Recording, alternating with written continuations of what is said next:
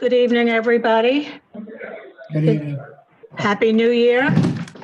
We do know it's got to be a better year, 2021 than 2020. And this is January 5th. And Roseanne, would you call the roll, please? Yes, Mayor. Mayor Hoffman, Present. Vice Mayor Gonzalez. Here. Commissioner Hammond, Here.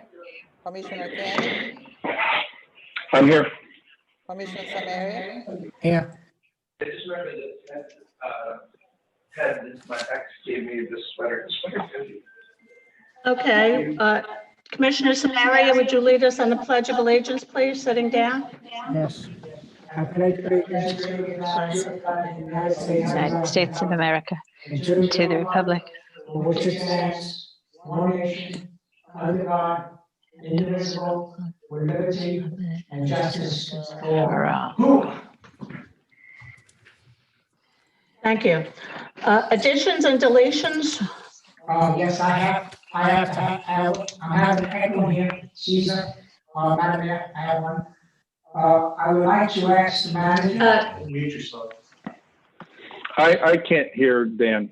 I'm hearing three Dans. Yeah, I'm hearing echo too in mine. I'll try it again. So let me know, Commissioner Kennedy, if you can hear me. That's better. It's better already. Thank you. I would like to ask the manager if he would please withdraw from the agenda 11D Resolution 2011-05 Interlocal Agreement Waste Management. I think we need to have more community discussions before voting on this item. That's the only one I have. Thank you. I have something as well, Jenny. hold on a second, Mayor. Mayor, Can't hear Jenny. Can't hear Jenny. Oh my God, this is going to be painful. Who said that? That was me who said that. It's going to be painful. Okay. You're not muted, Mac. Yeah, I know. Mario, I can hear you now. I couldn't hear you before. Can we move You were speaking, Jenny, 11D and we couldn't hear you. to next month's agenda? And can you call a workshop somewhere between this week and the next meeting for that? We know you worked very hard, but I think a workshop is in order for this. So if we could move 11D to our February meeting, but have a workshop prior. Do you Well, is agree this the with- point in the meeting in which we would discuss what we're doing at the next meeting? This is just additions, deletions, and withdrawals to this agenda. It's deleting 11D. And then you're also discussing a workshop.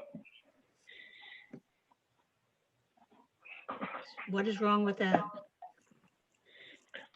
I'm just saying at this point of the meeting, all we're doing is additions and deletions and withdrawals to this That's right. agenda.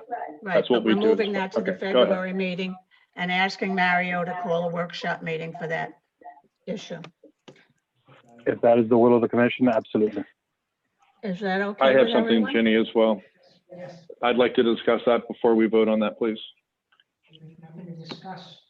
There's no discussions on additions and deletions. Okay, then I have an addition, deletion, or withdrawal before we vote on them, please. Good grief. Go ahead. May I go? Okay, so I want to speak about 11D as well, and here's what I would like to suggest. I would like the the resolution for 11D to be pulled, but kept on the agenda wherever you would move such a new item for a discussion. Mario did some work. It has been made public, and there are lots of residents here, many of whom I'm going to guess want to speak to this item, and they're here and they need to be heard. And I think they deserve the conversation to take place that was presented to them on the agenda. So my suggestion for 11D is that you simply remove the resolution from it and keep the item on there as a discussion so Mario can explain to us the work he has done and what he is suggesting to us. He did the work. Let's hear the man out. And then we can have a conversation and at that point decide if we want to do workshops or whatever it is that we want to do. I don't think we should be deciding that at this point in the meeting. So my suggestion is pull the resolution, keep the item on the agenda, move it wherever you would put such an item because it can't be in the middle of resolutions. Let's hear all the people who came to say something tonight, hear Mario out, have a conversation and decide next steps. That's not what I asked. I asked to remove the item. Dan, I know what you asked. Now it's my turn to make an ask. So you got to can't ask, now I you get to can't ask. ask the same agenda item. Excuse me. On that resolution, pulling it, we do need the authorizing the village manager to extend the agreement with Waste Pro of Florida, providing Exactly, for an exactly. effective date. That's why I'm saying we need to have this conversation. Then that's going to be part of the conversation. We can't just pull this item and pretend like it didn't happen. So I say we pull the resolution, keep the item on there for discussion. Mario does his presentation. We decide what we're going to do about Waste Pro and what the next steps are going to be. We don't just pull it and pretend like nothing's going on here. And there's a lot of Mario, do you residents here agree that to are going that? to speak to this. I am ready to present on the item as needed. My only comment we would then, and I can do this individually, is meet with you all as to what you would want in a workshop or a town hall that would be different, because I wouldn't have new information to present to the community that wouldn't be presented here tonight. So we can definitely discuss that after if we do the presentation tonight. But I don't know what the will of the commission would be at that point. So, but I'm ready to present if need be.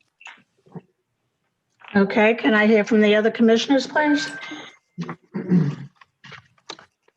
Commissioner Hammelberg? My thought would be to do a workshop. My thought would be to do a workshop so that people could discuss, and not just for Mario to present, but for people to present what they're interested in as well.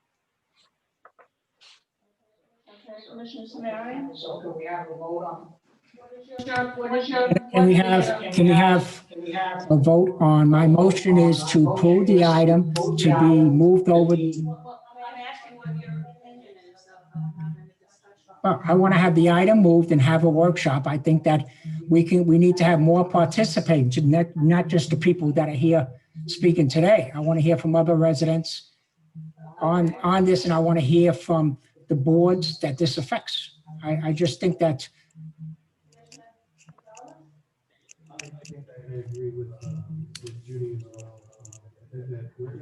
I can't hear Art. May I request that whoever's in Village Hall, there's 4 of you there. I'm not sure why there are 4 commissioners in Village Hall. And I'm looking at 3 of you not wearing masks, by the way, which is very distressing to me. We have some senior citizens there in Village Hall not wearing masks, and I can't hear most of you. So you guys have the benefit of sitting in that room hearing each other. I can't hear you, which means residents aren't hearing you either. So we really need to get this worked out. Art, I want to hear what you have to say, and I can't hear you. Still not hearing you.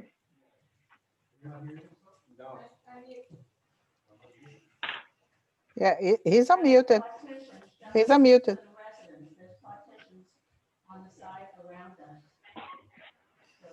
You're muted, Mayor. Unmute yourself. Well, he Just for works the on that. Can I residents' request that knowledge, the there rest of are you put masks on? partitions around us, I which is understand why that. we don't have our masks on. I understand there are petitions around you, and there's a pandemic going on, and that thing is spread through the air. And there's a bunch of you sitting there without masks on. It's irresponsible, and it sends a horrible message to this community. Jenny, you should be leading on that, you of all people.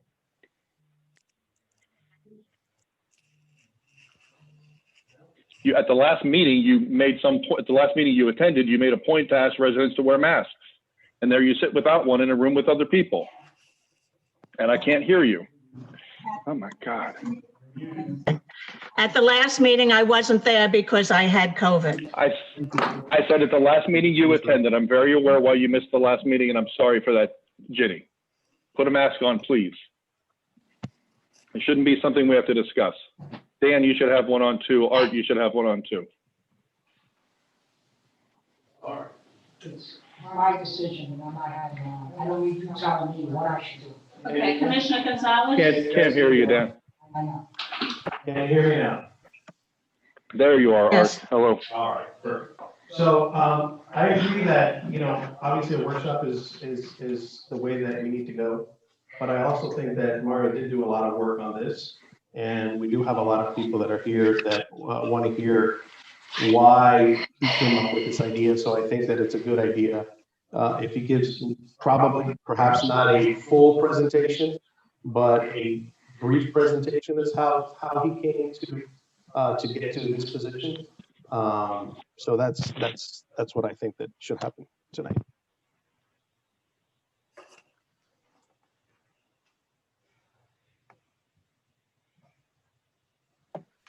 Okay, so is everybody in agreement for a brief presentation? Mario? I'm not known to be brief, but I can definitely try. And there's no way it's Can't going to hear be you, can't hear brief. Mario. It's going to go for Yeah, hours. And Well, it's shall one we of the take most a critical vote? things that we're working on. Try. Shall we take a One of vote the and most see if critical we things should we have turn on this our into? plate. Madam Mayor, if I may, I'd like to pull item, I believe it's 11E, as an elephant, for the Public Works Services. At the same time that I was speaking with various vendors and consultants, we also had a job posting at the time of the agenda. We did not have qualified candidates, but since the agenda has been put out, we have received some that I do want to speak with and possibly interview. So with that, I'd like to pull this item and bring it back to the commission in February. Correct. 11E as an elephant. Okay, 11E. Are we going to take a vote on 11D? Are we going to just put that over to a workshop and, except for that, authorizing the extension of the agreement with Waste Pro, the bottom of that resolution? That has to stay, that we have to vote on that. But shall we take a vote on whether or not to have a presentation tonight or just go back to a workshop? Roseanne, you want to take a vote on that? Yep. So the motion is to remove 11D. Except for that bottom part Okay. Do we have a motion? of extending the agreement. Do we have a motion? To move, This yeah, is, as long as we discuss the bottom part, yeah, we can keep the bottom part in, but I want the rest of Okay. 11D to be pulled. A second? Second. Okay. So Commissioner Samaria? Yes, that's to go to a workshop. right, Yeah. but pull the item and just keep the second half. Commissioner Hammerberg? Are we going to have a brief discussion on this topic? No? Not if we pass this. Then no. Not if we pass this. No. Commissioner Hammerberg? Yes. Vice Mayor Gonzalez? No. Commissioner Kennedy? I'm looking at about 50 people who came here to listen to this tonight, so I vote no. Mayor Hopping? Yes, Unbelievable. Motion passed 3-2. it's 3-2. Yes.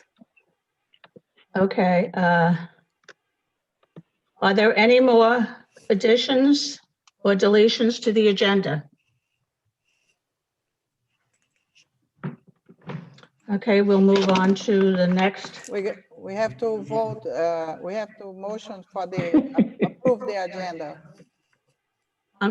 Oh, Yeah, we have to motion to approve the agenda with the changes. okay, I'm really having a bad time hearing. Mayor, I'm sorry, Mayor. I did make a request to pull 11E. So at this time, if I understand correctly, you would need to make a motion and a second to accept the agenda as stated, minus item 11E from the agenda. Exactly. I make that motion. Correct. Okay, thank you. Aye. Aye. No vote. Okay, we will go now to our proclamations, the presentations. First proclamation is Martin Luther King Jr. whereas he devoted his life to advancing equality, social justice, and opportunity for all, and challenged all Americans to participate in the never-ending work of building a more perfect union. And whereas Dr. King's teachings continue to guide and inspire us in addressing challenges in our communities. And whereas the King Holiday and Service Act, enacted in 1994, designated the third Monday in January as the National Day of Volunteer Service.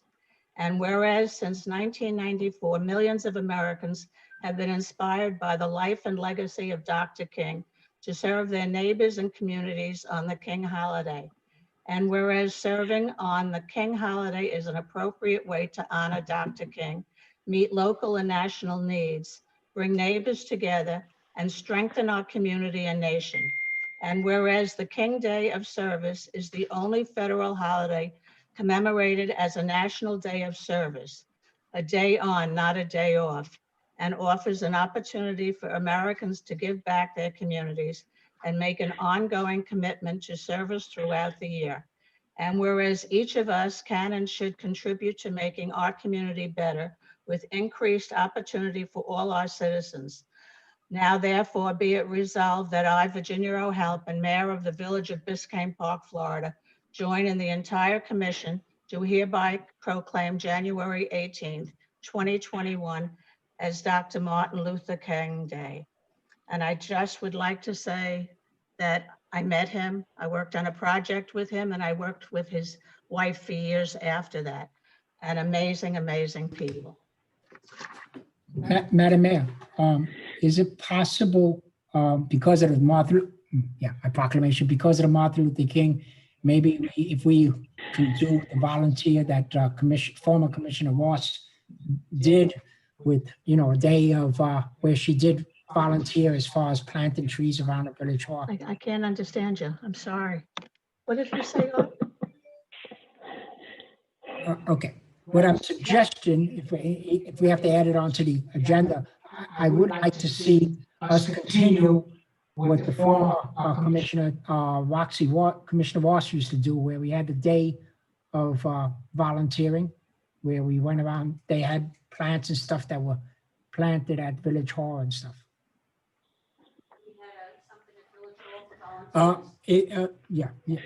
Yes. If Miss Commissioner Judy can explain it better than I am. I think she understands what I'm trying to say. Rox used to have a. You unmute yourself, Commissioner.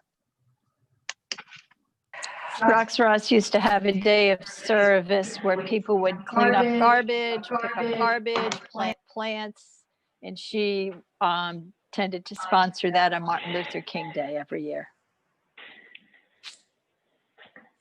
So okay with me if people want to do that. Okay. And we May can I put it say up. something about that, please? Yes. Ginny, may I say something on this, please? Oh, yes, go ahead. I'm sorry, I couldn't hear you. Okay, first of all, the item has, boy, I'm echoing and I don't know why. Can you guys hear me? I can hear you, yes. Okay.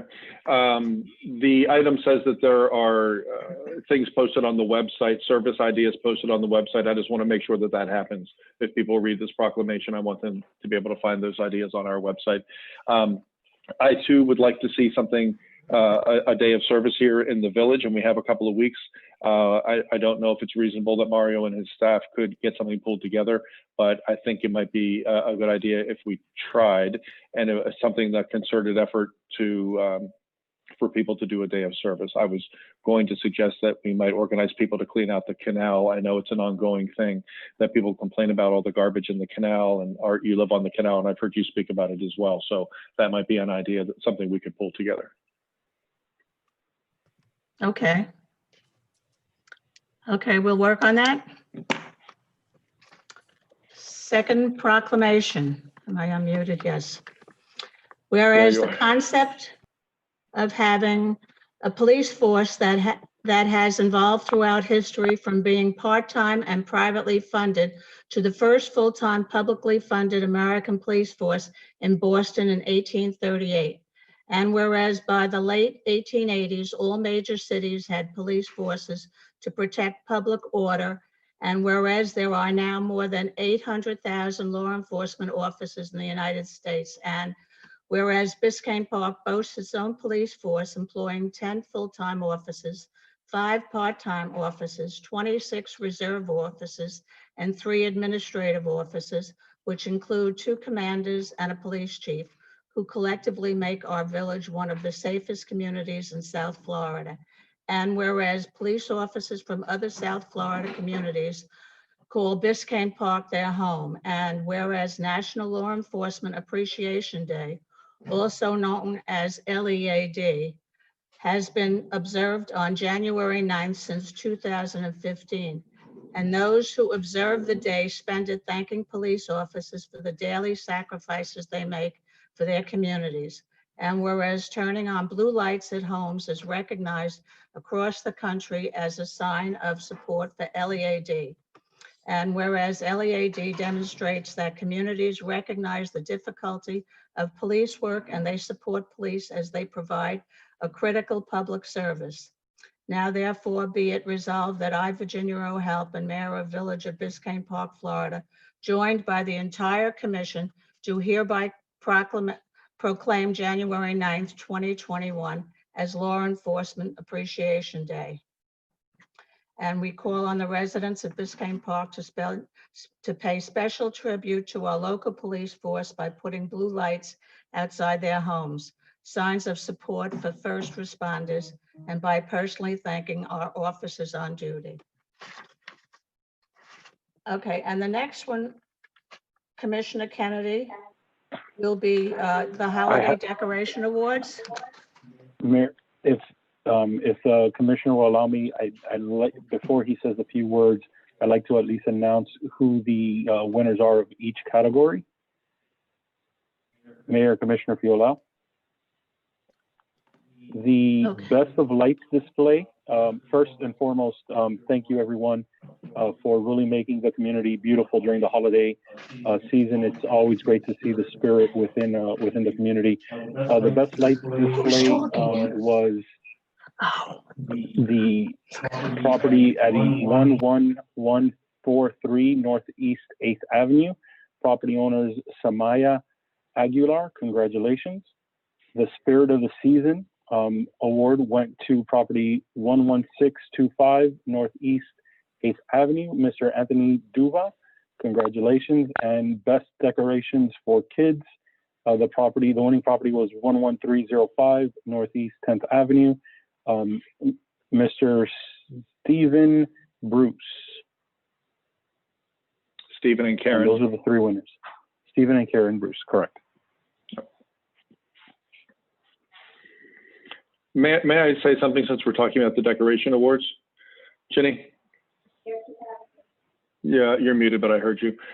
So first of all, thank you for announcing the awards, Mario. Will those be posted on the village website and posted on Nextdoor as well? I've had lots of neighbors asking me who won the awards. So if we could get that information out, that would be a great idea. That would be great. Thank you very much. I just have to say something here, and you know, not to offend any of the other commissioners, but when we approved this award, we also agreed that we would appoint residents to be the judges for this. And each of us agreed that we would appoint one resident to be a judge on a panel of judges. So there were to be 5 judges, 1 appointed by each. When I inquired why the awards had not been announced, I was told by Mario that I was the only commissioner who appointed a judge to the panel, as we all agreed we would. So it was very dismaying. I don't know if that's true, if you guys got the information and didn't get to the right people, but I was told that the other commissioners did not appoint judges, and I offered to help Mario by finding 4 more judges, which I did in about an hour. So we had a panel of judges to pick the winners. So I was very discouraged to hear that, because these community building events are very important. They're as important as some of the other things we do, working on solid waste and things like that. So I hope that that information I got was not correct, and that everyone did appoint a judge, and somehow we tripped over the details on that. But I was discouraged when I heard that from Mario. Commissioner Kennedy, you did ask me who my judge would be, and I gave you a name, and nobody contacted her. I can't hear you. I can't hear you. I can't hear you. You asked me who would be my judge, and I gave you her name, and nobody contacted her. Judy, I did not ask you who would be your judge. I don't talk to you about things like that outside of meetings. It was in You a were meeting. told to get your judge appointment to Roseanne. I'm not the clerk of this village. I'm a commissioner just like you. We all agreed that by Friday of that week, we would have our appointments made. That's all I'm saying.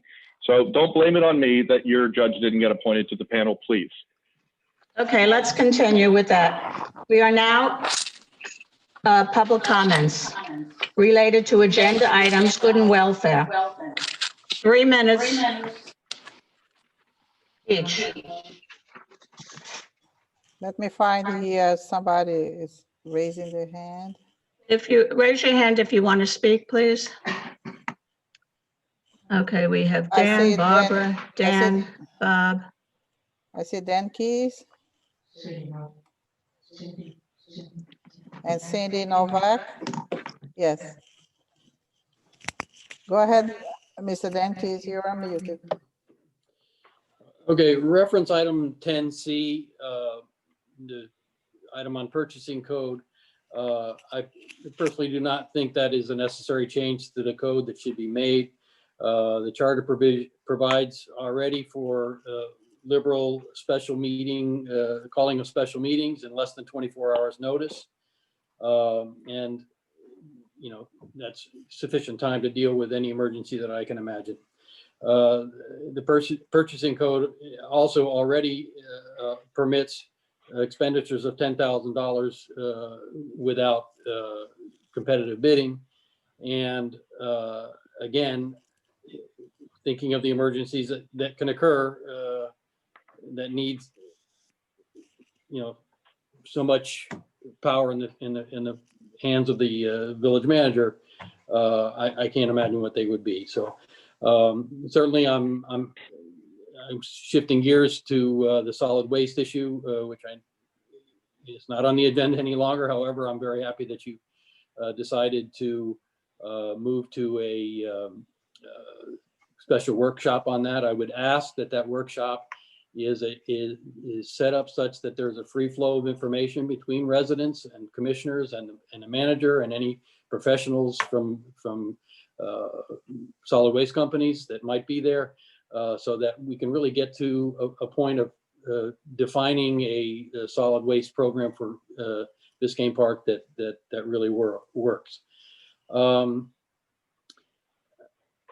was going to speak on 10A. My concern about 10A is whether or not the action is actually proper. And I refer to the time that I was prohibited from speaking on the Charter Review Committee for a reason that the then attorney articulated, as along with the attorney who happened to be the chairman of that board at the time. I would just ask that whether we do already know the answer to the question, or whether we could find out the question as to why I was excluded at that time, because subsequent to that meeting, I also did some research, and there seems to be, you know, there was the possibility that I agreed with their reading that there was something in state government that prohibited me from participating, even as much as sitting at the table and participating in discussion as a board member. As a member of the public, I could do so along with everybody else in the audience, but I was prohibited from speaking as a board member at the table. So that's all my comments. Thank you. Thank you, sir. Next one will be Cindy Novak.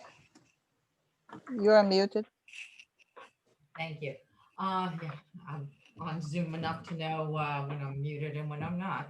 I just wanted to address and see if someone could help us find some sort of a solution so that we can actually enjoy our property and enjoy our home. Our backyard. Unfortunately, we live next door, and it's a difficult situation. Every time we go outdoors, there is incessant barking by the neighbor's dog. We have 2 dogs. We have 2 rescue dogs. We know what it is to have animals and pets. We actually hired a police officer during our daughter's wedding, which we got a permit for, and the dog barked during the ceremony. We went outside with our guests during Christmas, and the dog was barking. We had to come back into the house. We step outside for a quiet afternoon on a weekend, on a weekday. We have over 60 recordings of the dogs barking 10, 15, 20 minutes. It's barked as long as 2 hours. We don't know what to do, and we were We've hoping been that into the office, we filed complaints, and we filed police reports. We sent an email to the code commissioner, a couple emails this weekend, haven't heard anything back yet. We don't know what else to do. we're kind of at our wits' end, and we haven't really been getting much help Support. from the town. So we were kind of hoping that maybe if we spoke here and brought it a little bit more to the forefront, we could get a little bit more help. All we want to do is be able to enjoy our backyard. Is that all? Roseanne, could you remind everybody to give their name and their address before they Yes, please. speak, or I'm reminding you all? Go ahead. Roseanne, can you mute me, please? Dan Keys. Okay, Do you want me you're to? unmuted, sir. Well, my name appears. If you would like, I can Yes. give my address. Yes, please. 11820 Griffin Boulevard. My Okay, name is Bob Migden, and that's Cindy Novak. It seems to be falling on deaf ears, in due respect. We've got a trail of emails and a trail of phone calls of complaints. okay. Thank you. Is there any Who's next? resolution that we can look forward to, or what's the next step that happens after this? Does it just wait for the next phone call to the police and don't come anymore? I think Bob Anderson wanted to speak. Yeah, the next person line is Janie Anderson. Okay, Janie. Okay, Jamie Anderson, 11th Place and 119th Street. I have to say, Mac is exactly correct. For residents to look out and see their elected officials and employees breathing the same air, I don't care if you've got plexiglass between you. You ought to be looking to set the best example. Judy's in a mask. She's got plexiglass too. And Dan, you got offended. You and Ginny are in the high risk group for a number of reasons. Set an example, folks. And it's just like 3 of you who voted against even having a discussion item on the sanitation issue. There are a lot of people whose names I recognize up on this meeting tonight from the next door thread who likely came wanting to hear something. Not everybody is going to be able to make a workshop, which, by the way, in 2014, when we went to Race Pro, and in that case, we were keeping the same service and paying considerably less for it, there were multiple workshops. There are some very serious changes that were proposed in what was presented as part of the agenda tonight. Things like elimination of the 2 cubic yards of yard waste pickup. That ought to be a deal breaker. There's no way with the amount of foliage we have here that I don't care how much you cut something into bite-sized pieces, as Danny phrased it, that you're going to get it all in that container. There's a lot of serious stuff to consider. Please don't think you can do it in only one workshop. So it may need to go past February's meeting in order to be fair to everybody.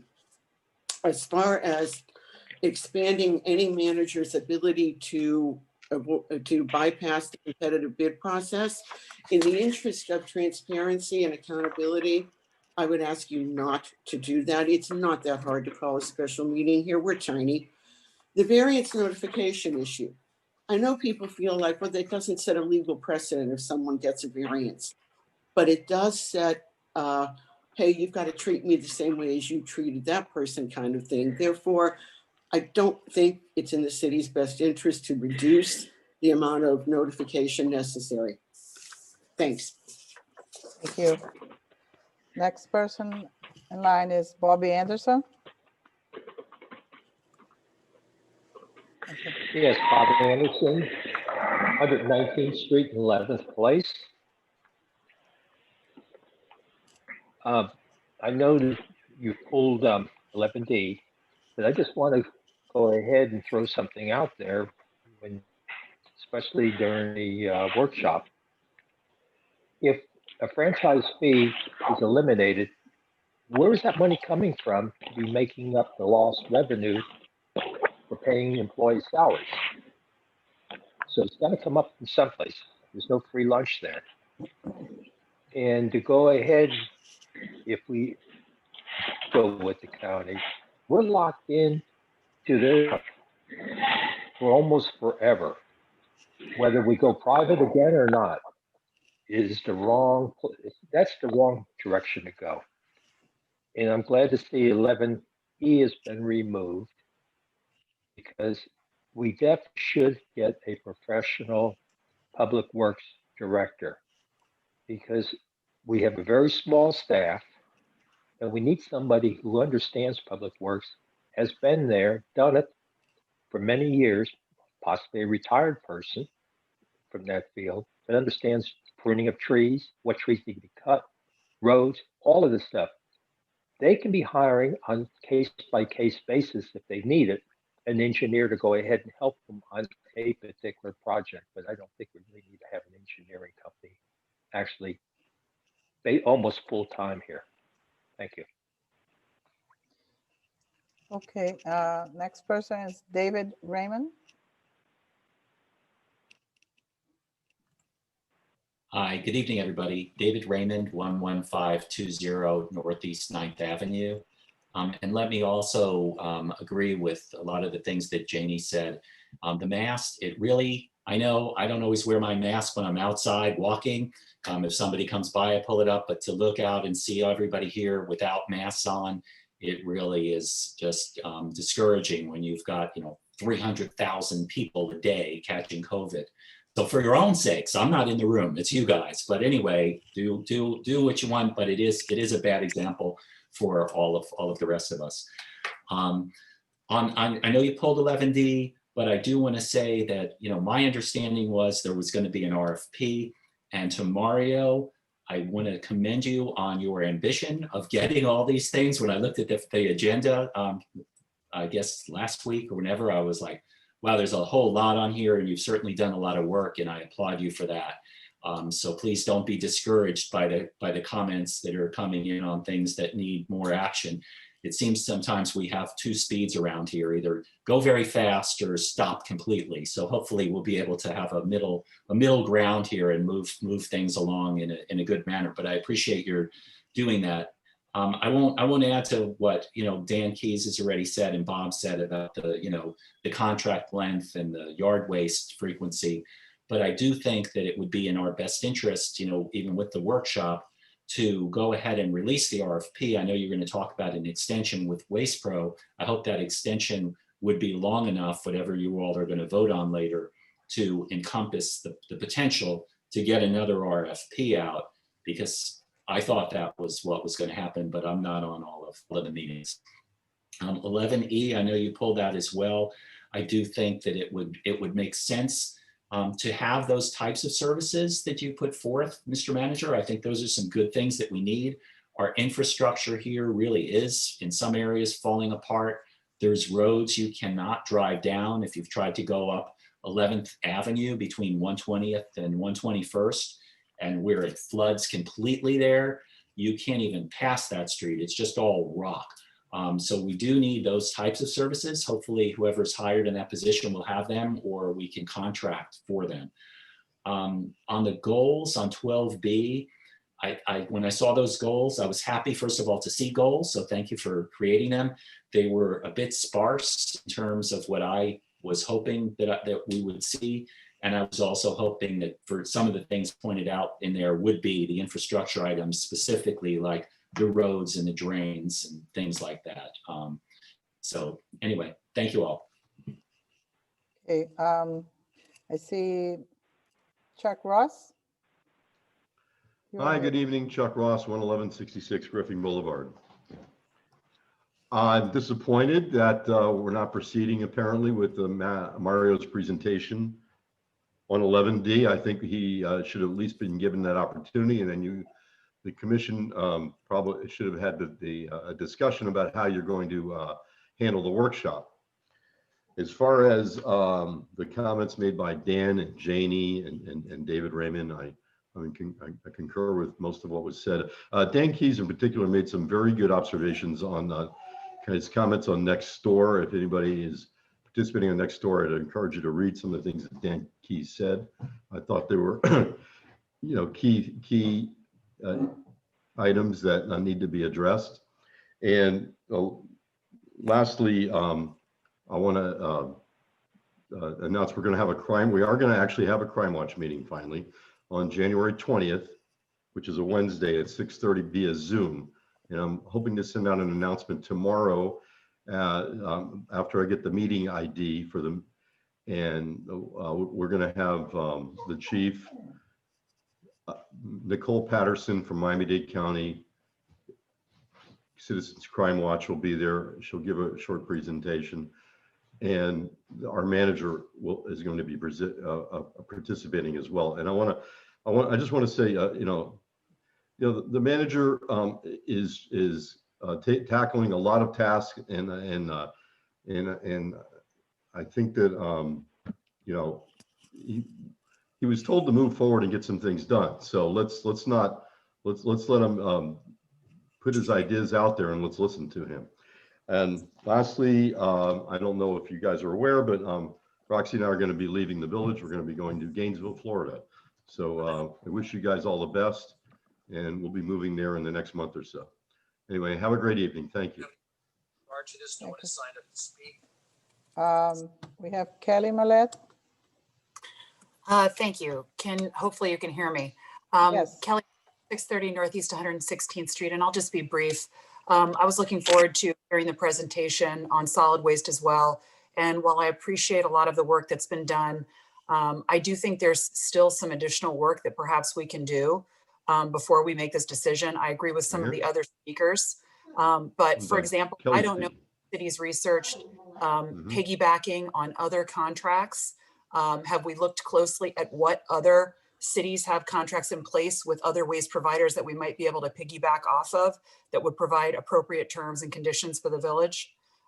It's an important issue. Just a reminder to the commissioners who I know live here too, that the service is what's always been of utmost importance to us as village residents, I believe. So I'll look forward to participating in the workshop. Would just encourage you to really do a survey of other cities nearby, Dade, Broward. There are lots of small cities, and go from there. Thank you. Thank you, ma'am. Gage Harton. Yeah, good evening. Gage Harton, 1029 Northeast 114th Street.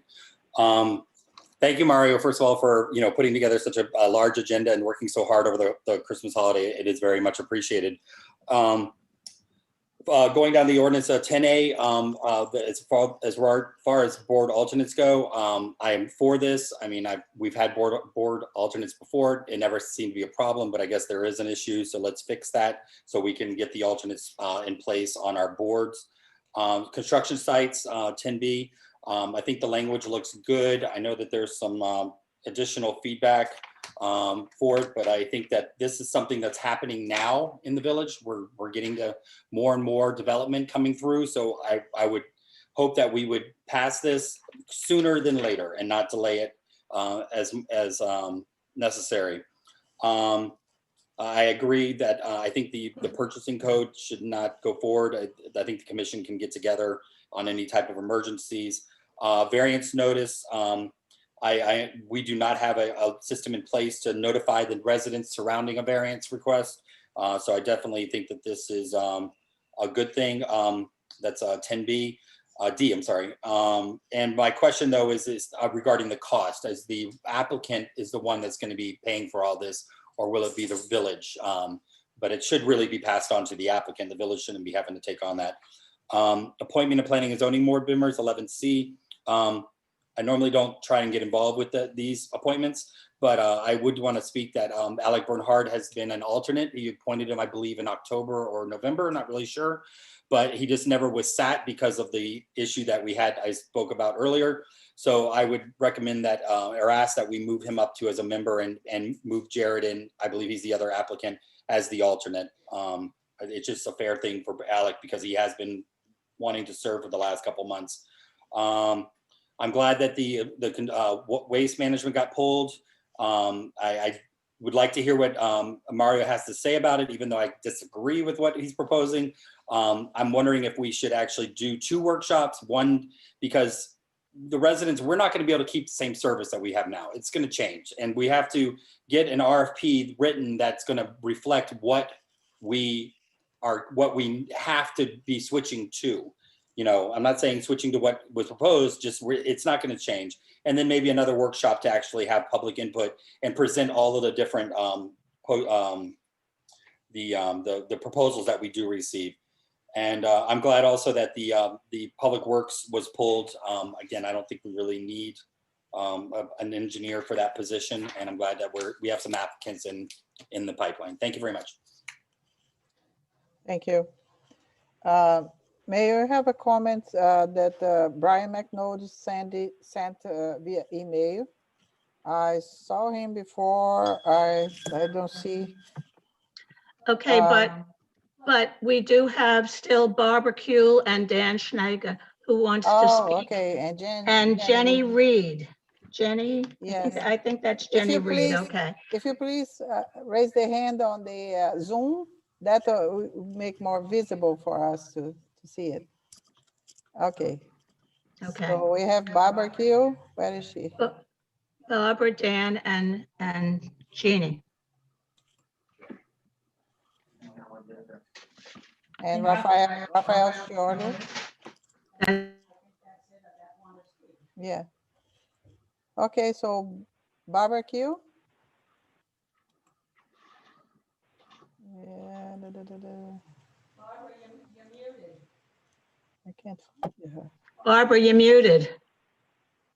There you go. Okay.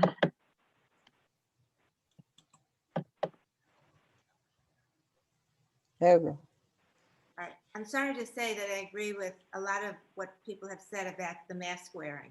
I was going to bring up tonight that as chair of the Park and Parkways Board, the majority of my members, including myself, do not want to meet inside. Dade County is a hotbed of COVID. They have a new strain that's going to be 70% more contagious. And honestly, I know, Ginny, you made it public that you had COVID. That's the only reason I'm mentioning it. But I know you go into the log cabin frequently, and it was just a miracle that it happened, that you contracted it when you did, that the other people that work in the village hall weren't infected. And I am not going to go inside for a Park and Parkways meeting. I asked the clerk and the manager if we could hold it outside. There were some Zoom issues. I said, if we can use the internet outside, we can still do that and safely space ourselves. But the manager never got back to me. And I really think this village should be doing more to protect the residents, the employees, people on boards. P&Z is meeting. I don't know if they're meeting, I assume they're meeting in person. But you're risking all these people's lives, and putting up some plexiglass isn't going to do it. I mean, if that was the answer, we wouldn't have what's going on in this country. So I think instead of worrying about airplanes flying over and reducing the sound and, doing things like that, attend to what's going on. You walk around this village, no one is wearing a mask, including all of you who are sitting in the log cabin. I agree with most of the things about, and I wrote to all of you, you've gotten probably more emails from me than you wanted, so you know where I stand. But one of the trends that really has been a little troublesome is with the waste contract. It was written that Mario said that we could do just a resolution. We didn't have to do an RFP. With the contract, I know he's now going to interview for a public works manager, but in the background, he said that they didn't have to advertise the contract for the engineering services. So it didn't seem necessary to do an RFQ. There are ordinances on the agenda that when I spoke to some commissioners, they didn't know anything about it. So it wasn't, the ordinances weren't produced with a consensus from the commission, which is troubling. And reducing the radius, the notification for the radius on variances. Gage said he didn't think we had anything. In the backup, it said that right now, if you're within 500 feet of a variance, you get notified. And now they wanted to go back down to 150 feet. So it seems like over and over again, there's going to be less oversight. There's going to be less protection for residents. And I think we should never be doing a $70,000 a year contract without getting qualifications from companies. And I think it's a state law. And we might be able to circumvent these things, but that's not really what I want to do. I don't know about the rest of you. So I think we need to slow down. And I think we need to start looking at, I know everybody wants to get everything done, but it's like, let's do it right instead of just rushing through everything. I was reading Next Door today, and Brian McNulty wrote something. And he said, this is about the waste management. He said, what it boils down to is that we're not looking for a bargain. We are willing to pay for above average service because that's what we've come to accept as normal. And honestly, I haven't heard one person say they're looking for the cheap way. And I don't want the bare bones minimum with excuses that that's all we can get. We hired somebody to go above and beyond and find the best thing for this village. And that's what I expect. Thank you. Thank you. Jeannie Reed? Hi, good evening. It's Jenny. Jenny Hi, Reed. Jenny, sorry. I'm at 820 Northeast 115th Street. And my comments are, Mario, welcome. We're very happy to have you and appreciate the work that you're doing. I was very happy to see communication is a priority. I do think that a lot of the communication is happening on other platforms because the city is not able to have good messaging and consistent resources. For example, none of the board minutes that I could find of the planning and zoning for 2020 are even on the website. So it's really, really lacking, and would love to see the website in particular become a resource we can trust and rely on and have it be robust and meaningful. So happy to see communication as a priority. Also, I wanted to say I'm happy to hear that the solid waste item will get more attention by a larger group. There is a proverb that says, if you want to go fast, go alone, but if you want to go far, go together. And I think that this is clearly an item that is of importance to us as a community, and we need to go together. And, so I'm not as attached to that particular outcome, but I think it merits a lot more input, and therefore it was premature to be put on the agenda in such a quick fashion. So I'm happy to see that that will get treated differently. Those are my comments. Thank you. Nice. Rafael Chiordia? Good evening, Rafael Ciordia, 11340 Northeast 8th Court. I just want to reinforce some of the things I heard, and I saw a lot of people nodding about. We're not necessarily interested in saving money at the expense of not having the proper service, waste service. And there could be some trade-offs that could be explored. When we modernize, there's the unintended consequence of damaging the village as we use some of these more brusque techniques to pick up front loaders and one-arm, perhaps not the one-arm bandit, but possibly to the tree canopies. I know this is all known, but I just want to reinforce it because I haven't heard it yet. And also just the service cuts. And my home, for example, is full of palm trees. It's the reason we live in a Tree City, USA, the village.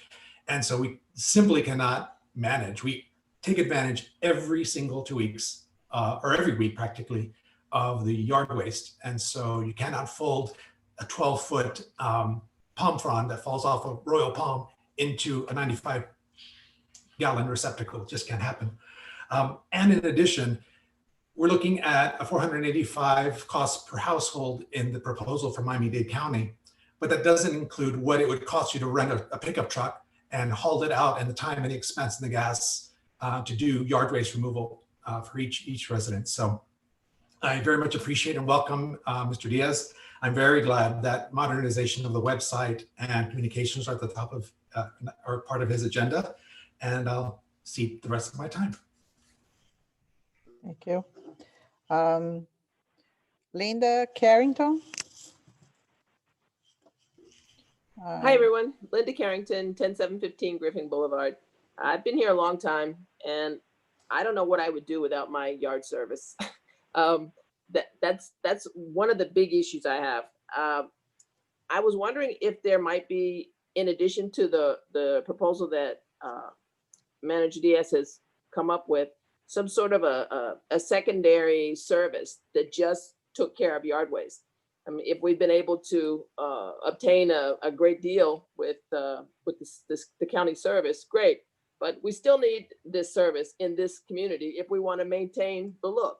Because without that service, people are going to start cutting stuff down, and it's going to start looking like anywhere else in Miami and not our oasis. So as a long-term resident, I would hate to see that happen. As a matter of fact, I would stand up and scream and do things. I mean, it's really an important issue. I want to go nuts about it because I don't know, Mayor Diaz or Manager Diaz, if you've been in our community for a long time or if this is new, but this is a big deal for us. And it's just not something that you can cut out, and you can't cut it out quick. And a lot of us are going to complain, not because we're complainers, but because it's the essence of why we live here. This is a beautiful place because of the nature that we have. So please help us to continue to have the community and the lifestyle that we've all contributed and been a part of this community for so long because of that essence. Sorry, went on a long time about that, but that's the point. The website is phenomenal. I am so happy that somebody's finally going to have the information in one place because it's been frustrating for me for years to try to figure out what the heck's going on. You got to get in good with the right commissioner or else you don't know anything. And it shouldn't be that way. It should be a matter of public record, everything that's going on, when it's going on. When we have these kind of meetings and like I got this agenda, some of the language is very technical. I'm a lawyer. I don't practice anymore, haven't in many years, but it's very terse. And if there is some sort of, I don't know, sort of a common language, little blurb after each item, so people would understand what's going on, I think you might get a lot more participation. In terms of resident notification, I assume that the idea is these things are going to be on the website. So hopefully that's the case, but you know, the random emails that come, sometimes you get them, sometimes you don't. If you're on Nextdoor, great. If you're not, screw you. That I'm hopeful will be fixed. Roads and drains is getting to be more and more of an issue. Coming down 8th Avenue is kind of like a roller coaster. In many places, same thing on 119th Street. I mean, there's a few places that I go daily and it's like, oh my goodness, what's going on with the routes here? So I hope that that's an item, an issue that's in the works. I guess that's all. Thanks so much for the opportunity to speak. Thank you. Mayor, I don't see anybody else. Dan wants to speak. Dan Schneider. And Schneider. Where is he? He's right under Mac on my computer. Okay, I guess I can find him better. Okay. Hi, can you hear me? Just open. Yes. Can you hear me? Okay, great. Hi, this is Dan Schneider. Address is 11705 Northeast 11th Place.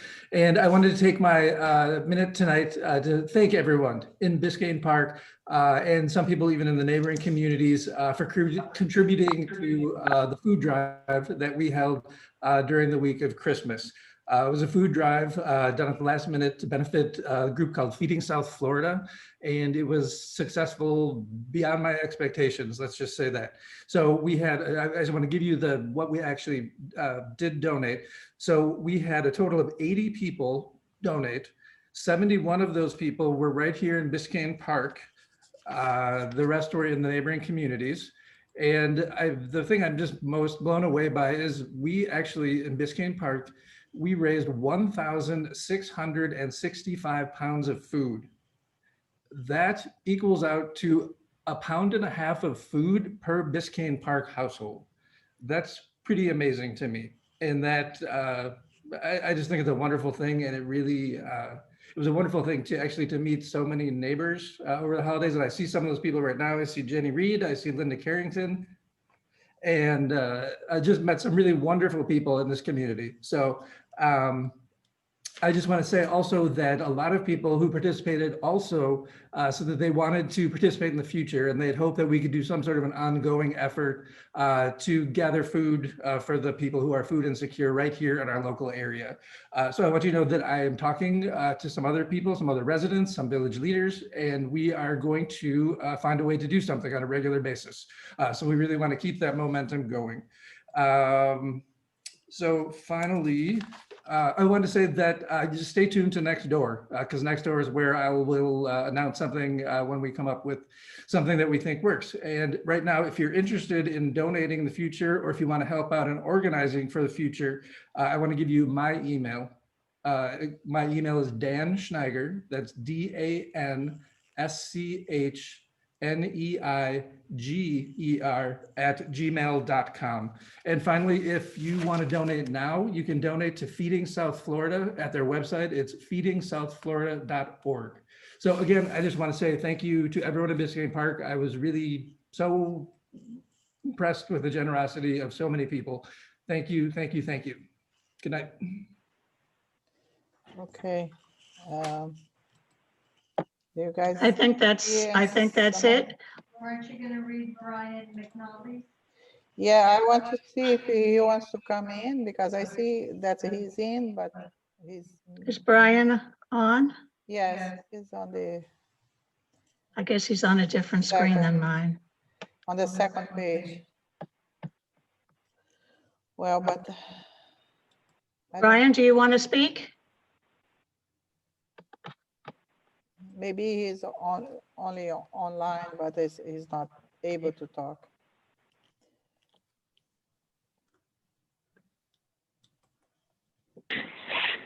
Mayor, do you want me to Well, read? if you have an email, go ahead and read it. Mayor? Yes. Okay, can you read the email, please?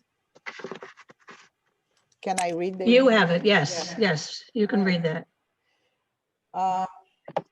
I can't commit to attending the meeting on Tuesday evening, so I'd like to request that my comment on item 10B be read into the record.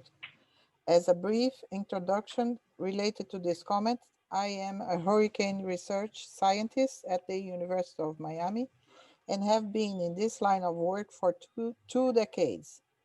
I have also been serving on the Code Compliance Board since 2017. Regarding the requirement during weather emergency subsection, I suggest that more objective language be used. The National Hurricane Center can issue a tropical storm or hurricane watch as far out as 48 hours. Then a warning could be issued as far out as 36 hours.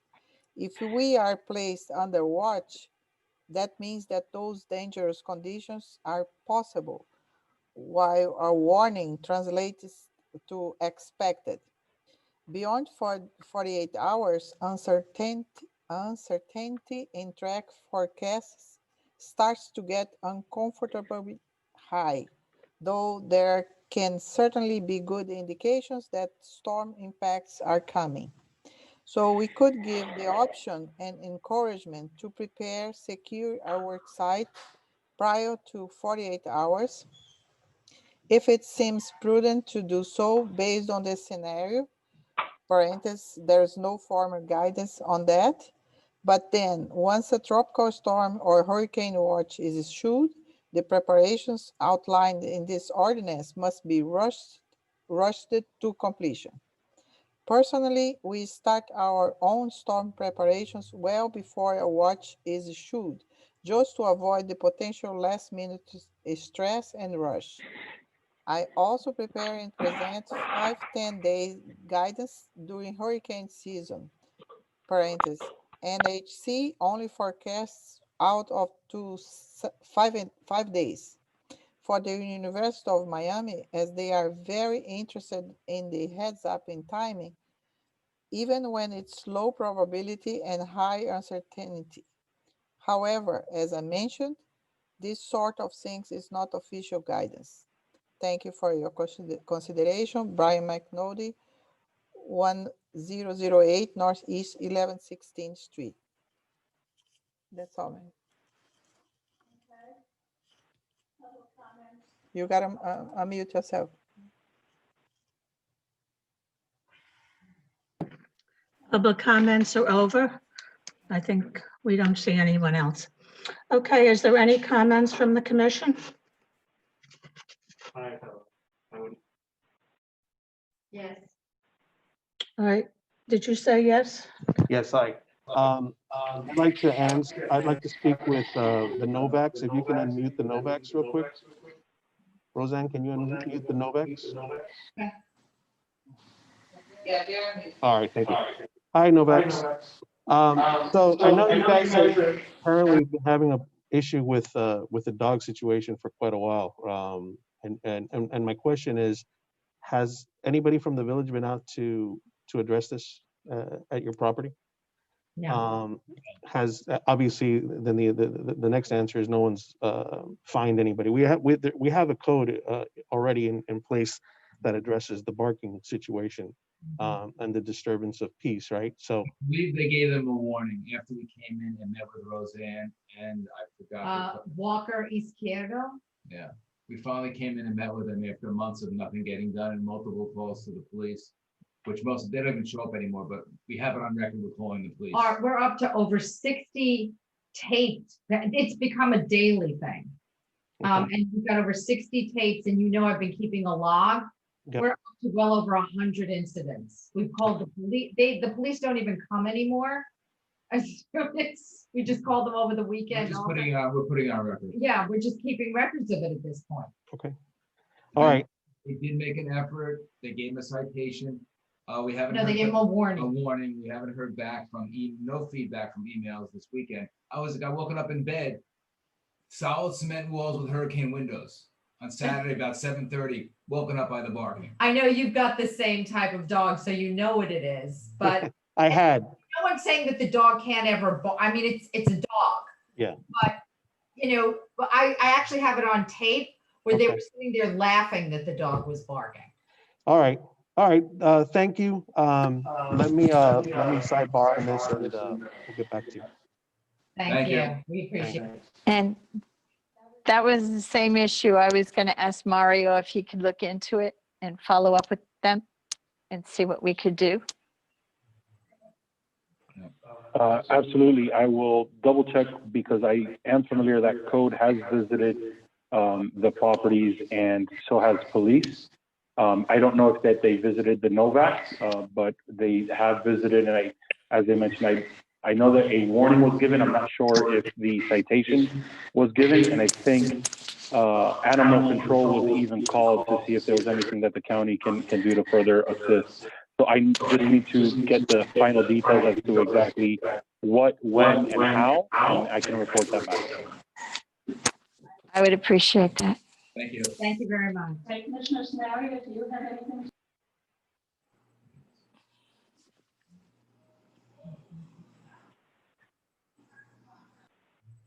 Yeah, I would like to give my appreciation to all the residents for their comments, and I look forward to hearing from the staff on these items that the residents have brought up tonight. Thank you.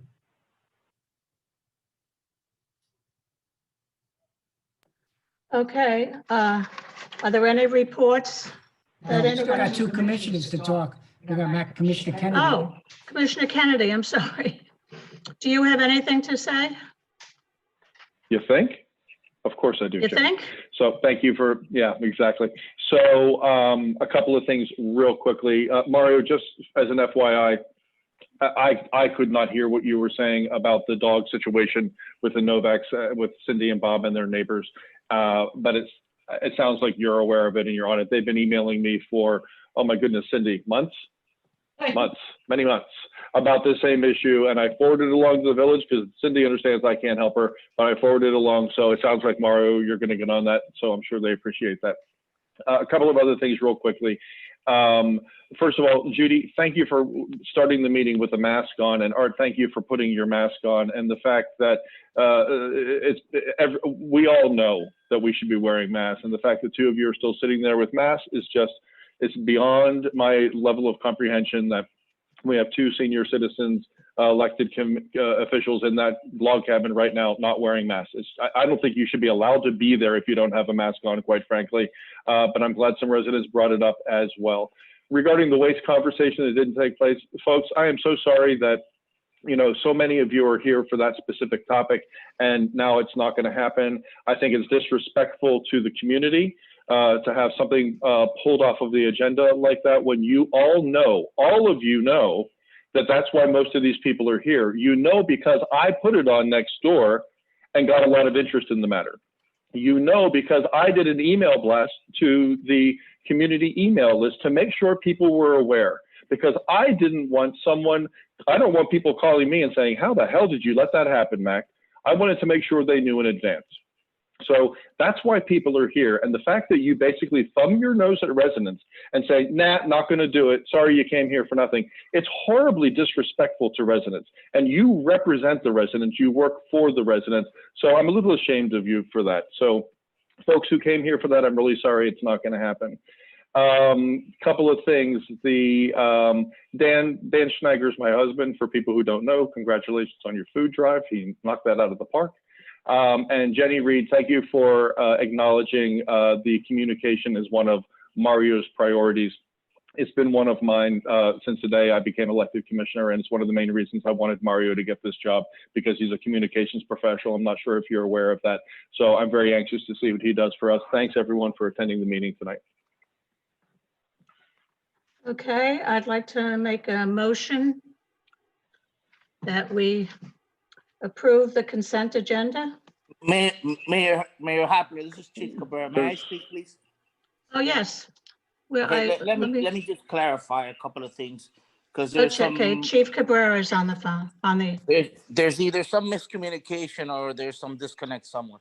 Let's begin by anytime the police is dispatched through 911, it's a recorded and taped line, and once we're dispatched, that is documented. So anytime anybody calls the police through the 911 dispatch service, we respond to our call. So let's begin by that. 2, I personally had animal control go out there and speak to both parties and try to come to a understanding of what's going on between both parties. Let me make this abundantly clear. This is a dispute among 2 neighbors that each neighbor is alleging on each other. This is not solely on the part of one neighbor. Second of all, every email that we get, we respond to, and I've responded to. We had out there Corporal Shorts to try to help with the issue among the neighbors. We have had numerous officers out there try to help out with the issues with the barking dog. I don't disagree with any of the parties that they have issues with each other's dogs or animals, but we have done our job. I want to make that abundantly crystal clear. Okay, the inspectors went out there. Remember, these inspectors have only been here for a short period of time. We brought them up to speed. As everybody should know, we, not the police nor code, at this time the police cannot cite, but code cannot cite if they don't actually hear the barking going on. It has to be in their presence. Okay, so I just want to make that clear for the record. I don't want residents to have the notion that they're going to call the police and we're not going to respond. That will never, ever happen under my watch. A matter of fact, we're the 3rd safest community municipality in all of Miami-Dade County, and I take a lot of pride for that.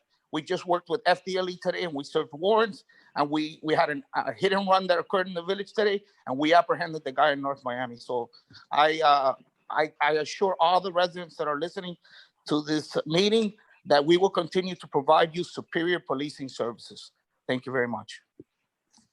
Thank you, Chief Cabrera. Can we just ask Can we what the just complaint respond? was about our dogs? What is the ongoing and- complaint about us? Excuse me, that subject is not to be discussed. You can discuss it with Chief Cabrera or someone else, but not on this, but thank you. Cabrera, Is there a second? We'd like to Is there a second to my motion for the consent agenda? I asked if there were any reports. Do you have a report? Ginny, you have reports here. Okay. The village manager has a report. Sure, and I believe the attorney also wants to provide an update, but Okay. first and foremost, I want to say good evening to everybody and Happy New Year. I wish nothing but health and safety in 2021. There are several items that I'd like to provide an update on. The first and foremost, I want to give a big thank you and congratulate Roseanne Prado, our village clerk, with regards to her work on the FEMA money reimbursement. She has taken the lead in working with the Florida Department of Emergency Management and has been providing the needed documentation that they keep requesting in their audit of the expenses, and as well as the assistance that we've obtained from Senator Jason Pizzo. I'm pleased to announce that we have received to date $805,000 from the Hurricane Irma reimbursement that the city has put in. We've put in that has at least initially been is being reviewed, working towards $937,000. So we still have $132,000 that we're going to keep fighting for. But I wanted to recognize her at the commission meeting and give her a big thank you for that. With regards to the CARES Act, the village has requested for reimbursements of over $160,000. To date, we have received $16,675. However, we have received approval on the other dollars. Some rules changed with regards to the federal government and how they want to see allocation. And I know there's an item in the consent agenda that ratifies what the county's requested so that we can get reimbursed, and we anticipate to receive the full amount from the CARES Act. Also, to let you know that I have spoken several times with CITT, and I believe we're near completion on a lot of the questioning and the auditing that we've had. They've requested some additional documents, specifically 5-year plans for the past 3 years. It appears that we will have to either resubmit what was done in the past, and if we don't have the documentation, then I'll be working with GMS, our finance consultant at Caesar, and I will also be working with them so that we can take a look back at what the budget was, what was expended, and recreate those documents so that they can take a look and finalize the CITT issue, and we can free up the money for a minimum of this year. The item with regard to CITT to be able to use transit services that are on demand for the village, that is supposed to go in front of the committee, the transportation committee at the county, that would allow us to do so. Right now, the ordinance does not allow us to do so. However, the transportation committee has postponed their January meeting. They anticipate to take up that item in February, which I'll represent the village at that point there. And also, we received right before the meeting, and I know that I sent it over to you all, commissioners, but we received an update from Sally Heyman with regards to the county's efforts on the COVID vaccines and how Jackson Memorial is starting to handle that. I will be forwarding that and posting that on our website, forwarding that in an e-blast to our residents, and also posting it on Nextdoor.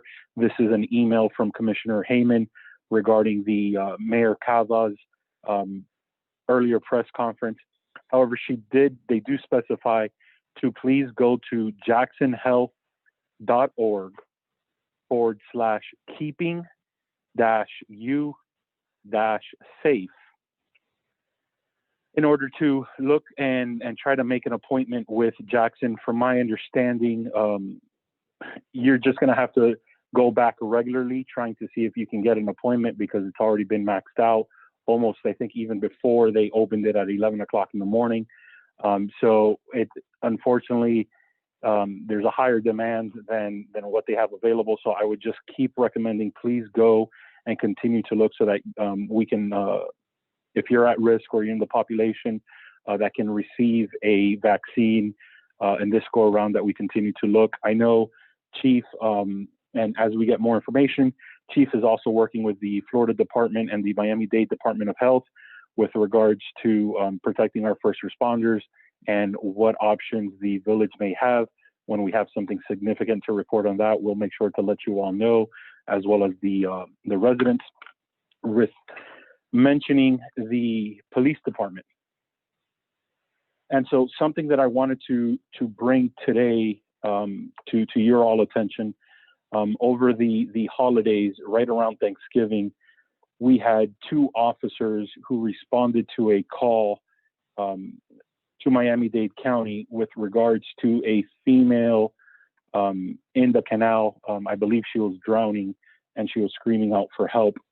Our officers, Officer Miguel Severa and Officer Rodney Kevin Schwartz, responded. They were the first ones on the scene, and they immediately helped. They took action and rendered aid to the victim.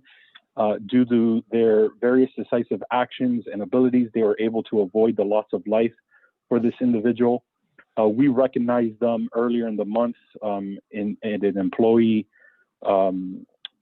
gathering, but I wanted to thank Officer Severa and Corporal Schwartz for their life-saving actions, their commitment to the department, their dedication to the community, and I wanted to obviously recognize them here at the commission meeting as well for their efforts into protecting someone's life. So thank you very much, officers, and thank you, Chief, for making sure that the community has outstanding officers to protect our community. That is, I just wanted to double check. I also spoke with the Florida Department of Transportation on the Northeast 6th Avenue project. They were able to clarify and just yesterday provided some additional information that we've been waiting for. So I will put the information, kind of synthesize it, put it all together, and we'll be holding a workshop later this month, so that we can inform the community of what's available, what's flexible within the project, what kind of options are realistic, and then be able to bring to you the results from the workshop or town hall, however we want to kind of call it.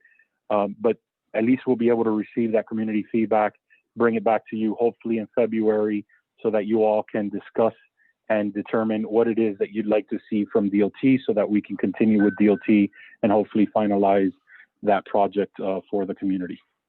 With that, that is my report. Madam Mayor, I believe the attorney also wanted to provide a quick report on a couple items. Okay, thank you, Mario. Mr. Diaz, this is Mr. Dean. Yeah. Mayor, commissioners, and residents, good evening and Happy New Year from Valerie and me. At your direction, we have filed our petition for review in the 11th Circuit Court of Appeals regarding the FAA's determination for the rerouting of airplanes. A mediator has been appointed.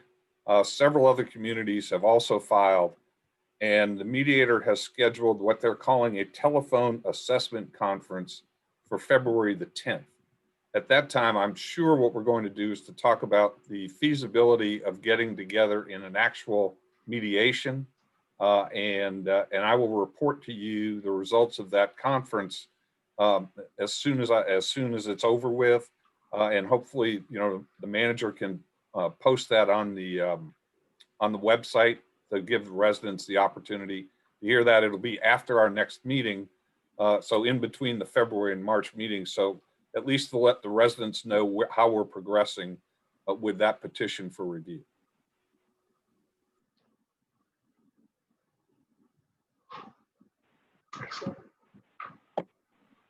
Thank you. Okay, I made a motion for the consent agenda. Actually, Jenny, there's another section.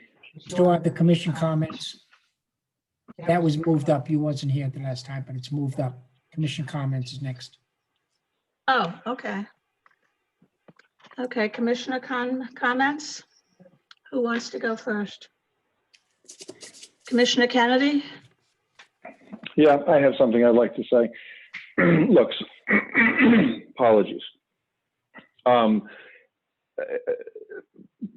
little, personalities come into play when you're working with a group of people, and I understand that. And the last two commission meetings, 2 consecutive meetings, I've had 2 different commissioners come at me in kind of a personal way and suggest that I'm doing things wrong, ethical violations, breaking rules. Now, all of these things have been proven to be just completely plain wrong. It's simply commissioners not understanding what the rules are. They don't bother to educate themselves. But here's what I want to say. Do whatever you want. Come after me all you want. I really don't care.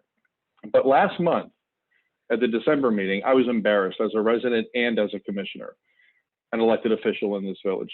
Tonight, I was hoping to hear an apology from Judy to our attorney and his law firm. By suggesting that I did something unethical in conjunction with our attorney, Judy also implicated Ed of wrongdoing. And I'm not certain that Judy connected those dots. She didn't really think it all through. Commissioner Ed Kennedy, is our attorney. this is I'm out of speaking, order. Jenny. I'm speaking. This It is not out of order. This You're is my not to time. do anything about any individual. If you have a There statement, is that's nothing fine. in any rules. There is nothing in any rule. Ed, is there anything in any rules that preclude me from making a statement of my choice at this point in the meeting? This is supposed to be commissioner reports. Right. This is my report. This is my report. So let me finish, Ginny. Please let me finish without interrupting. Well, Please. please don't individualize the commissioners. You speak in generalities. You let me know when you're done and I'll continue my report. Ed's an attorney and a member of the Florida Bar, and these meetings are public record. The videos are on YouTube where Ed's current and prospective clients can view them. Ed is a consummate professional, as we've all experienced in the past few months, so he's likely to say no apology is necessary. And here's my report. Come after me all you like, but please don't implicate our attorney or our staff or embarrass this village or waste our time in the process. Be informed and be civil when you're working at these meetings. You're elected to do a job, not to make personal attacks on other people in an uninformed way. I don't need or expect an apology for the false accusations that Judy made about me last month. Completely false allegations using the word unethical, which the attorney explained that she was just plain wrong. But I'm hoping that tonight I will hear a public apology from Judy to Ed Dion and his law firm. She alleged things in public, and I think Ed deserves an apology in public. That's my report, Ginny. Thank you. Okay, Commissioner Samaria? When the village manager was hired, he was encouraged to comply. Can't hear him. We can't hear you, Dan. That's because I was muted. That's because I was muted. Sorry about that. When the village manager was hired, he was encouraged to compel a list of goals to be accomplished, which he did. At the last meeting, he was encouraged to come up with solutions, for example, waste management by the January commission meeting, which he did. This is not a criticism of him. It is clear that he wants to bring solutions to the commission as quickly as possible. That is better than the opposite, but we need to be measured. Thank you.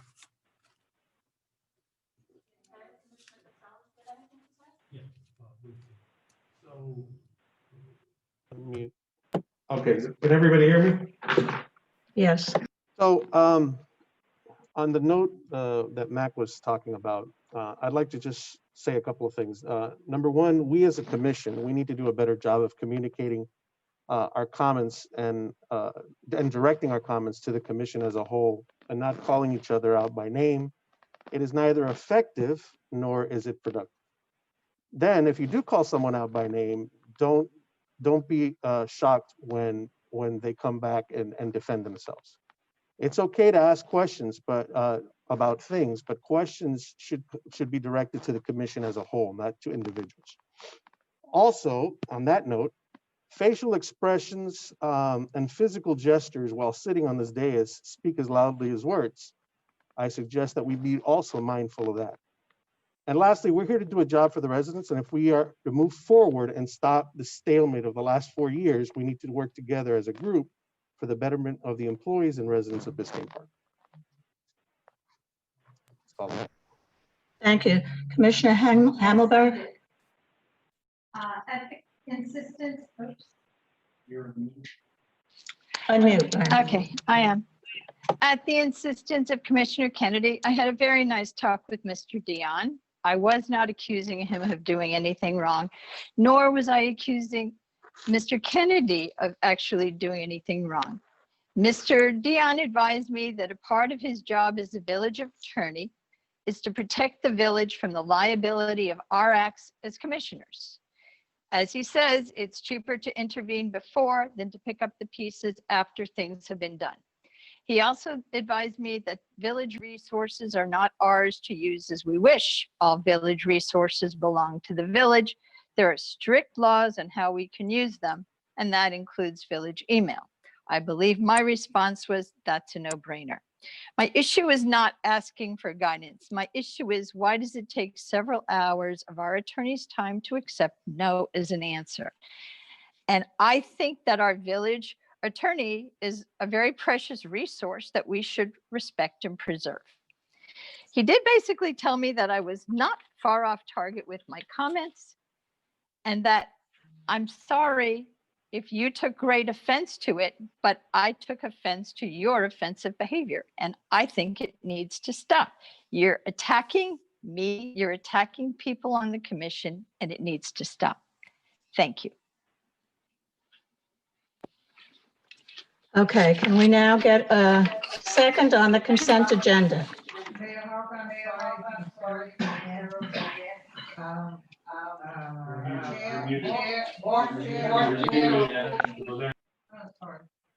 I'm sorry?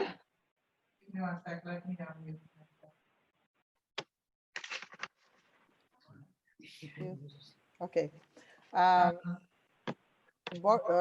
Code Compliance Board Chair, Mr. Gary Q. He wants to give a report also, if you allow. Thank you. Gary, Oh, Q, 777 Northeast 111th Street. Our last Code Compliance Board meeting was canceled because we didn't have 3 people willing or available to participate in an in-person meeting. Moving forward, I don't know again if we will. We have not scheduled a meeting.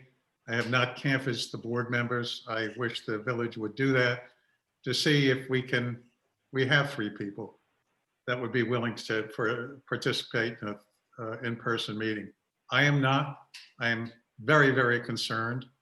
I was concerned previously. I'm even more concerned now with this new virulent form of COVID and looking at what's happening in California and England, and most probably is going to happen in Florida and South Florida in particular, because of the careless nature of people in the entire county and this village as well. So I really think this is something that needs to be addressed seriously. What realistic alternatives can we come up with? Or are we going to follow what other villages and towns have done? Do we really think we're going to be sued by the state? Do you really think we're going to be fined? Do you really think, you know, somebody's going to overturn a decision on an administrative citation? I mean, we need to be realistic, and we need to, first and foremost, protect the residents, protect the staff, but we still need to get business done. So I leave that in your hands. And again, I realize there's a huge backlog in code compliance, but I value my life more than a decision as far in code compliance. Thank you.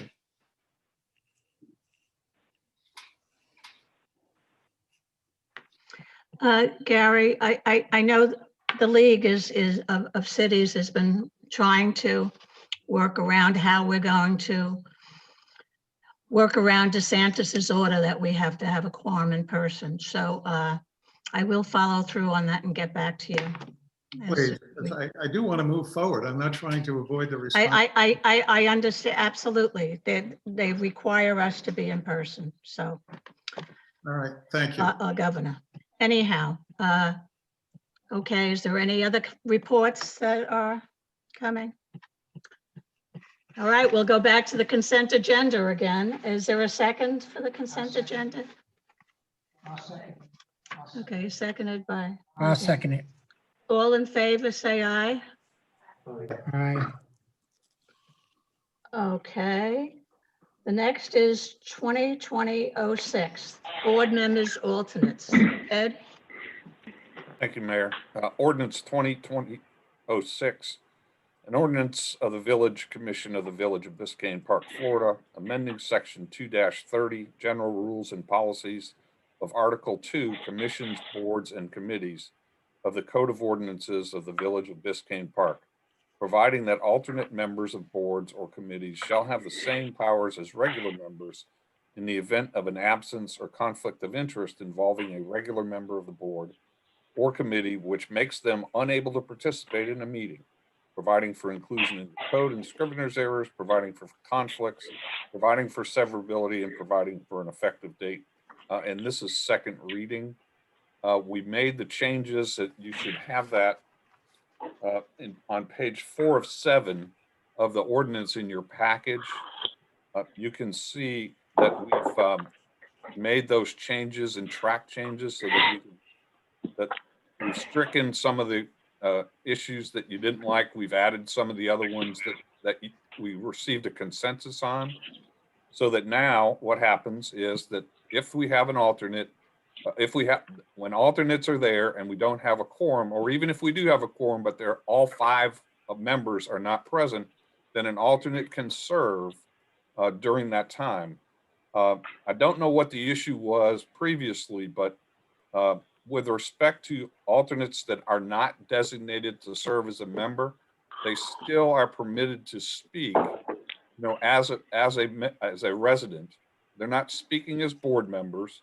They're speaking as residents, and everybody who attends a public meeting should have the opportunity to speak. So I hope that clarifies the issue that was raised earlier this evening. I'm not aware that this violates any state law, because if I was aware of that, we obviously would not have changed it. So with that, I just wanted to explain that the changes that we made based upon the comments we received in the December meeting. Thank you, Ed. Is there a motion? We need to open the public comment. I'm sorry? We need to open the public comments on the ordinance. Oh, okay. Public comments are open on ordinance 2020-06. Are there any public comments? Let me see if somebody. I think Dan Keys.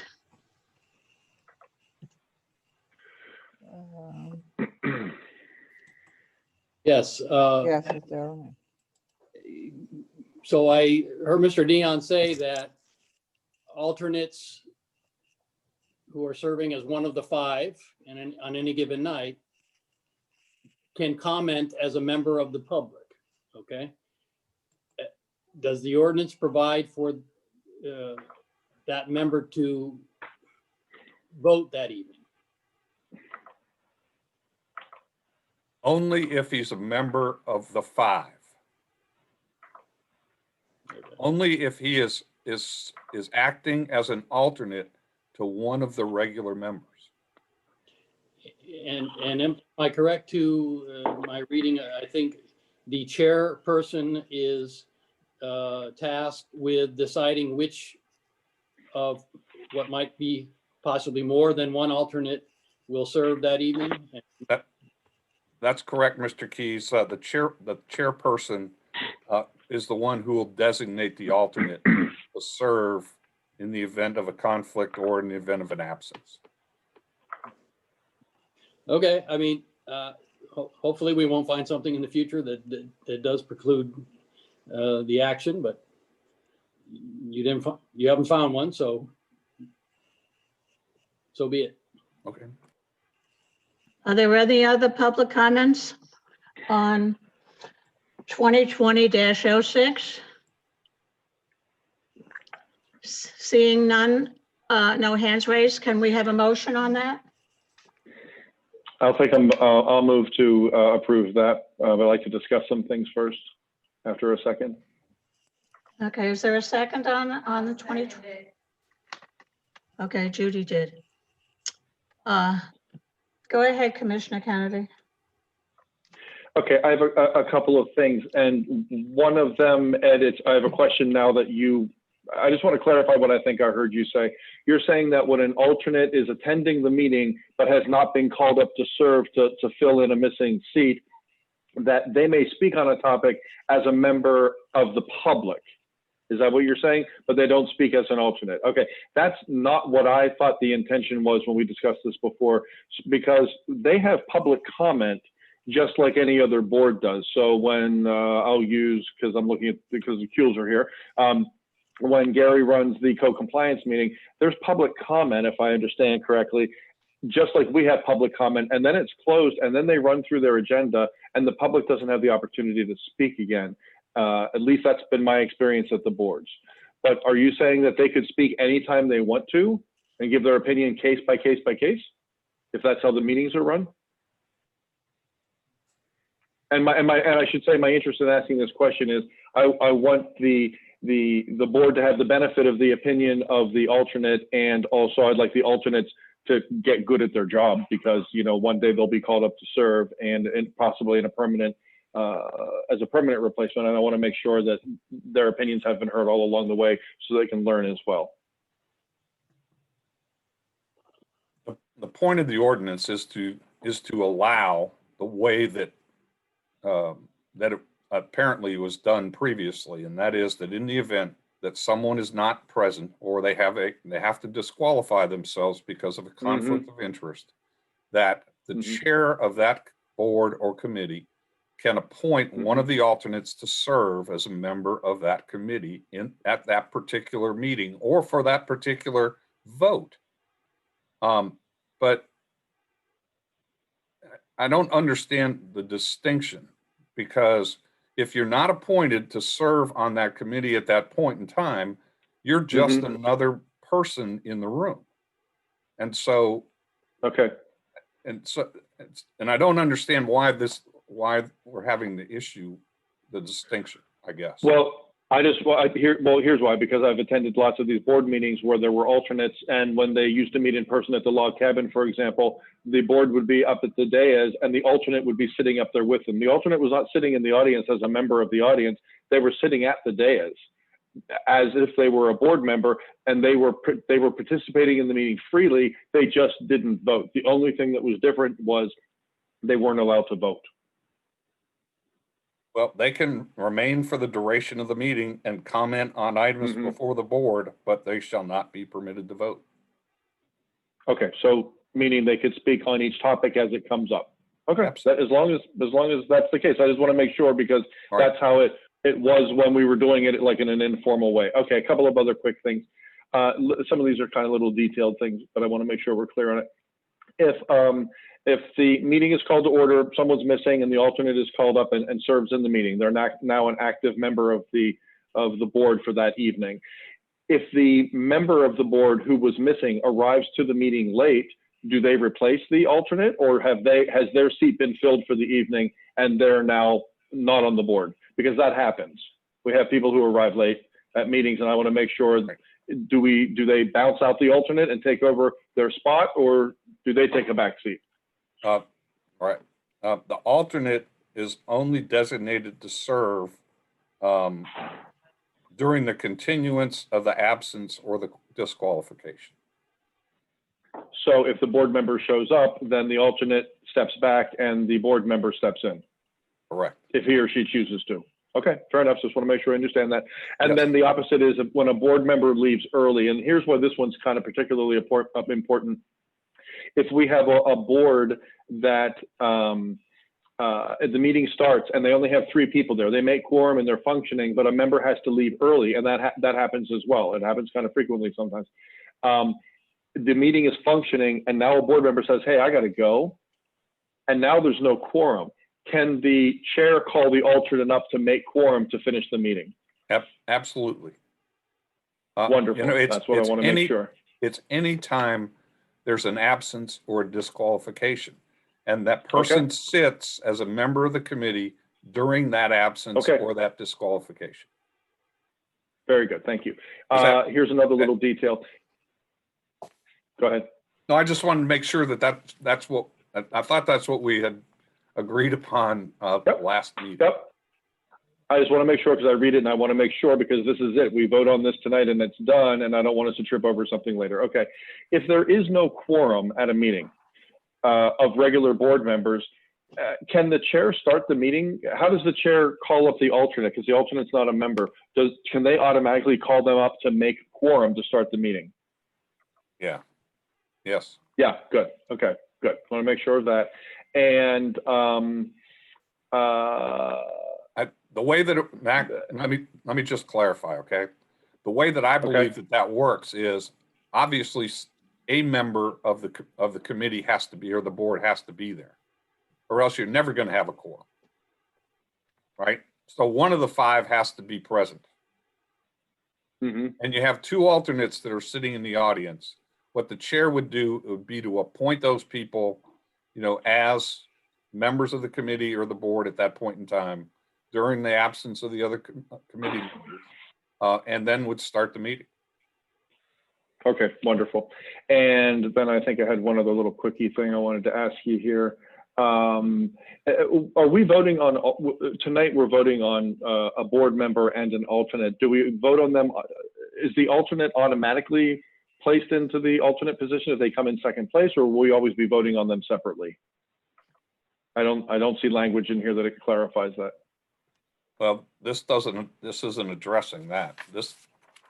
I thought that really I thought that we vote on them separately. Right. Yes. I believe that's the way. I believe that's the way we do it. Yeah. Okay, I appreciate it. Thank you. I'm especially concerned with some of these little details for the quasi-judicial boards. I don't want someone coming back and, you know, calling us out on a decision that was made after the fact over something like that. So I just wanted to make sure I got it all. Thank you very much. Well, and, you know, we're obviously, you know, available, you know, by phone or whatever in the event somebody has a question with respect to any of those issues. So everybody should be able to get in touch with us in the event that an issue like that arises. Okay, thank you. Okay, is there any other discussion? Roseanne, you want to call the roll on 2020-06?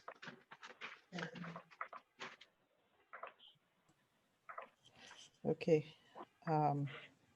Commissioner Kennedy, Yes. Commissioner Hammerberg, Vice Mayor Gonzalez, Yes. Commissioner Samaria, Yes. Mayor Halpin. Yes. Motion passed 5-0. Thank you. Okay, the next one is ordinance 2020-07 construction sites. Ed? Thank you, Mayor. Ordinance 2020-07, an ordinance of the Village Commission of the Village of Biscayne Park, Florida, adopting a new chapter XX of the Biscayne Park Land Development Code entitled Construction, relating to limitations on construction and construction-related activities, providing for definitions, providing for responsibilities for security and maintenance, providing for permitted days and hours of work, providing for fencing requirements, providing for dumpster requirements, providing for requirements during weather emergencies, providing for temporary toilet requirements, providing for limitations on parking of construction vehicles, providing for bond requirements, providing for enforcement and penalties, deleting sections 10.4.8 and 10.4.10 of the Biscayne Park Land Development Code, providing for inclusion in the code and scrivener's errors, providing for conflicts, providing for severability, and providing for an effective date. This also is second reading. Mayor, before we proceed, we need to handle a procedural matter. At the last meeting, the commission took a vote to require that we receive comments from the Code Compliance Board. As Mr. Kuhl had explained earlier, the Code Compliance Board has not met since your last meeting. Individuals have provided comments, I believe, but we've not received the recommendations of the Code Compliance Board. So what I'm recommending that you do is that you move to reconsider that motion in order, that requirement that the Code Compliance Board report on the ordinance, so that you can go ahead and proceed with adopting this on second reading, if you so choose, without receiving that report. Open for discussion. Okay, we need a motion for 2020-07, and then we'll have discussion after the second on that. And actually, we need to open it up for public comments. Are there any public comments on this? Is Gary Kuhl still Ginny, on? you're really echoing, Ginny. It's hard to hear you. I know. Are there any comments from anybody on that? We have Jeannie. Madam Mayor, Commissioner Samaria. if it's possible with the three individuals, you know, if they can respond, you know, Gary, Janie, and that'll save us a lot of time of going through the stuff that they have on it. If those three can comment on, basically give us a short of what their report. I don't know if Gary's still on. I don't see him on my. I see Janie Anderson. She raised her hand to speak. I see people on the board. Yeah, Janie's here and Linda. Yeah, I is here. saw Linda, and I'm looking for Gary again. Yeah, I don't see Gary. Are you saying that we can proceed without without hearing from them, or should we hear from the people in the committee? Mayor, what I would recommend is that you first obtain a motion to reconsider that requirement that they submit a report. Then take public comment, and then take the motion and second, and then the commission can discuss it among themselves. Okay, Madam Mayor, I make that motion. You make, okay. Commissioner Samaria makes the motion to reconsider. Do we have a? I'll second it. Okay, Vice Mayor Gonzalez seconded it. All in favor? Aye. Aye. Okay, now what was your suggestion afterwards? Now you can, I would go ahead and open it up for public comment. Public comments, okay, Thank you. thank you. We're open for public comments. Raise Yeah. your hand if The you, first one is Janie Anderson. Thank you very much. Janie Anderson, 11th Place, 119th Street, member of the Code Board. For those of you who may not have made it through my War and Peace style comments, I'll try to summarize some of them. As far as the construction fences, currently it reads construction fences shall be locked during prohibited hours. My concern is, what if the entire crew takes off for lunch at the same time? That's not prohibited hours. Shouldn't it perhaps be rephrased to say construction fences must be locked whenever workers are not present? The restricted hours on Saturdays, prohibition of work on federal holidays is incredibly onerous, particularly to do-it-yourselfers who are still working. Now, I'm retired, so is my husband, but that wasn't the case for a whole lot of years. And I can tell you, 11 to 6 on Saturday does not cut it. It gets dark by 5 during the winter. During the summer, you're asking people to work in the hottest part of the day. Sometimes you need your day off to get that work done. Even if you're hiring a company, a lot of companies don't observe, for example, President's Day or Martin Luther King Day. And if you have a project going over those days, now you're going to tell that company, can't work. They're going to go on to another job because it's cost prohibitive to have a crew and equipment idle. And insofar as, people want to relax and sleep in on Saturday, what about people who work second and third shifts? They might want to relax and sleep in any day of the week. Are we going to say we have to restrict hours every other day?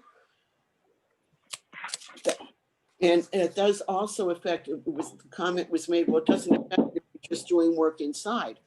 If you're doing tile work, woodwork, cabinetry, you've got to go outside and use your saws. You're not going to be allowed to do that now with the way this is phrased for holidays and Saturdays. I've got a big concern with that.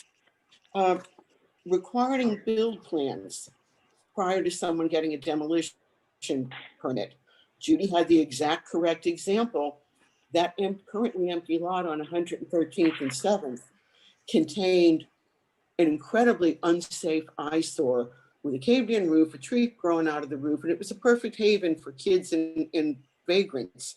If they had had to have a build permit, that thing would likely still be standing. So it's kind of, be careful what you wish for. And I'm sure that building, when it was standing, didn't do anything for the taxable value of the surrounding neighborhood. As far as the building official being able to issue permits for prohibited hours, I'm of the feeling that ordinances have to be tight. They should leave little or no room for subjectivity, and that's a concern with that. Also a time factor, and again, I've got an example. Yes, it's a personal one, but we recently had a driveway done, and it happened to be going on over that period of time where we were getting all those heavy rains. At the last minute, they needed to work a full Saturday to complete the project. There wouldn't have been time for a permit. Now, my other concern is I'm not seeing anything in there that seems to tackle what is one of our biggest problems, the never-ending project. It just goes on and on and on. Can we tighten up how many times you can renew a permit or the procedure for that so that we see the end to a project at some point? Then I had a couple of questions. Under enforcement and penalties, it lists a $250 a day fine. Is that per day or per infraction? Can it automatically be assessed like the administrative citations? Can fines be assessed to the contractor rather than the property owner? If there are any open citations, can further permits be denied until infractions are rectified and fines paid? Thank you. I saw a couple of people that raised their hands. Miss Reed, Jane Reed. Jenny. Hi, good evening. It's Jenny Reed, 820 Northeast 115th Street. My comments are regarding pool during construction. I see that there's a requirement for pool permits. Completely agree with that. But the second requirement is in certain situations, the pool also has to be drained. Order, Rodolfo is Rudy. Sorry, I thought someone else was talking. Yeah. My issue around having a pool drained is once it's drained after the first rain, it's no longer drained. And so I'm not really sure what the draining of the pool is meant to achieve. But secondly, pools are built to be filled, not to sit there empty for long periods of time. And I'm really concerned that the pool could actually be damaged due to cracking and caving in and those kinds of things if it has to be empty for, potentially a couple of months. I'd much rather have a pool that if it can be maintained through chemicals and circulation, I'd much rather have it be maintained and be kept full if that were possible rather than being forced to empty it. So that's my concern, and I'd love to see that be changed around if possible. That's it.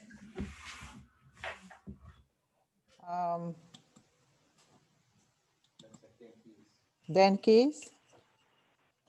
Go ahead. Happen to agree with all of the comments that Jenny made and Jenny as well. Very good points. The issue of locking the fence when people leave the site, whether it's the end of the day or not, and the issue of Saturday work. I wholeheartedly agree. We have a community where people generally work 5 days a week, and Saturday is an opportunity for them to do that. It's also an opportunity for some people to rest and relax, but rather than a 7 a.m. start to a 9 a.m. start is more reasonable than an 11 a.m. start. You still have a full day of work available to the contractors.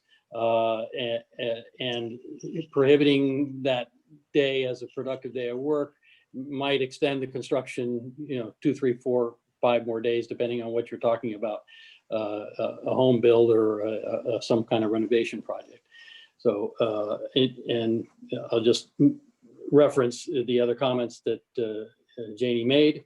The issues about a pool, I think it's excellent. I think it was said that we're causing them to be fenced separately from the rest of the facility. That's a good idea. But as the idea that you drain a pool once doesn't cut it.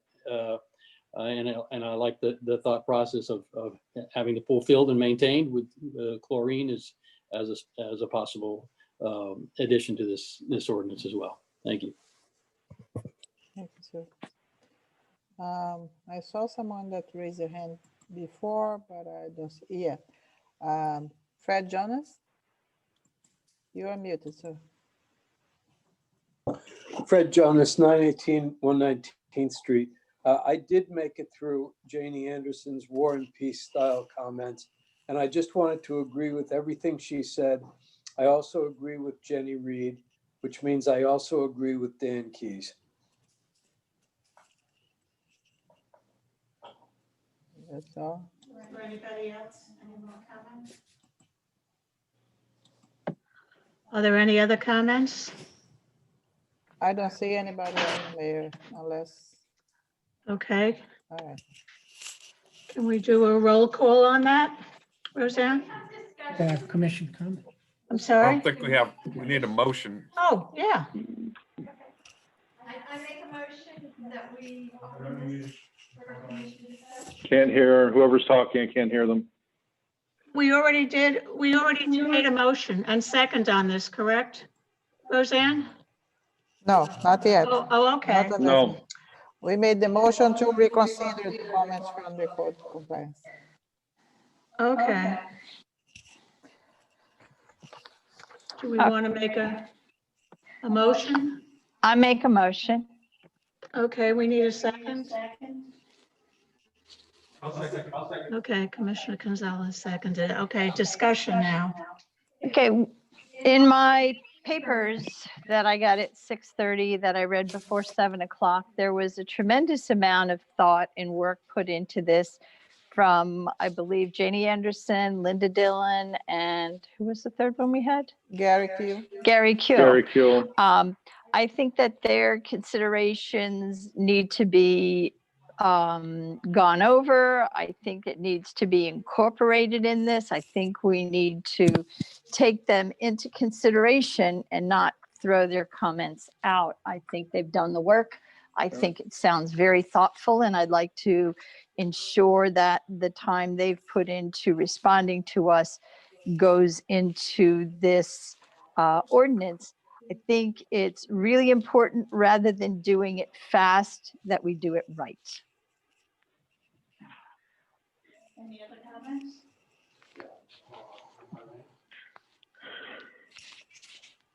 If no one else has some, I do. Commissioner Gonzalez is going. Yeah. Okay. Yes, Mayor. Is Valerie on? I saw her somewhere. Yep, Yes, she's yes, on. I'm still here. Hi, Valerie. Hello. At the last meeting, I asked you about a time frame for actual building. Were you able to find out anything about that? Yes, I spoke actually with the chief building official for the village, and I also reviewed the Florida Building Code. And it provides 180 days with which to start work following an approval of a permit. And if the work is not completed in that time, or at a minimum, there hasn't been an approved inspection in that time frame, then it would expire. And then at that point, there would be a written request for an extension that would be required to the building official. And if, good cause is shown, then the building official would extend it for one additional 180-day period. After that, there are no, quote, further extensions. Thereafter, the 1 year, it is expired, and a person would have to reapply for a new permit, which is quite costly. But that is the process. So they can literally continue just to reapply on a yearly basis? Yes. Okay. All right. I think that that's the kind of the reason that we wanted code to give their opinions on these matters, because they have a lot more insight onto what is going on than I think, and definitely that I do. And obviously their contribution, just with Janie's comments, I think they're very important. Jenny also made a great point about the pool. Jared sent me some great points by email. So I think that this I know we've been kicking this can down the road for a while, but I think that we need to do it right, and I think we need to slow down and get the correct verbiage in here before we finalize this.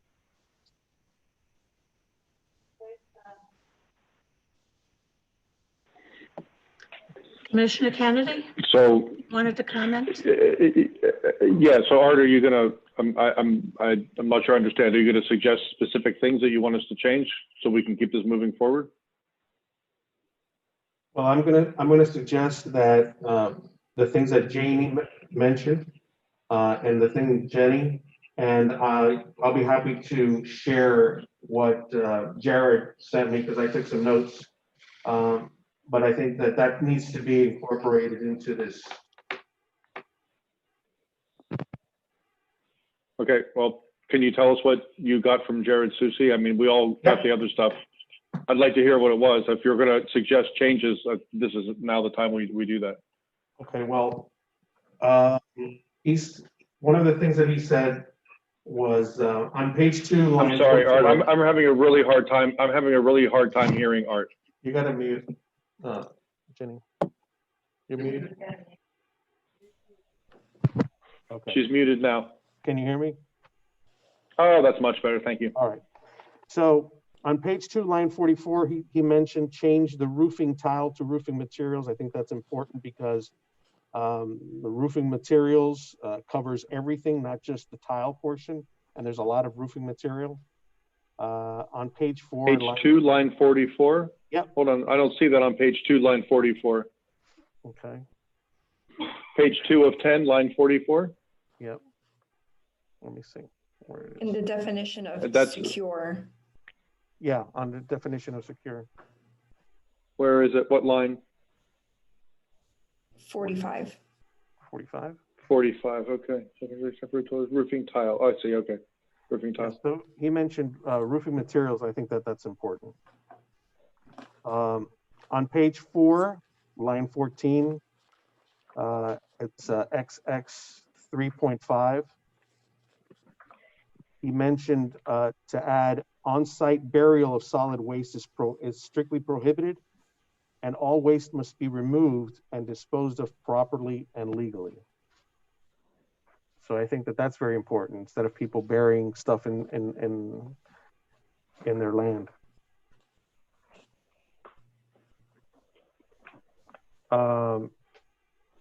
He also mentioned the idea of a construction bond should be required for all heavy equipment in case there's damage to property, village property. Apparently, we don't do that here. And I think that we should consider something like that because, when we're having all this heavy equipment, not only trees, but roads. And so I think that's also an important thing that we should consider. Well, I think that is included in here. Art, Valerie, where is that, the construction bond for damage to public property? In section XX.10, so it'd be the top of page 8. Okay. Top of page 8, bonds requirements. There we go. It's a $5,000 bond. Okay. And that's, though, just to clarify, when the work is in close proximity to a median. So I think what he's describing is a little bit more broad than that. Yeah. Yeah. Yeah, I think that it should be a little bit more broad than that, than just the median. Yeah, I agree with that. So that was. So it could just be bond for damage to any public property. Yeah. Yes. Exactly. Is what you're saying. Well, that's an easy fix. Yes. And that's pretty much it from what I got. I like to have those changes added into. I think they're really good. Because I got the same email from him, so I was glad you did it. Okay, do you have anything else to say, Commissioner Smerry? You want Yeah, I agree with Commissioner Judy. I would like to have, if we can do it, oh, wait a minute, yeah, if we can have Janie, Gary, and Linda's comments, because they went through the whole ordinance, so I like to have all their comments if we can work it, into this agreement. And I also agree with Art that I like to be sure we do this right. That's why we don't have to keep on coming back to fix this. So if that means that we have to put it off, then we should put it off. But I want this done to be completely right. So if I understand, Dan, you want us to include every single thing that Gary, Janie, and Linda are suggesting or requesting? If there's difference, but I mean, they did a lot of work, just like the attorney and the city manager did a lot of work and commissioners to do this construction. I think that they read it, and we wanted the code to give us their response on it. And I'll leave it up to the attorney if he thinks that I don't mean every single thing needs to be added into it, but I think that, we need to listen to what the three members took their time to do this. So yeah, I think the issue. Right. Well, I'm very. Go ahead. Yeah, the issue with Go ahead, doing it the Valerie. way it's being suggested is some of the comments are not consistent even with each other, and they conflict. Right. Exactly. Between the different code board members. That's why generally when it would go to the board as a body as a whole, we would have gotten consensus on specific items. But the way they're presented as individual comments, we can't necessarily just incorporate everything that's being offered. So instead, our recommendation would be, since you've already had an opportunity to review the comments that were submitted, and also there's some members here, is to, if there's specific items that you want to see in there, we can get a consensus of the commission on those proposals, and then we can incorporate that. So that means that we need to go over each of their comments then. Each of their sections. Okay, then that's what I want. I want, if the commission's willing to do that, I want to go over each of their comments. The rest of the construction thing, we already went it as the first reading, so I don't have a problem with that. But I need for us to go over step by step each of these individuals' comments, and let's decide on whether or not we agree with it. Okay. Well, I think they're all. Go ahead, Judy. Okay, thanks, Mac. Can we ask them to get together by Zoom and put together all their comments into one? No. Nope. Nope, cannot. Not at all. No can do. No. They're a board and they have to meet quorum just like we're doing tonight. Correct. And that's why it was presented this way. Yeah. So let me say something about that. So look, the P&Z met and had a quorum and they came to a consensus, like Valerie said. Code compliance was not able to do that. But regardless of whether P&Z came to a consensus and Valerie added it into the document, or we consider the separate comments of code compliance, it's still up to us to get this done. When we had P&Z's comments added to the document, we still went through and we didn't accept all of their suggestions. We changed things. I think we took some things out.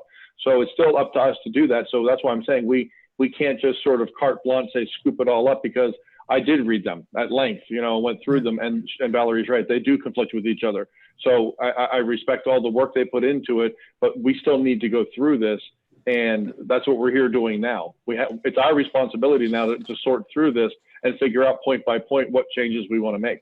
Commissioner Kennedy, I agree. I think you misunderstood what I was trying to say. Exactly what you said. I think we need to go over point by point each of those comments and see if we agree. I agree with you on that. I just didn't, if the commission doesn't want to do that, but I think we should go step by step for each of those individuals. If we're going to consider their items, then we have to discuss them and we have to come to an agreement on them. So I feel like this is a big kind of sloppy, pile of spaghetti now. So maybe we could ask Valerie, since she's spearheading this on the legal side.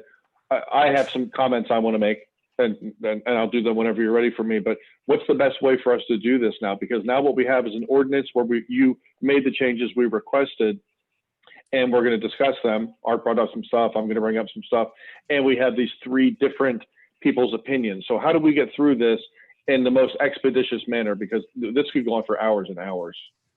Right, well, because the comments were disseminated in advance of the meeting, if there's anything in the comments from the code board members that you guys want to see in this Mhm. ordinance, then I would implore the Mhm. commission to say exactly Okay, that. good. From Okay. Judy's,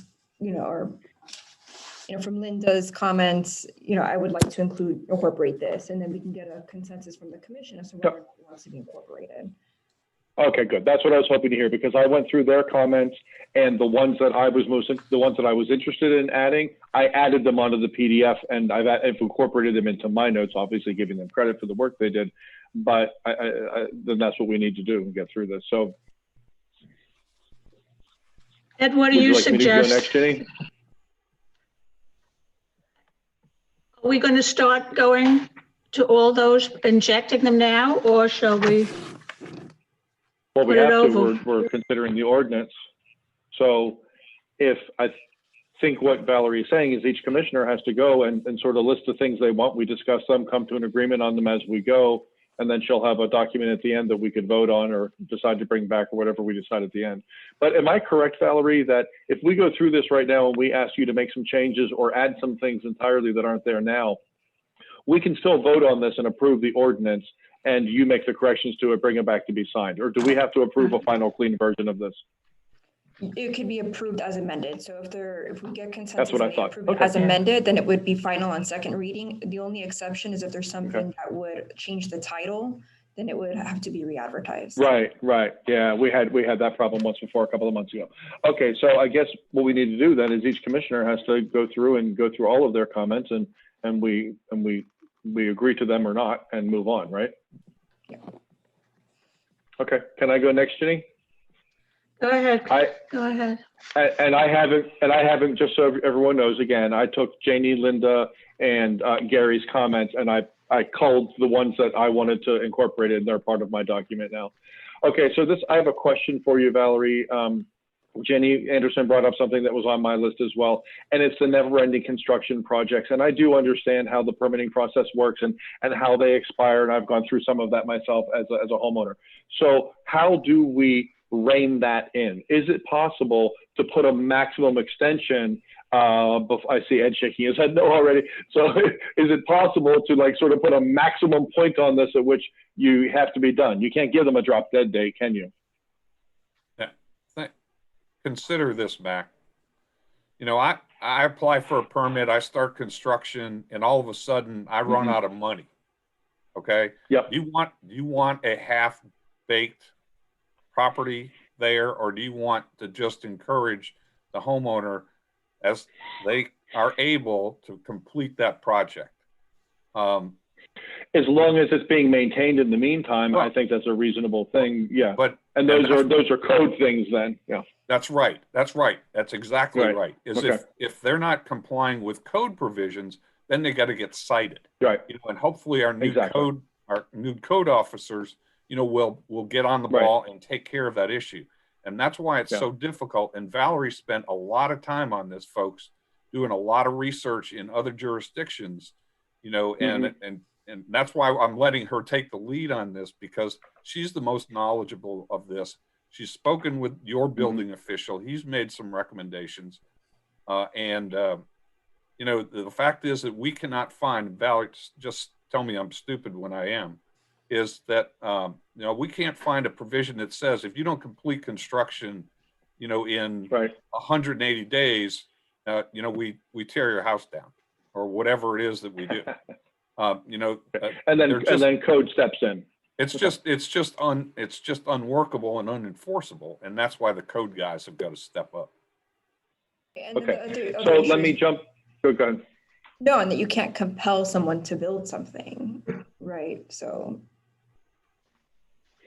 But you can make them stop when their permit expires and make them get a new one. And you can make them maintain the property in the meantime. So that brings to mind, Judy and Jenny Anderson have both brought up a property that had a house that was in terrible condition.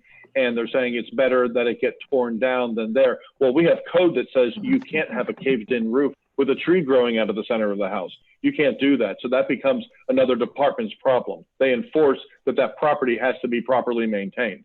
Correct. You can't have an uninhabitable structure falling apart in Biscayne Park. Okay, fair enough. Okay, my next thing is page 2 of 10. And that is, this is a comment from Gary Kuehl. I shot him a text, by the way, and said, we're talking about your item now. Gary sent me a comment that I thought made an awful lot of sense, and I want to discuss that with you guys. And that is that there's language in here about what constitutes construction. Include pools and demolition shouldn't need to be visible to count. In other words, there are people who construct in the back of their property, and that's not visible to the street. So there's language in here that says, if it basically says, if this construction is visible from the street, then you've got to do certain things. Well, when people put a huge addition on the back of their house, that's not visible from the street, but we still need construction fences to go up and other things to take place. And pools, because pool would not be included in that when you say, if it says, if it's visible from the street. Where is the language? You know where that is, Valerie. You probably have this thing memorized by now, don't you? Yeah, it's for the definition of construction site. It's on page 2. It begins on line 24. Line 24. Right. Yeah. And it also It says includes construction additions. Okay, so it's new It says, construction. but it says, yeah, Right. but it says and visible from the right of way. Right. So my understanding when we were first given this direction was to not have it too onerous, right? You didn't want anything falling into a construction site because you don't want construction fences for every little renovation that occurs. And so really what I understood the intention was to ensure that anything that was visible, that would be enclosed by a construction fence, so that the Right.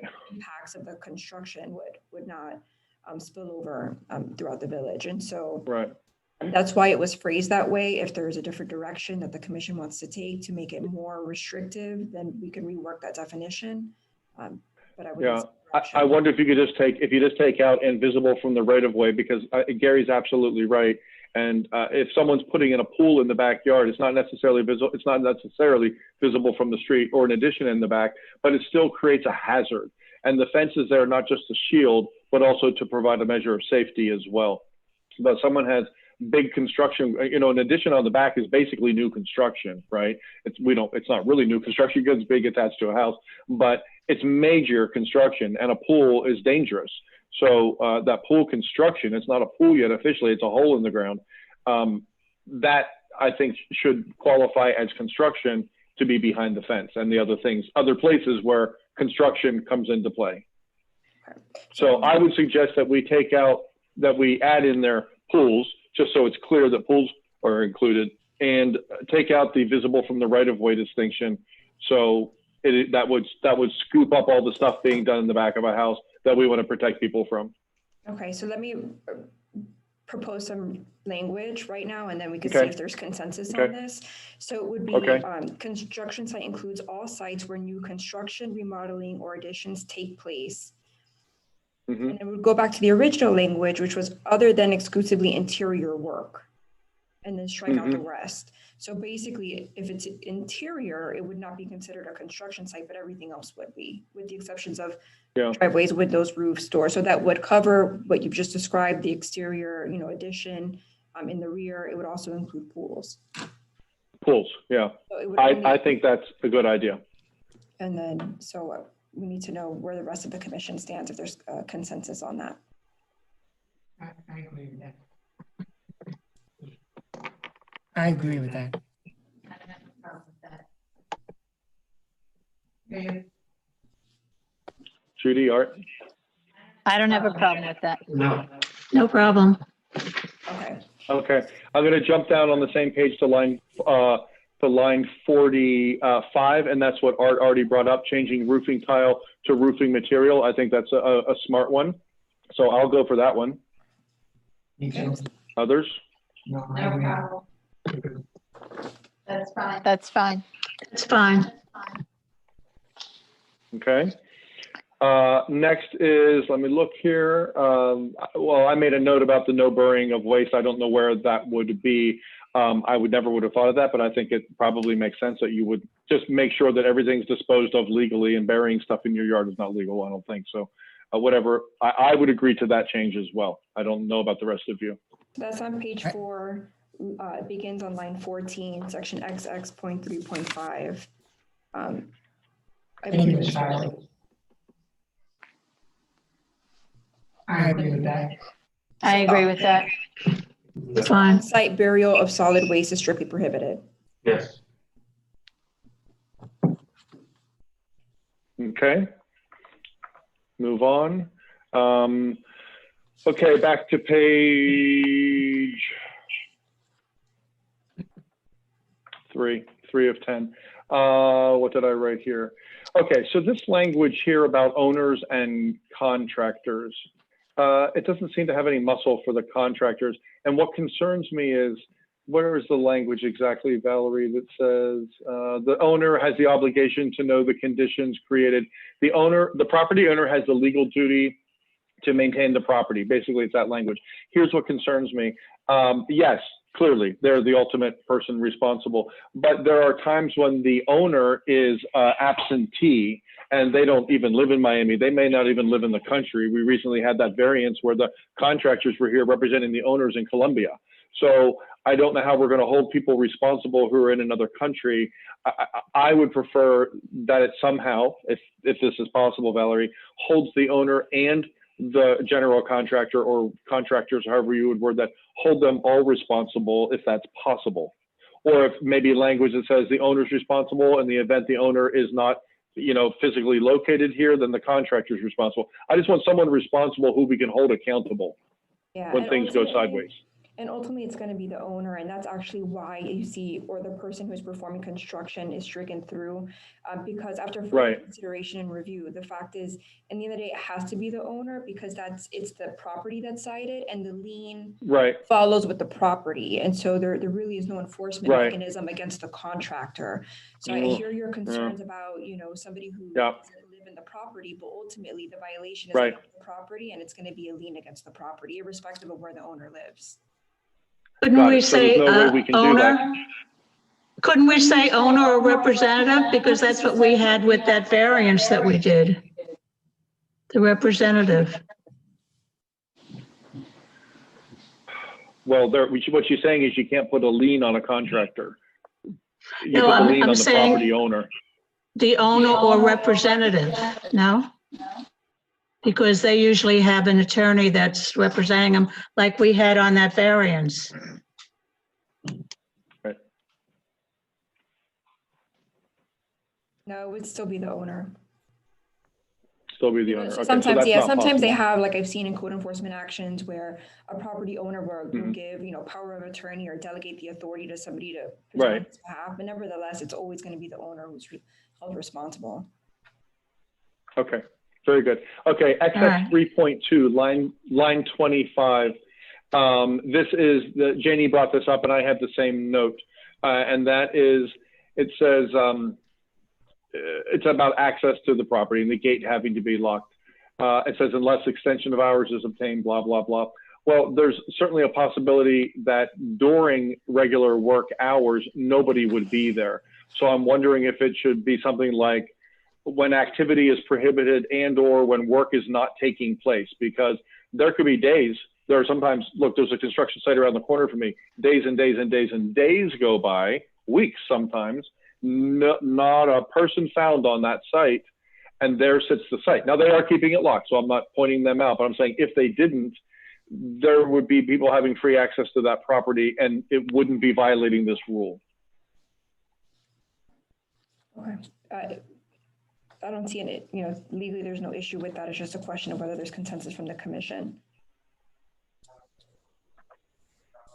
Guys, what do you think?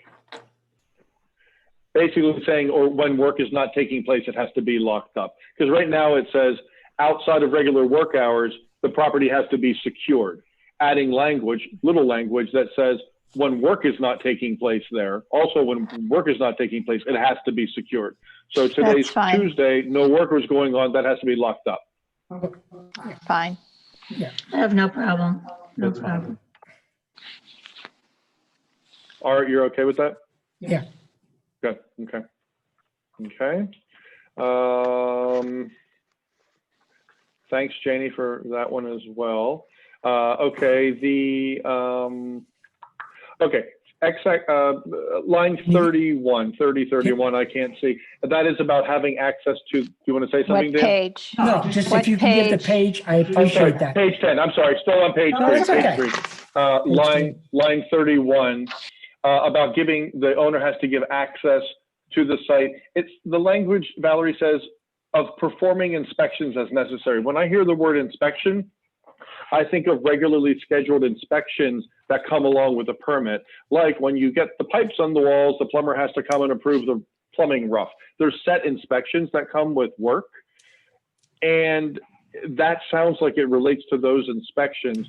I'm just wondering if there should be language here that says at the sole discretion of the village. So if the village finds a need to go and inspect something, they can say, let me in and see what's going on. I just want the village to have access. I don't want someone to say, I'm not due for an inspection, you can't come in here, when they can visibly see something is going sideways. Okay, I mean, again, it's not necessarily a legal issue. I don't know. If you tell me, go ahead, Ed. Yeah, I'm not sure about that. No, I don't, yeah, I don't you know, think so. I'm because I don't know that code guys have the authority to enter That's right. into the property unless they're invited. Well, is it code or is it a building official? Well, but the Because building official, officials go into work sites. No, it's both the same. I don't know what, you know, other than for routine inspections, there's no need for them to be there. No, I don't think they should be allowed to be on a property. They see something not being done properly, something being done in And that violation gets- of something, they and can't that go in gets- there and say, let me look. Then that gets tagged during an inspection by whatever trade is doing the inspection. Right. I'm just Okay. concerned. I'm just concerned about an improper search of someone's property. I understand. I understand. And you know, we'll give us an opportunity to think about it a little bit. I mean, this is brand new, so. Understood. Okay. I'll jump down to line 37. This is an easy one. Sweeping of public roadways. They have to sweep public roadways if they leave debris on them. Well, they can also make a mess on medians and other public properties. So I think I'd like to see that include raking and sweeping of public roadways, medians, and other public property. So it's because right now it just reads you have to clean the roads up. Well, they can make a mess all over a median, all over swales, dumping stuff down the street, falling out of trucks. I just like to see them be responsible to completely clean up after themselves, however you would word that. Okay. Is there a consensus from the commission on that? I have no issue with that. I'm fine with that. I'm fine with that. I'm fine with that. Okay, moving along here. Let me move on. Page 4. Okay, so this is about pools. Line 11, XX.XX, about if the premises or property, thank you for adding that, Valerie, within the construction site is unoccupied, the swimming pool must be drained and free of standing water until such time as the CO is issued. Okay, so we've talked about this before, and I feel strongly enough about it that I have to bring it up again. This basically says you have to drain that pool. Well, an empty pool is dangerous. And I know it's going to be behind a construction fence, but it's still very dangerous. A big, huge, empty hole in the ground, or a big, huge, empty concrete hole in the ground with rebar sticking out of it. So that's a real hazard. On top of which it says it must be free of standing water. Well, you can drain it and it's free of standing water today. And when it rains overnight, it has water in it. It could be a small amount of water, but a small amount of water is a hazard to a child who falls in it and drowns. And a small amount of water breeds mosquitoes. So I understand you're going to say fences keep the kids out. Okay, but fences don't keep mosquitoes out. So a small amount, unless we're going to go in there and be the rain police on these properties, we have this issue right now. I just want to make sure this is not a hypothetical. Art owns a property on Fifth Avenue, and right next to it is one of these situations. The house was torn down, the construction fence is up, it all meets code, but that pool is back there off, full of rainwater, stagnant, and how many mosquitoes are back there, Art? A billion or a zillion? So we have, it's a mosquito problem. Mosquitoes are health hazards, and there's certainly, you can't enjoy your property when the house next to you has a stagnant pool sitting in it. I don't think it's reasonable to think that we're going to go in and be the rain police and tell people drain it. It rained overnight, drain it again, drain it again.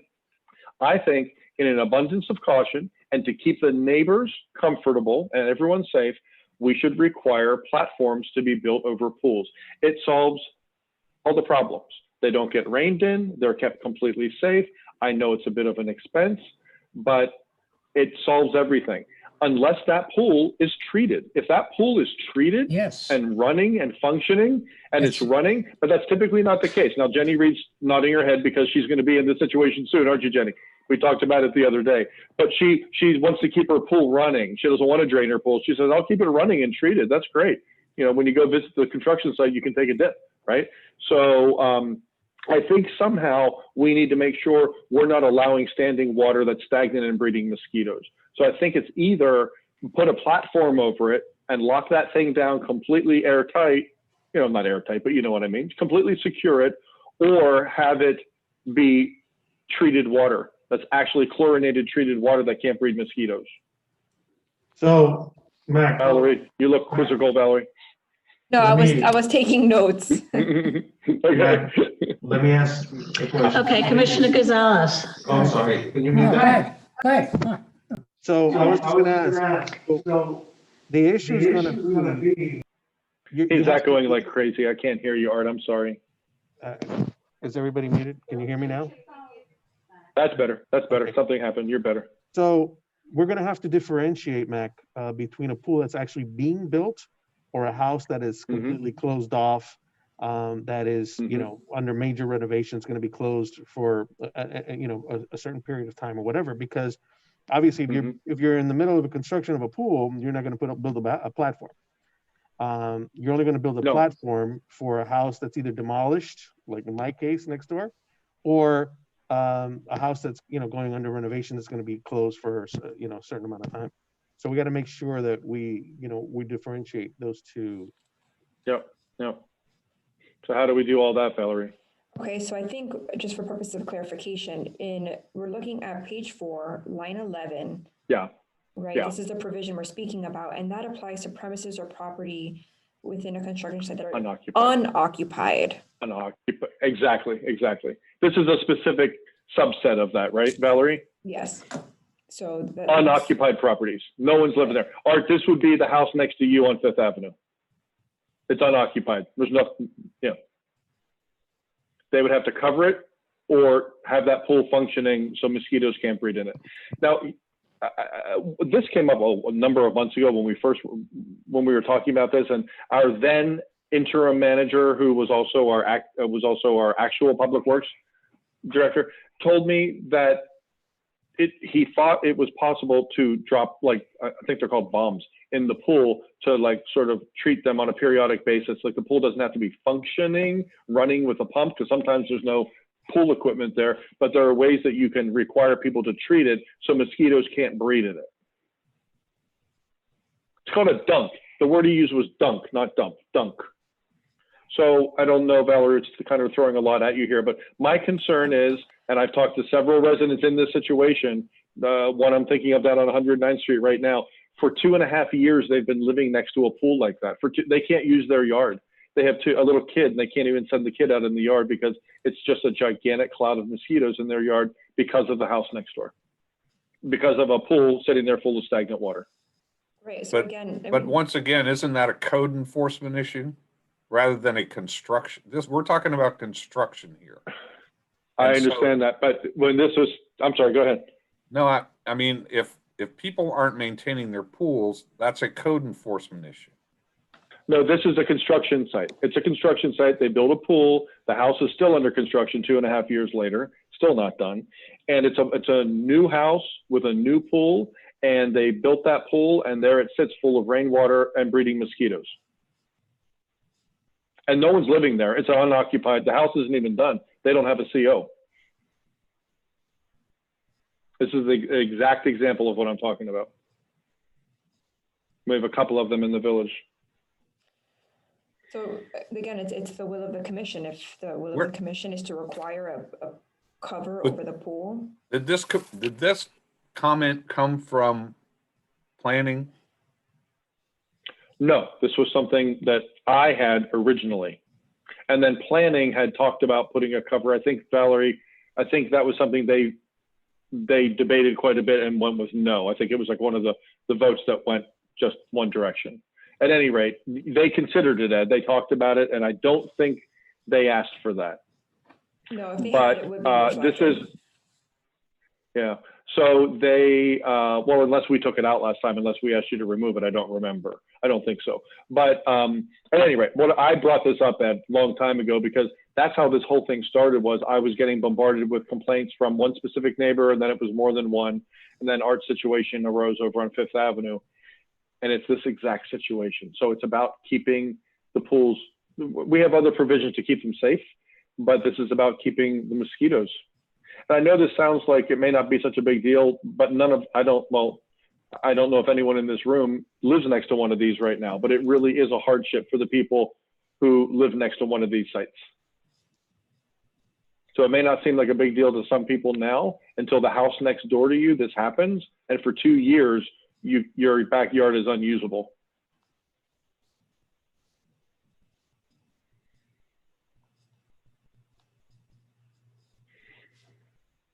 So Valerie, I guess what I'm suggesting is that we add back in the language that it's either covered, or if it's treated, it has to be a functioning pool, treated, you know, or if that's not possible, they have to cover it. Would that be language you could work up? Like the first option is treat the pool. If the house is unoccupied, but the pool is running and treated, great. You knock yourself out. You already have a fence around the property, so you're golden on fences. But if that pool's not functioning, you have to cover it. if that's the will of the commission. Valerie, can we have it as either or, meaning the owner can decide that he can either cover exactly. or he can spend the wood. I don't want it to be where we have to enforce it. I want it to be where, I agree with Commissioner Kennedy, it has to be one or the other, but I want it to be up to the resident to decide that, because that is a cost to cover that pool. Yes. Because you have to treat the wood. Yeah, treat it or cover it. I think that should be the language. Treat it or cover it. And again, That we're should, speaking that's the easiest language. Right, for premises or properties within construction sites that are unoccupied. That's what it would be applicable to. 1 second. Yeah. Okay, Commissioner Gonzalez? Another question, mute everybody. Sorry. So another question, Mac, is going to be as far as the cover itself. We're going to have to define what that is, because, you know. Yeah, I think Valerie had that last time. Oh, she had a definition. Valerie, we saw language to that. Somewhere in a note or something, a footnote somewhere, I remember reading it, and I thought you had written it about covered with a wooden deck and da-da-da. I read that somewhere. It would have been, if it was included, it would have been stricken through if we had removed it. I see. Well, you're right, Art, and I read that somewhere. I read that somewhere. I don't know where it was. The issue is going to be, you know, what exactly is it that we're looking for as a cover, right? And we're going to have to define that, because if not, then how do you enforce it? I put a plastic tarp over my pool. You know. Yeah. But I like Valerie, the idea, really by the way. I like the idea, Mac, of one or the other, giving them the option of either having it running or covering it. And Commissioner Valerie, I saw that language somewhere. Where would I have seen that? Because I remember it saying wooden platform. Oh, Lord, okay. Yeah, prior drafts, but I don't recall that being included. Gonzalez. I agree. I don't think it should be a cover, because a cover, if it rains, I think it either should be wood, you know, that. So wooden platform. Yeah, wooden platform, because a cover gets a lot of rain on it and it makes it sink. It holds water. Yeah, that's right. It holds water. So I think it should either be. Hold water. That's right. I agree with Commissioner Gonzalez. I think it needs to be put down as a wood. You know, wood. A wooden cover to cover a pool is an extremely extensive and expensive thing. That's why I wanted it as a choice. Yep. Either or. I mean, basically, this is a provision that says you can't be a mosquito breeding property. Either treat your pools have to be treated. It's either got to be treated or it's got to be covered. But we're not going to allow you to be a mosquito breeding property. And it's expensive, and that's the cost of construction. Do I have to recuse myself because I'm a victim of this? If you have mosquito bites, Art, you can't vote on this one. I think most residents would go for treating the pool. So Are there any other changes that we want to make? Yep, I have a couple of more things here, Jenny. Hang tight. So the hours, we could go round and round and round about the hours. And at this point, I'll basically agree to whatever hours you all decide. But maybe since we're on this page, we should have that conversation right now about the work hours. Right now, we have Monday through Friday, 8 to 6, and Saturday, 11 to 6. Is that correct, Valerie? It's hard to read the strike through sometimes. That is correct. Yeah. What do you guys want to do with that? And nothing on Sundays and federal holidays. Federal holidays was something else that Janie brought up, was allowing people to work on federal holidays. What do you guys think? I'm getting some water. No, I think the hours are fine. No, I think people need to be able to work early on Saturday. I'm sorry? I think people need to be able to do work on their property earlier on Saturdays. I mean, You're making them work during the heat of the day in the summer? And during the week, they're allowed to work at 7 o'clock, right? People are allowed to do. They are now, and then Mac wanted to change to 8, so we changed it to 8. I mean, most people are up for work by 7 in the morning, aren't they? I mean, I'm sure gone by 7. And I would like to see Saturday go from 9 a.m.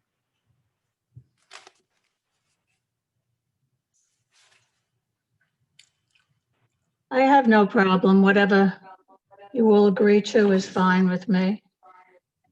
So it would be from 9 to what? 9 to 5. I don't have a problem with that. What do you think, Art? I think that 9 to 6 is good.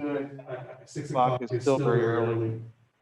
And 9 is a reasonable time for construction on a Saturday. I think bringing it down to 9 and closing it off at 6 is good. Yeah, I agree with that. 9 to 6 is good. Mayor? Is that in the summertime, in the wintertime, does it get darker at 6 o'clock, about the same time? It's 5 o'clock somewhere. Yeah, I think that's okay. I don't want somebody working in the dark and they get injured. Mayor? Yes. Janie Anderson raising her hand. I believe do you allow her to speak? Yes, please. Janie Anderson. Is your name Jenny? Yeah. Go ahead, Janie. Hold on. No, you're muted. You're muted. You were taking forever to answer. Thank you, Mayor. I appreciate that. Thank you. First of all, I was remiss earlier in not thanking Mario for putting all this forward to the code board, and thank all of you tonight for giving it consideration. Speaking only for myself, because it's all I can speak to, I appreciate it. When it comes to the hours, I ask you respectfully to consider federal holidays. If someone has 4th of July off, Memorial Day, that's when do-it-yourselfers catch up on work.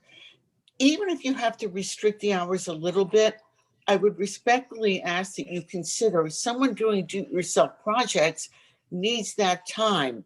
And not everybody is hiring for every little thing they do. So please kind of rethink that. But again, I appreciate you giving credence to the comments that have come to you and to the thought that has gone into this process tonight. Thank you all very much.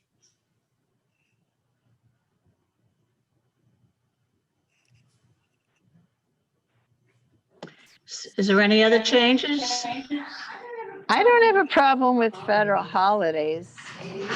Maybe they should do Saturday hours for federal holidays, so it's not too I early. think that's probably fair. I think that's probably fair. All right.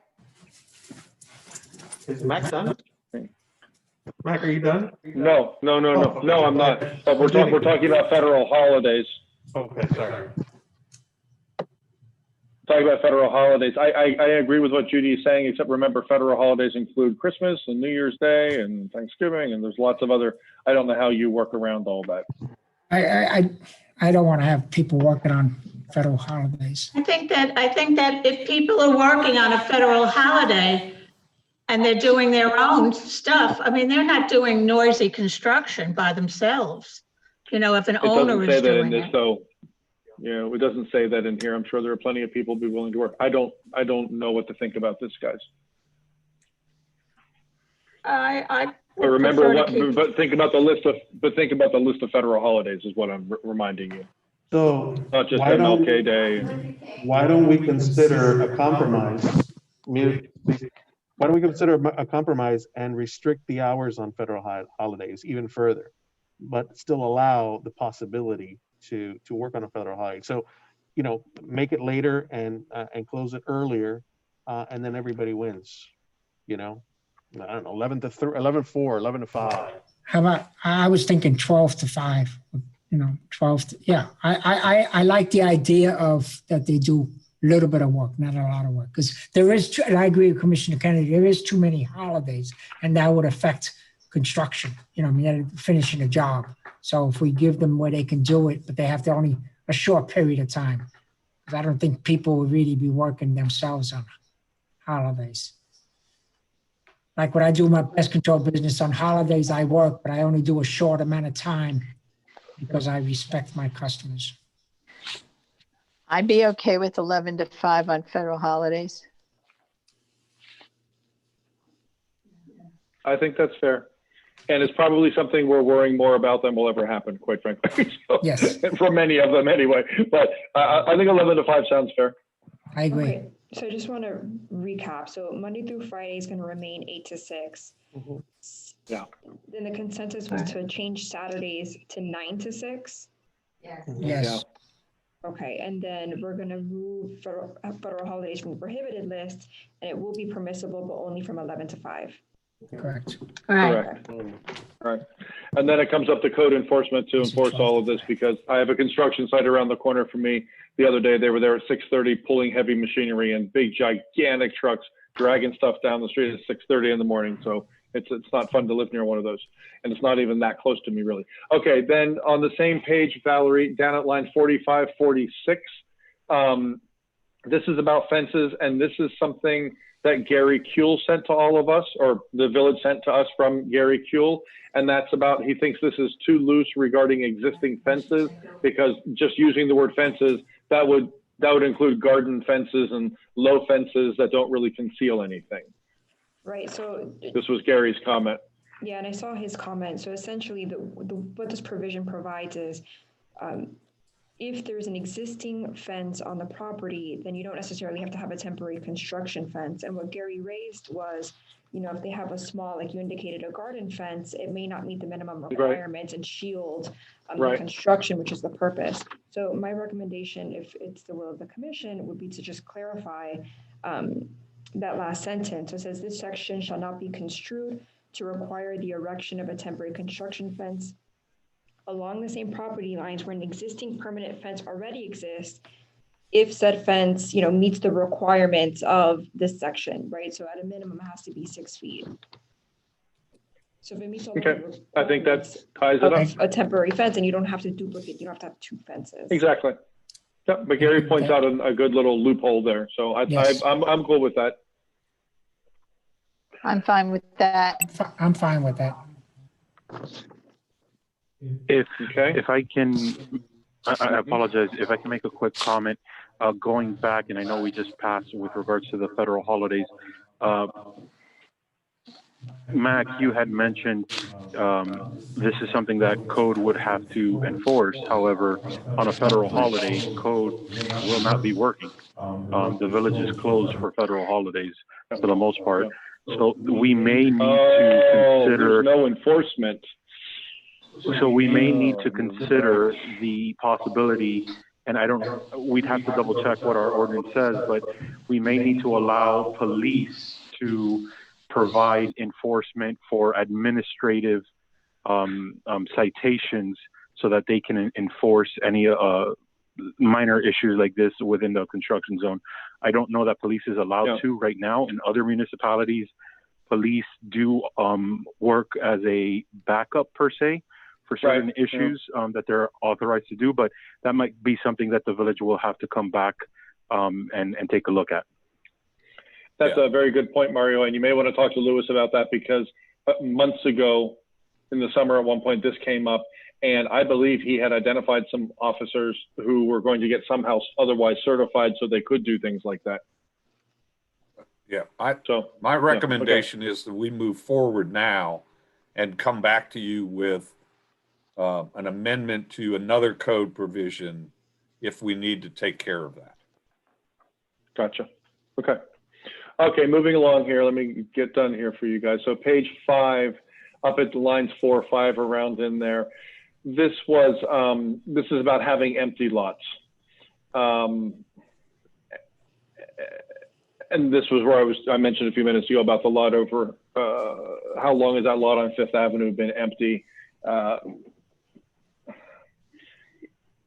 don't know what you want to do about that. Okay, so let me. And there's a footnote up there, Valerie. There's a footnote up there. It says time limits for construction to be discussed. Right. So initially, this had come up because the planning board wanted to raise the issue that no demolition permit should be issued unless and until there's a building permit as well issued contemporaneously with it. And so the concern was, people are getting demolition permits and leaving the land vacant, and they're being used to store construction vehicles and the like. So I spoke to the building official about this, and he has no issue with necessarily requiring both a demolition permit being contingent upon getting a building permit. But again, it goes back to the same issue. You can't compel somebody to build. Just because they have a building permit doesn't necessarily mean they're going to act on it, and we can't force them to. Right. So you're kind of left in the same position anyway. Well, but you can require them, if you require them to get a building permit, when that expires, they have to renew it. They have to keep renewing it, right? Which is expensive. And if they don't renew it, then the construction fence has to come down and the lot has to be, it has to come down. And if the fence comes down, then they can't be hiding stuff behind it. And there's a exposed pool and all of that. I think what you're saying, Valerie, is it's not perfect, but it gets us in the right direction. And the truth, likely what will happen is people will be less inclined to go get a demolition permit if they learn that they have to also get a building permit, because that is costly as well, unless they're really intending to go through and build. Exactly. And I'm fine with that, because if they leave the house on the property, they're required by other codes to maintain that house, right? That's where code would come in and say, you got to maintain this property. I have one 2 doors down from me. I'm looking at it right now, and they have to maintain it. But at least it solves the problem. What if they want to take down the home and let the home be like parkland, like it is on the corner of 113th and 7th Avenue? I mean, that house had not been maintained. It's not under a construction fence. The house was demolished and it is an empty lot. Why is that not acceptable? Because we don't make money off of that. Well, it's not about us making money. I mean, the only reason that the city forced the hand for demolition on that, because it was an unsafe structure. We didn't want the structure to be torn down. We wanted it to be maintained, and they couldn't maintain it. And it's still a vacant lot. The lot on 113th and 7th is taken care of. They cut the grass, just like anybody else would on their property, but they did not have to build another house. No. Right. They don't have to And build what's the another house. taxable value of that lot versus the taxable value of a house? And that is our concern because we're in charge of the finances of this village. So what is the taxable value of an empty lot on that corner versus the taxable value of a house? We're not a village of parks, we're a village of homes. And we make revenue off of charging taxes on the value of the property that includes a building. Well, I think there are times when people don't have the money to do that, and all they can do is make it a safe area. Is that our problem?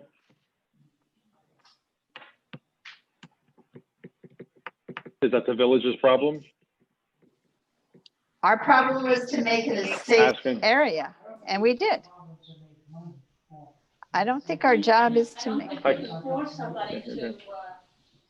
Sorry, Commissioner. I don't think it's our position. I don't think you can force anybody to build a house No.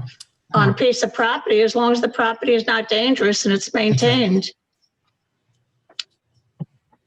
And I But will we believe allow those that, people, guys? the taxable owners value. of that property, Mac, live in Biscayne Park, from my understanding. I don't know who they are. Yeah, I don't know. they live in Biscayne Park, and I believe they live on Griffin. I'm not 100% sure, but I think they live on Griffin, and that property was their parents', and there had been a house, and they had to take it down. This is all before my time. So I just telling you what I heard. It was not. So what do we want to do with this? Because it does impact the finances of this village when you allow that to happen. Art, you look like you're thinking about something. Well, you know, we are a village that only generates revenue on homes. We don't have any commercial property here, right? So obviously, it's in our best interest that are actually homes on sites, not empty sites that generate very little income as opposed to having a home on the site, right? I understand and I hear what Judy's saying, and I understand about hardships, but sometimes when there's a hardship, then the person themselves has to make a financial decision. Well, maybe I sell it, maybe I can't handle it, and I get out of it. But I think it's important that there's a house on a property, because that's the only generating revenue that we get here. So that's.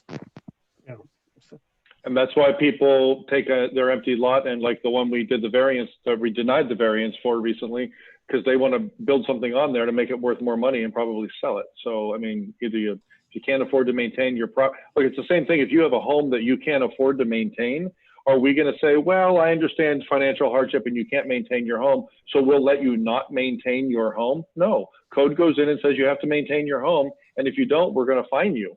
And eventually people decide, I'm not going to keep this anymore. I can't. And I know that sounds kind of cold, but it's kind of the same thing. If you don't cut your grass and clean the roof and paint it, and it's fallen apart and there's a tree growing out of the roof, we're going to come in and say, you got to fix this place up, because we have to maintain standards of our community and we have to maintain our tax base as well. And those are the decisions that we have to make. So back to this point, I think it should. What are our options here, Valerie? Okay, well, first we're talking about it in the context currently of the construction ordinance and fencing. Mm-hmm. If the will of the commission, it's here, but it's going to require a code amendment to a different chapter, to the permitting chapter. But it's here because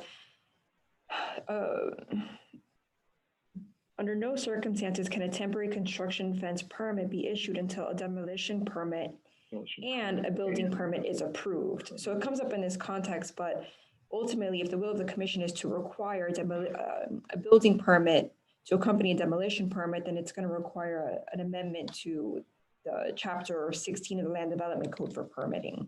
So that's one option. The other option is they not require a building permit for a demolition permit. They can just get a demolition permit. They can keep, and then you can have an ordinance that any vacant property needs to be maintained in a park-like setting. So the property, so even though it's vacant and their building has been demolished, it would still have to be maintained in a park-like setting. So that's the alternative. Okay, so what do you guys think? I've made my opinion pretty clear. I like to hear Janie, Anderson they want to hear your opinion Yeah, again. I'm sorry. Thank you so much, Mayor, for allowing me to speak in again. There is a property, as we all know, on 121st that has been in derelict condition for many, many years. I feel like you're placing too much of a burden on code. Code does the best they can do. They are not going to fix everything. And even if they issue citations, people don't have to respond. We need to be able to get rid of these bad properties and leave things in a park-like setting. But to just say code takes care of it, that's going way above and beyond what can possibly happen. That property on 113. Two-story. No, the one on 113 wasn't two-story. Sorry, talking to Bob. The one on 113 needed to be gone. It was gone. We were in a better shape because it's a park-like setting. I understand the tax laws. What is the tax loss in a derelict, dangerous property? You have to be, again, as I've said earlier, careful what you wish for. And again, Mayor, thank you for letting me speak. Well, Commissioner Samaria? The one on 121st Street, the two-story, how much money are you making from that? And that's the ugliest thing that I can see around. And I don't think we're making a lot of, I think we're having court cases in reference to that, right? They're paying their taxes every. Right, but doesn't mean we're gonna get money from that. I mean, we have liens and liens and liens, and they haven't sold the property yet.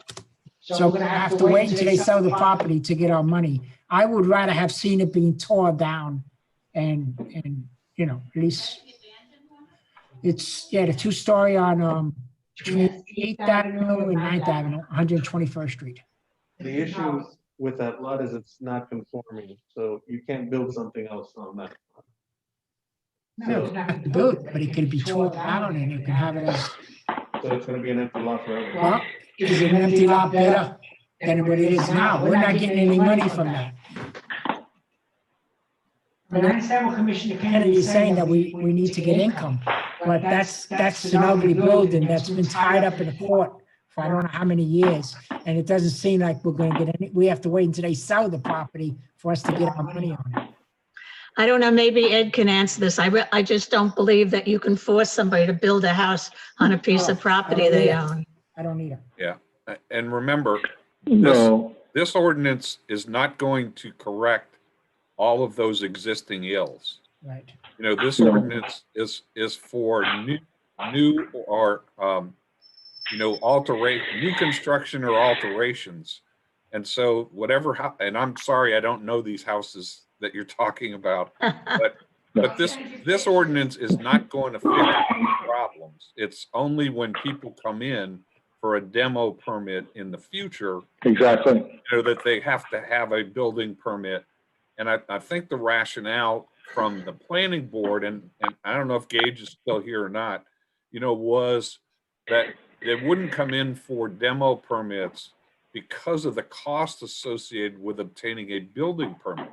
You've got to have plans, which cost a bunch of money. Though you folks who've done renovations certainly know that. And so I think that was the rationale for this particular issue. Well, Madam Mayor, just remember something. That was known as the bee house. They call that. We had two individuals who died at that house because they were stung by bees. So we had a building that's standing there, and if it would have been torn down, we might not have lost these two individuals. And that's an issue for the Unsafe Structures Board. Yeah. Right. Jenny, that's next door to you. Careful. No, it's not. What, the bees? We don't have bees next door to me. That's what he's talking about. Yeah, but it's not that one. Gage, do you have an opinion on this? I'm texting with him. He's in the I'm meeting. here, It shows actually. him here, but I don't think, oh, there he is. Hey, Gage. Hi. I actually, I'm sorry, I jumped off to have some dinner and I kind of missed, I guess, the middle part of this. Is this regarding having a building permit to replace a? Yes. Before you get the? Yes. Yes. You know, The demo permit, yeah. you know, this is happening. You know, we have people applying for demo permits and they tear down the lots and the houses and we end up with empty lots. You know, we do lose the tax roll. I believe the planning board's intent was to really to kind of minimize that, you know, by making them come in and ask for a building permit to replace it, you know. This house on 113th that keeps being brought up, I mean, that's 20 years ago and it was a code issue. It really was. And it was not really had nothing to do with what we're talking about tonight, really. So I don't know if you have any other further questions, but I am here. Okay. So guys, we need to make a decision and move on here. I'm very much in favor of what Gage is suggesting and what the planning board suggested, and that is requiring a building permit to get a demo permit to get a fence. That's really what this boils down to, and to try to ameliorate these other issues that come up as a result, which are actual things happening in the village right now. So I'm in favor of it. But I'm not in favor of forcing somebody to build a house. Or even getting a building permit. If we have, for instance, an unsafe structure and the owner wants to tear it down, that's fine as long as they maintain the property. And it's not a hazard to anybody. I don't think that you can force them into building or even to be spending the money on a building permit. It just doesn't make sense to me. Yeah, Commissioner Gonzalez, go ahead. So I agree that perhaps again, you know, maybe there's a compromise in this whole thing where we talk about an unsafe structure and set that aside from something that is not an unsafe structure, because, you know, perhaps there are unsafe structures that need to come down and without a building permit, but there are a lot of houses being torn down that are not unsafe. And then, you know, and I think that we need to do something about that for sure. So perhaps there's a compromise there somewhere. But remember, this is to help stop what's happening next to the property you own over on Fifth Avenue, and that is perfectly viable house was there. They got a demo permit. They tore that house down. Gage, how many years has that lot been sitting there, overgrown, storing equipment, heavy equipment, and a pool that's not treated, growing mosquitoes? 2 years? Gage? Lost Gage. He was just looking at me. It's been I think about 2 years. A year and a month. I'm sorry. It's about almost a year. But okay, yeah, so a year and a couple of months. And there's with no end in sight. And no plans to build, correct. And it wasn't an unsafe structure, that's the point. So if it's an unsafe structure, I get it. But if it's not an unsafe structure, and without a building permit, I don't get it. I'm sorry. I think we have to move on a little bit. I'm sorry, Art, I didn't understand what you said. I'm sorry, say it again. I kind of got lost on that, on the unsafe structure part. So what I said was, if it's an unsafe structure, I get it. But if it's not, you get what? I get that perhaps we need to. They should be able to tear it down, because it's an unsafe structure, right? But if it's not an unsafe structure, I don't get it. I don't see, without getting a building permit, I don't see why they should tear it down. Not only does it affect our tax rolls, it just, I don't know. I don't agree with that.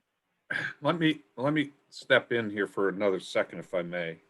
Remember, right now, what we're talking about is putting up a temporary fence. Okay.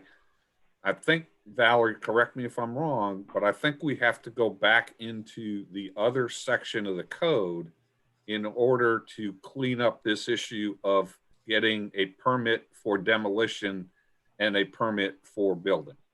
That is correct. It would require an amendment to Chapter 16 of the Land Development Code. All right. So this, I believe, is our first step. You know, let's put this in here for now, that in order to get a temporary fence permit, you have to have both, get a demo permit and a building permit. And then we will come back to you in the future with an amendment to Chapter 16, I believe it is, in order to require a building permit with a demo permit, and we'll figure out under what circumstances those are required.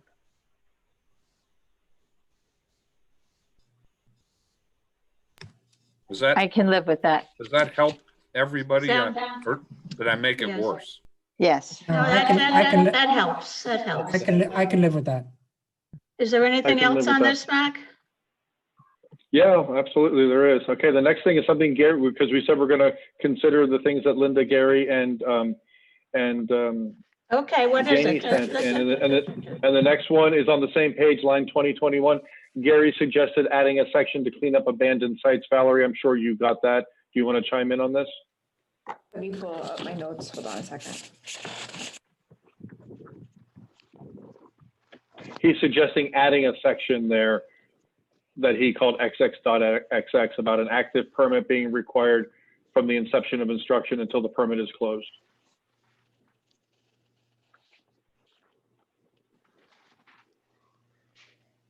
Removing chemicals, dumpsters. Basically, I think the bottom line is a CO is not granted until everything is done, cleaned up, dumpsters gone, blah, blah, blah, blah, blah, blah, blah. And, it all has to be tightened up at the end. If we could pass that for now and let me go back and look at that again more closely. Okay. Fair enough. Okay, down at the bottom of the page, line 43, 44, down in there. Let me just read this, read my notes. Construction dumpsters screened from the right-of-ways with a 6-foot high fence. Construction fence that screens the construction dumpster shall be deemed to meet the requirements of this section. You added that for us, thank you. The construction dumpster shall not be visible from the public's view or from adjoining rights-of-ways or properties. Well, it's that language at the end. I don't know how I don't know that the dumpster can't be visible from the public's view. That would be like someone out on the street, or adjoining rights-of-way or properties. So if we don't require fences down the sides of the properties, I don't know how that would be accomplished.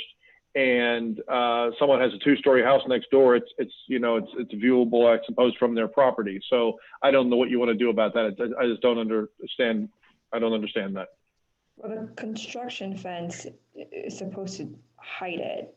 I don't know. I didn't consider, somebody from their 2nd story from their house, but there are times when we don't require fences down the sides of the property. If they have a fence, we don't require a construction fence, right? if they have a fence Elsewhere. that meets the requirements, then they don't have to put a construction fence. But if there's no side fence, they would require a construction fence there.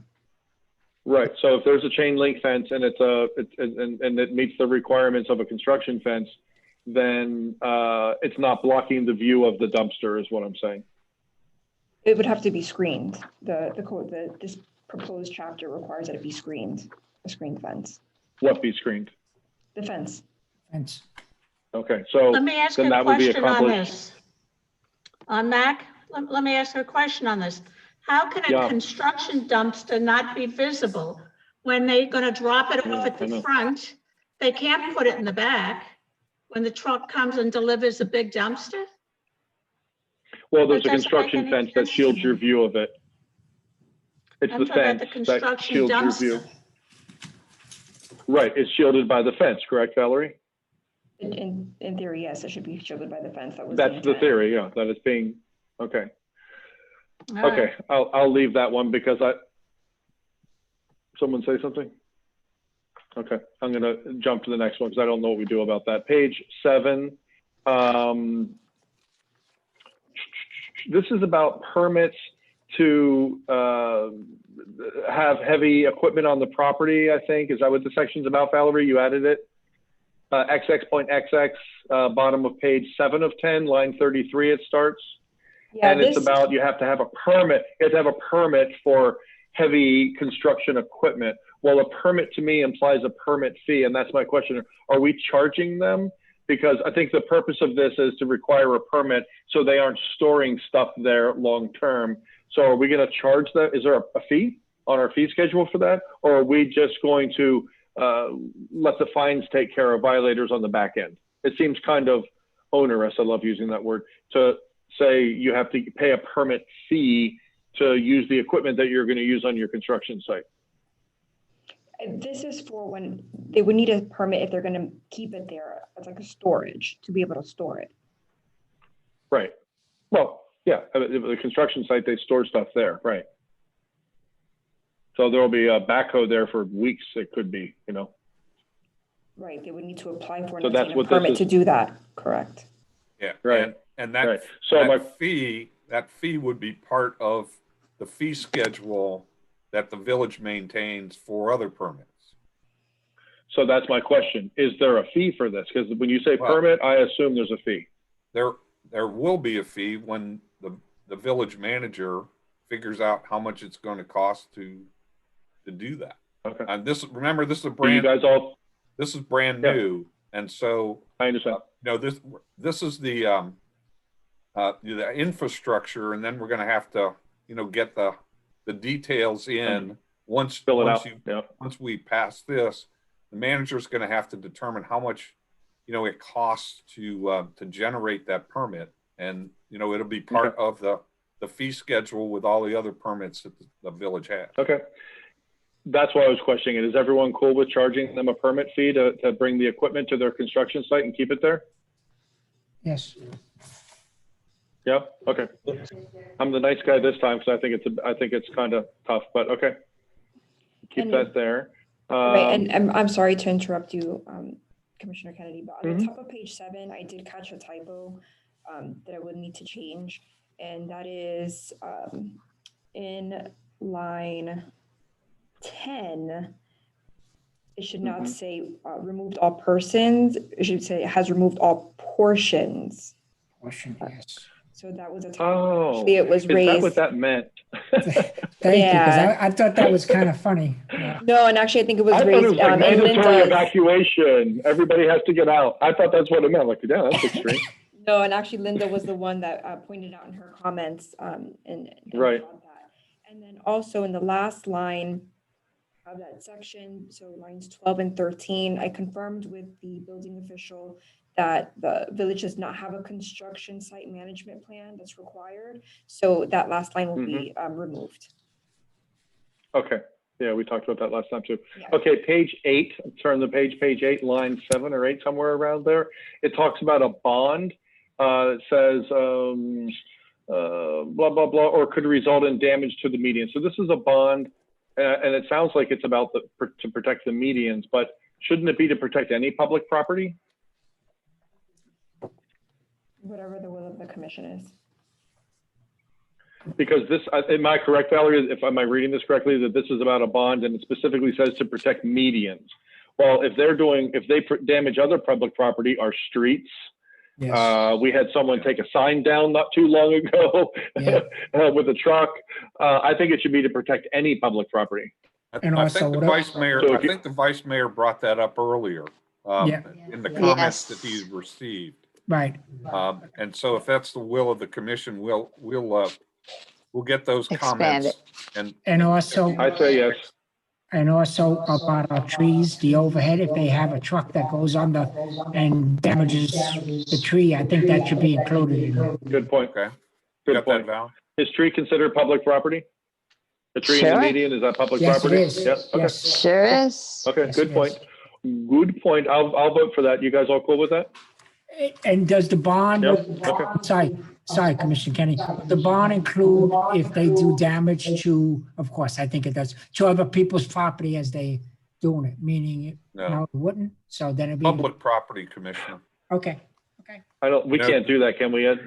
No, that's between them and the property owner. That's why people have insurance. That's why the lawyers make a lot of money. And that's why Judge Judy's main job. Not these lawyers, of course. I was just asking, are you included in If I may, Mayor, and I apologize, but my concern with when we're talking about a truck coming through and damaging any canopy within the village, although I fully support that, I don't know how we enforce that unless there is some type of accident that we can show it was specifically that truck that did it to that branch. Anybody can simply say it wasn't my truck, and there's really no way to say no, it was. It would be something egregious that we can definitely find them on, but how does code or how does building or how does police say that construction on 11th place damaged the tree over on 7th Avenue? I don't know how the onus is on you. Yeah, I mean, the onus is on the village to prove that. It's the burden of proof that we have on any damage that's caused on any public property is that, we have to have sufficient evidence to show that company or that truck caused that damage. So, it's a case by case manager, and just going to have to, but it's there in the event. Right. And I think what I was talking about when I said trees, I was talking about in the construction area right where they're at. I wasn't even thinking about going down the other lines. I'm talking about the trees that are right in the construction area where they're working. That's easy to prove that they did the damage, correct? Yeah, but a tree if it's damaged. In the past, what I've seen is our residents tend to be very proactive. I myself have taken pictures of trucks doing damage to village property, as have other residents, and called code and called police. So I think having it in there is good. Proving it is up to us. Yes. That's up to the village. And you know what? A lot of people have Ring devices on their front door, Mario. So you can go get videos all over the place and see what happened. So, okay, I have one more thing, Ginny, and I'm done. And that is something I believe Janie brought up, and that is page 8 of 10, line 23 or so. The $250 per day. I think that should be $250 per day per infraction. It is. Okay. Did we already agree on that? Can we agree on that? Yeah, it is. Yeah. Okay, good. And, but we're not allowed to say you can't get another permit until it's all paid. You can't hang one permit onto fines, but can you not renew an existing permit? Like, okay, your permit's up for renewal and we're not going to renew it until you catch up on your fines for an existing permit? I don't That know. would make sense. I don't think you can. That makes sense, that you can't renew it if you still owe money on I believe prior. I believe the enforcement will come down to the normal enforcement of a code violation at that point, and so they would have the remedy to correct it. If they don't, they can be fined. That would then go in front of the code board, and then they could appeal that to a special magistrate if they wanted it as well. But with regards to enforcement, that normally would follow just as any other enforcement would be done. Any other code enforcement violation would be done, and that could lead to liens on the property. Now, legally, though, I don't know that you can block them from finishing their inspection or anything like that unless their violation is causing a safety, in which then building department can shut down the job site due to safety and things like that. Mm-hmm. But if it's your fence isn't up, or it's not shaded properly, or it's not maintained as well as we want, and we cite them for a code violation on this ordinance, please correct me if I'm wrong. It would still Valerie, be enforced did you like look into that? I did not look into that specifically. Okay. Because it's being raised for the first time now. Yeah, this is the first time we've heard this. May I, again, let me suggest we move forward with what we have. Right, we can always add that. And we can tweak it as we move forward. But it's taken a while for us to get to this point. I think you all want to get this moving. We'll look into that. And if we think that we can do something along those lines, we'll bring an amendment or, another ordinance in to amend that provision. Okay, that's good. Everyone cool with that? Are you finished, Mac? I have no problem with that. That's it. Is there any other discussion on 2020-07? Roseanne, can we have a roll call, please? Did we do a motion on this yet? Yes, May I- we motioned and It's been seconded. so long ago, I forgot. Yep, may I suggest that you move to approve it as amended? As amended, Tonight. yes. Yes. So does someone have to rescind their motion? Because we had a motion, no, No, or amend whoever the made the motion? motion, could just amend it to be as amended. Okay, I believe made the Judy, motion? would you? Unmute yourself, please. Can't hear Judy. Okay. Did. Okay, I changed my motion to be As accept the amended. motion as amended. And, I'll second that. oh, I'll second it. yeah. Okay. Okay, roll call, please. Commissioner Hemmerberg, Yes. Vice Mayor Gonzalez, Yes. Commissioner Kennedy, Yes. Commissioner Samara, Yes. Mayor Halpin, Yes. motion passed. My Okay, goodness. that's five, Guys, man. That was a long time coming, and that was a lot of work, but we dug our heels in and got that done, and I think we did a bang-up job for this village, so good job all. Thank you so much, Valerie. You kind of really killed it, and so did the two boards. Thank you, thank you. We've needed this forever. Ordinance number And I also like to 20, thank, go ahead. it's over. Let's move forward, huh? Ordinance number 2021-01. Ed? Thank you, Mayor. An ordinance of the Village Shame on you.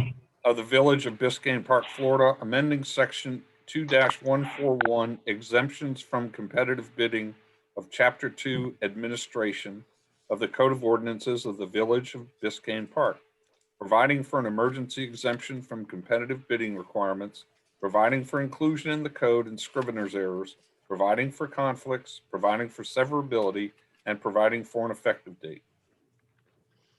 Okay, what is the will of the commission on this?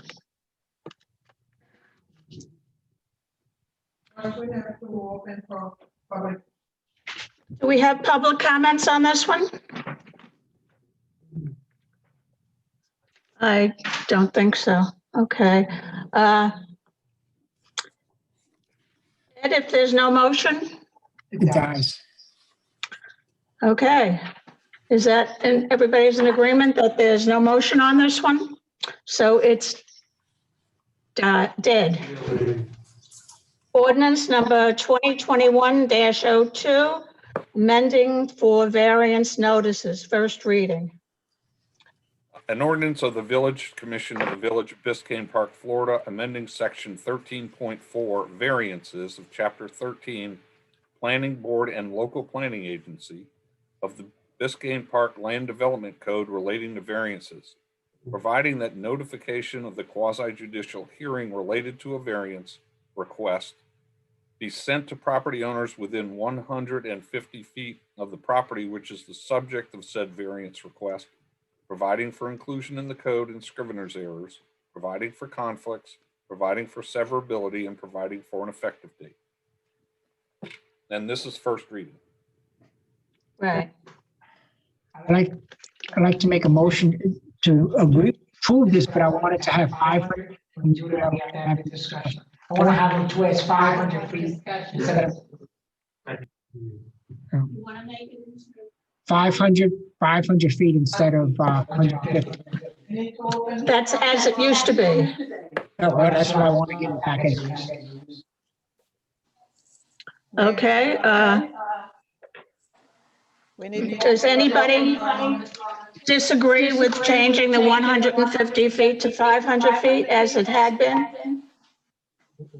I like the 500 feet. Mayor, Can you guys hear me? Yes. Go ahead. Oh, I know we need public comments. But before, Okay, but can you it guys was hear me? easy to 'Cause you change guys that are to all 500 echoing so like- that, I can hear Commissioner Kennedy. It's an echo chamber over there, so when you guys talk, it's just, I'm not hearing you, and I think I heard someone say you have to do public comment. So, but I Yes, heard we numbers are. being thrown around and I couldn't really hear. Well, does everybody agree with the 500 feet before we have public comments? Yes. I do, and I have a couple of other quick questions about this. If I should ask them at this point, I don't know. No, not yet. Okay, we're Okay. changing it to 500 feet. And is there any public comments? Yes, Bobby Anderson is on. I completely concur with the new change to go with 500, keeping it back the way it originally was, 500 feet. It's important that a lot of these variances may affect not only their neighbors, but it's the look of Biscayne Park and what the rest of the residents may go ahead and perceive of changing the look of the community. And I know by law, okay, one variance by law, if somebody wants to copy that one, they don't, no, it can be turned down. But in this community, we're small and you have a lot of neighbors saying, wait a minute, you got yours, why can't I have mine that's the same as yours? And I think we're just opening up a can of worms. Leave it like we've had it. And let the community vent before the variance is granted. Thank you. Okay, any other comments? Can we have a motion on 2021-02? I made the motion already. Dan Samaria made the motion. Can we have a second? Thought we already did this. As amended. Yes. Okay. I will second that. Okay. I will second that. Okay, can you do a roll call on that? I have a couple of things I want to ask. I think the city manager wants to comment. Go ahead, Mario. Because thank you. Earlier in the meeting, it was implied that administration or our legal department wanted to reduce the overall footage. And I just wanted to clarify that the initial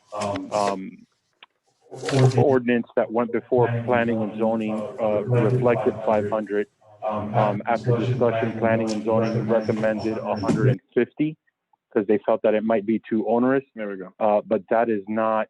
I don't feel that the overall discussion of planning and zoning was too adamant with 150. They were trying to make it more flexible for those applying for the variance, but they also felt that 500 was fine as well. But I just wanted to clarify to the point that neither legal or administration wanted to reduce the transparency to the public.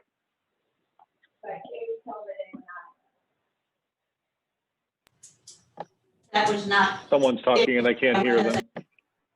Gage had spoken to me about that and they didn't really care if it went back to 500. It wasn't something they were adamant on.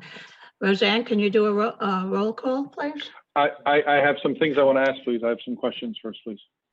Go ahead. May I? Okay. Go ahead. Sue, 500 feet, thank you all for that.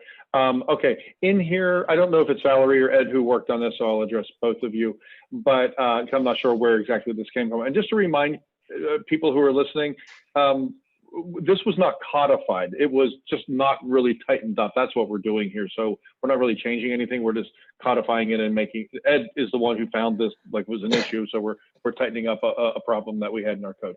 So, but here's my question.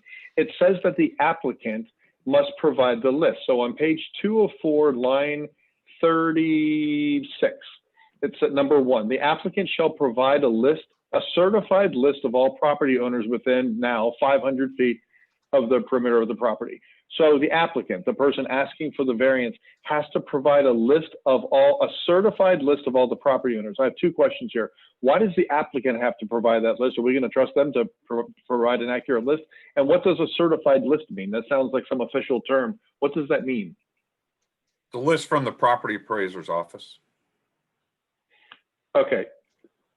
Should it say that? And why are they providing that list? Do they have to pay for the list? Is that why we're making them provide it? Yeah, because the village doesn't have the resources to get those lists, is my understanding. So the applicant has to pay for it when they get it. Okay, And so they have to pay for the postage associated with it as well. yeah, that's coming up later. So, okay, so you're saying the applicant has to provide this list because they have to go pay for the list.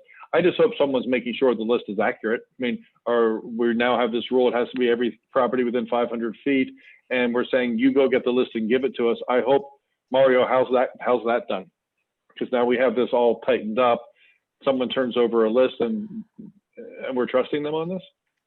Right, that's why it's a certified company from the property appraiser. And correct me if I'm wrong, Ed, this is somewhat normal procedure throughout all municipalities. Yeah, this is standard language, Matt. Okay. Okay, so they're going to pay for that. I know we stole it. I know we stole it from another municipality. I know. I know we did. And then, okay, so then they're paying for the list, and then are we handling the mailing, and then we bill them for it? Is that how this works? I just want to make sure the village isn't paying for any of this. No, if you'll go down there, Mac, in subsection 3, staff is authorized to charge the applicant a reasonable fee for the cost. Right. Are we doing that, Mario? We prepare the letter and we send it out and we charge the applicant for those costs. Okay. Fair enough. Thank you. That's it. Okay, any other questions on this? Roseanne, can we have a roll call, please? Okay. Commissioner Samari? Yes. Commissioner Hamburg? Yes. Vice Mayor Gonzalez? Yes. Commissioner Kennedy? Yes. Mayor Humphrey? Yes. Motion passed 5-0. Okay, the next is Resolution 2021-2, Calvin Giordano and Associates. It's the second extension to the agreement. A resolution approving a second amendment to the agreement between the Village of Biscayne Park and Calvin Giordano and Associates, Inc. for the provision of building plan review and inspection services and municipal planning department services, providing for severability and providing for an effective date. Okay, is there a motion on this? I make a motion to approve Resolution 2021-02, Calvin Giordano. Right, is there a second on this? Art? I'll second it. Okay, Art seconded it. All in favor? Is any discussion on this? Can you wait a little bit, Commissioner? Okay. Yeah, I can provide an update as to what the resolution is overall presented as staff. So one of the items when I first came on was there was an expiring extension for Calvin Giordano, who provides building and planning services for the village. Per state law, there are some provisions that kind of affect this contract. State statute does not allow the village to profit off of building services. So we need to, and it just last year, they passed an additional bill that requires each municipality to be able to report exactly what is the cost for building services, the planning review, the plan reviews, the inspections, all of those things which are technically paid through the various permit fees and fee schedules that the village provides. So in the past, looking at what level of service the village was requesting, the contract had a 65-35 split. The contractor is essentially providing 5 employees to come down 3 times a week to the village to do plan reviews and inspection services throughout the village. For them, they were starting to become negative in there. Normally, not too big of a concern for me.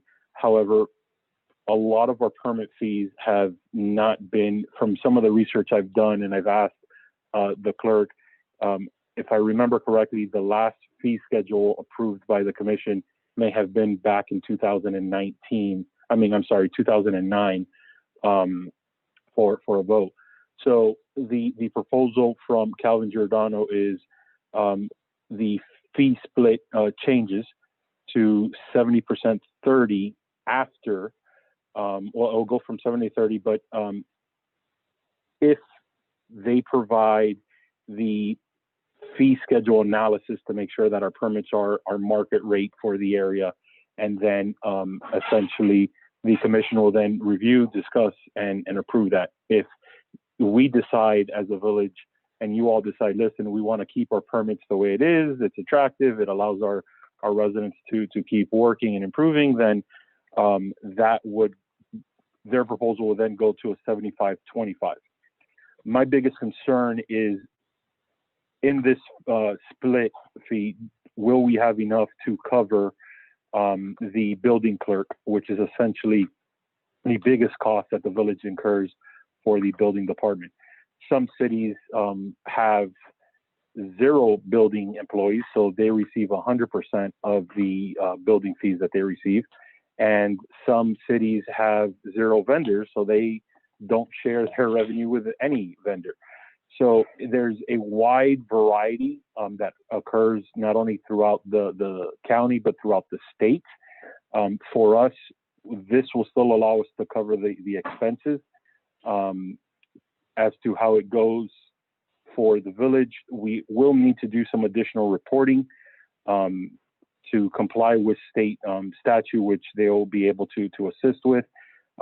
We are also looking, one of my main concerns, which they've committed to me at a 0 cost to the village, because it helps with their oversight and improving their efficiencies, is electronic plan review and electronic permit submittal.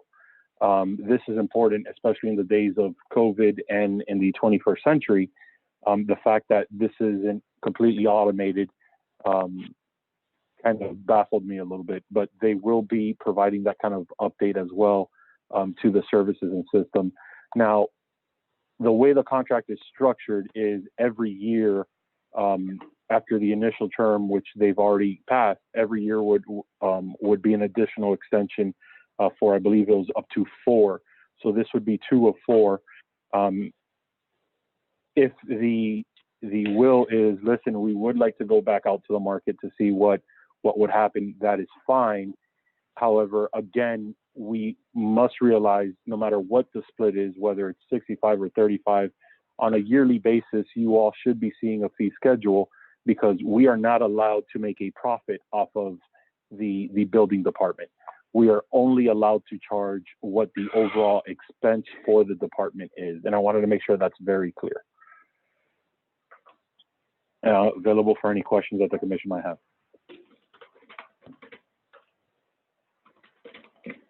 I'm making some notes here while you talk, Mario.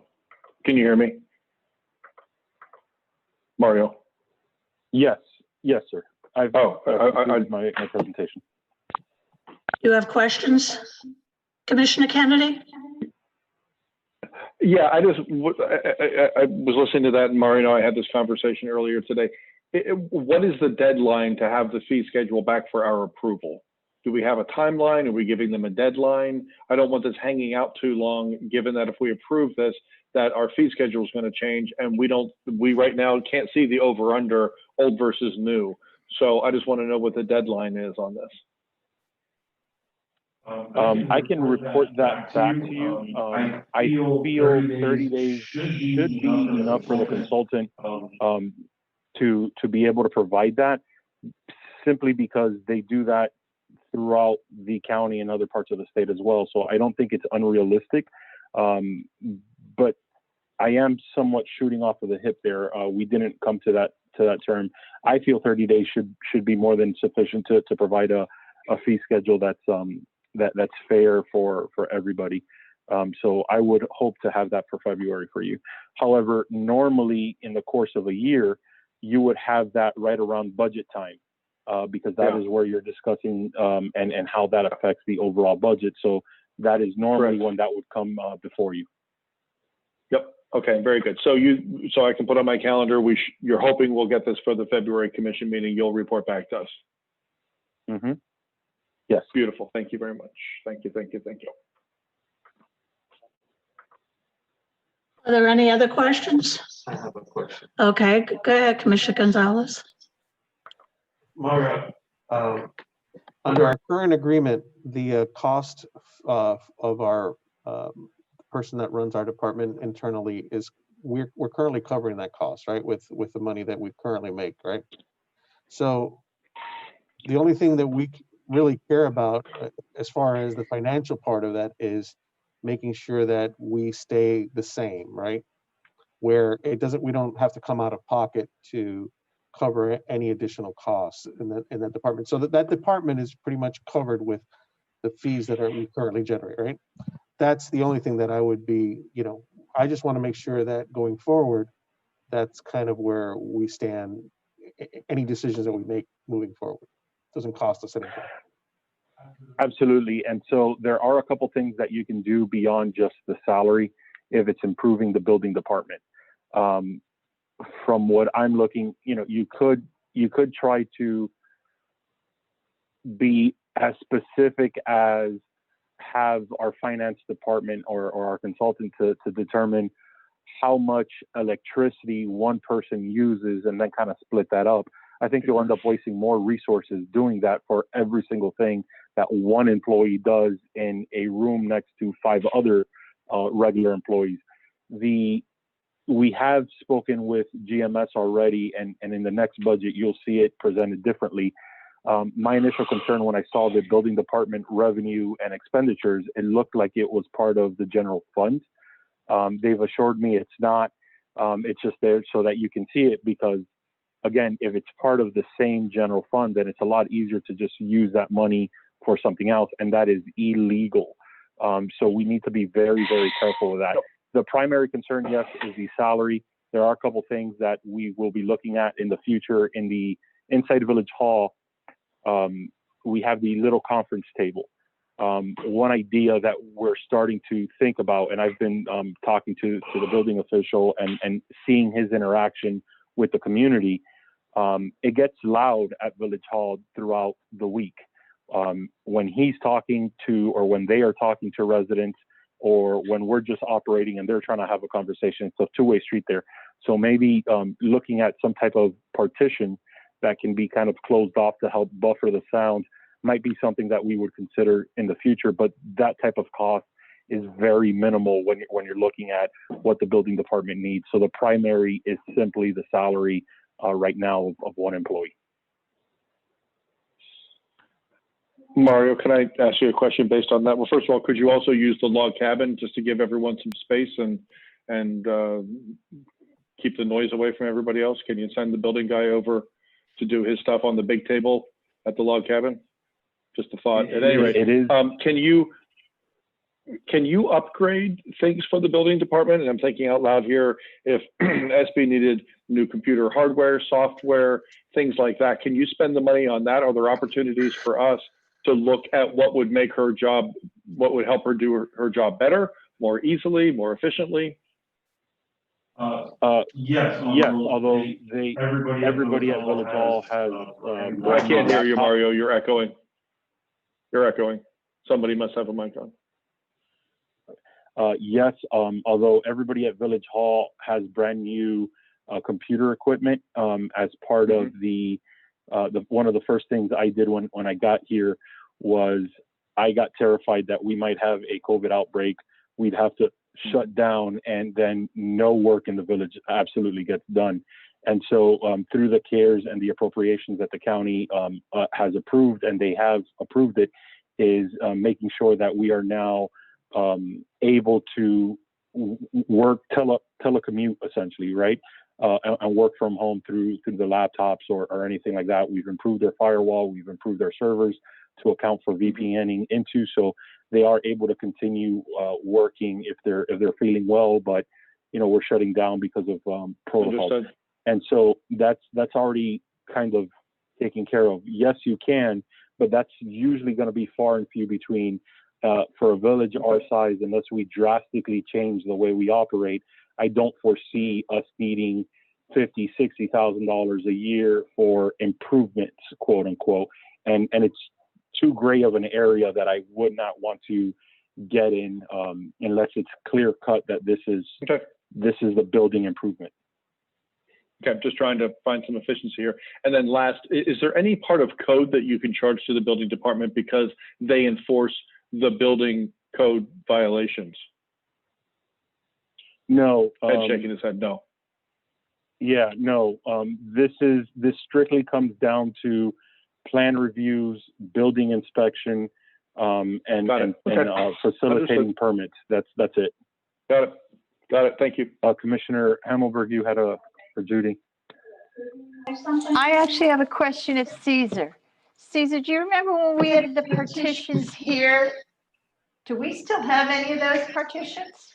All right, that's all I was thinking.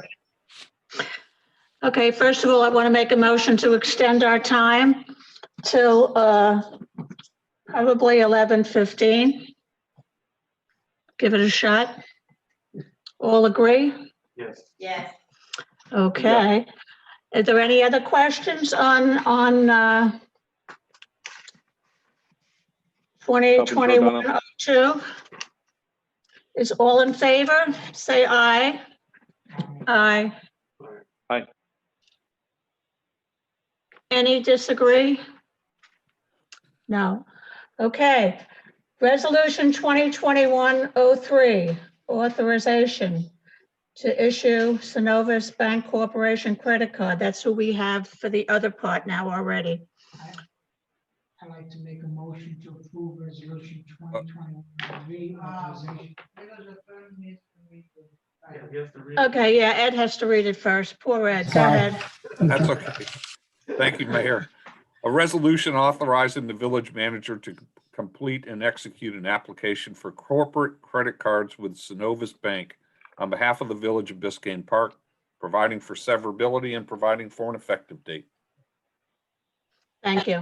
Okay, I'd like to make a motion to approve resolution 2021-3, authorization to issue Synovus Bank Corporation credit cards to operation expenditures.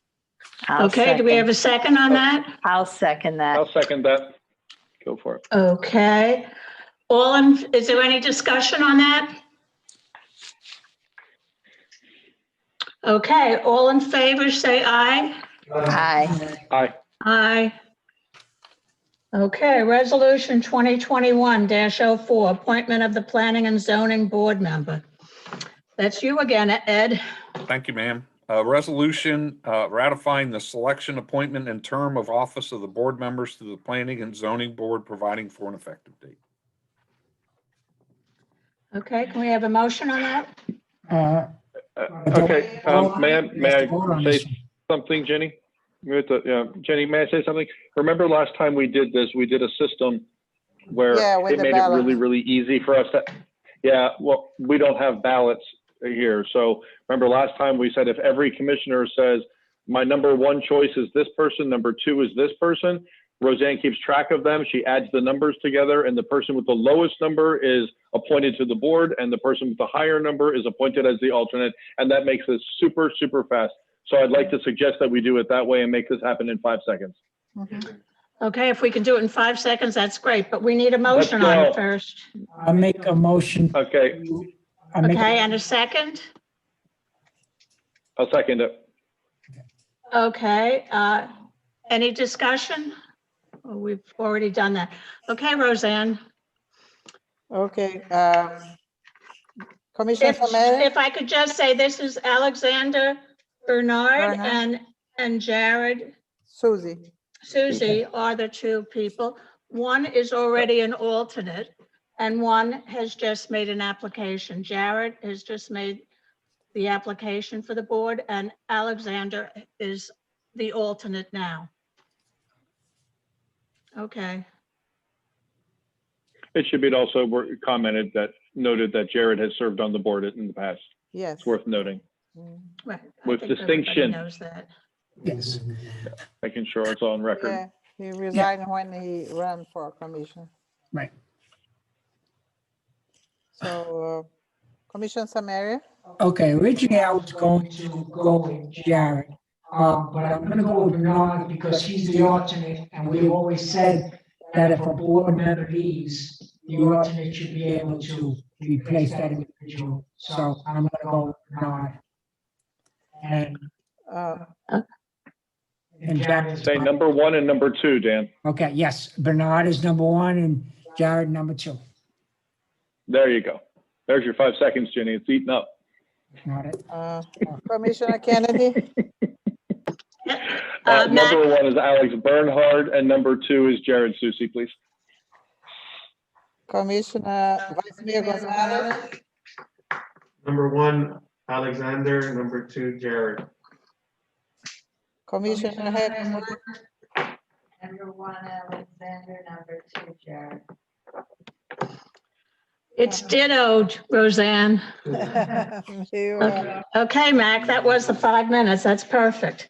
So Alexander Bernard's going to be on the board, and Jared will be the alternate. Okay. And may I say those are both 2 great selections for this board, so we're really lucky to have both of them serve. Thank you both. I see them both in the meeting. Thank you guys very much, very much. Okay. Now, resolution 2021 was the one on waste management, but I would like to make a motion to authorizing the village manager to extend the agreement with Waste Pro of Florida, Inc., providing for an effective date. That has to go through because he needs that tonight. So can I have a second on that? One sentence? What is, you're gonna tell us what the fee part? I'm sorry? Gonna be at $3, $4, or is it? It doesn't matter, we need it. Normally we would get the motion and the second for discussion, but per the agreement that Waste Pro has committed moving forward after they gave us January at no additional cost, it would be an increase of $3. I would recommend that we at least do a 6-month extension that will allow for either options of doing an RFP or transitioning to the county. We would need at least anywhere between 4 to 6 months to complete everything. If the solution that the commission wants to move forward with at a later date is to go in-house, we might need longer. But for now, I think 6 months is more than enough.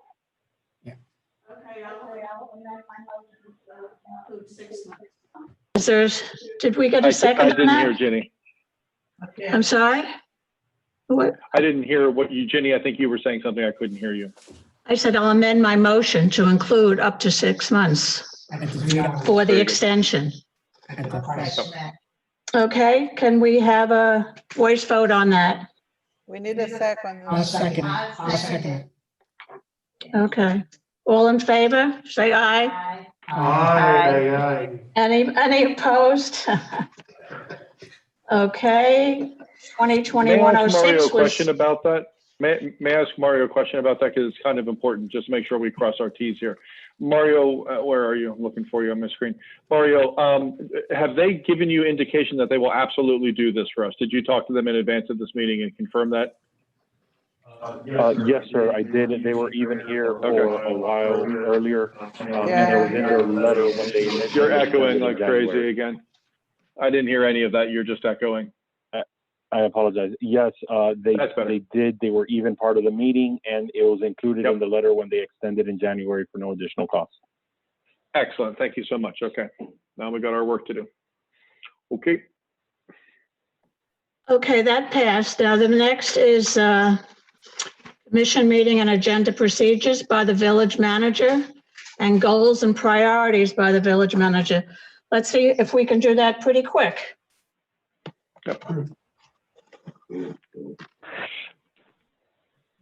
Do we need, this is not a resolution, do we need a motion and a second for discussion, or can I just get into it? No, you can just, you're just giving a report. So in front of you commissioners, one of the requests that was made of me in the December meeting was to come back with some changes to the agenda procedures and the meeting procedures. For the most part, nothing's changing substantially in what is already within the code and what you normally do on a daily basis.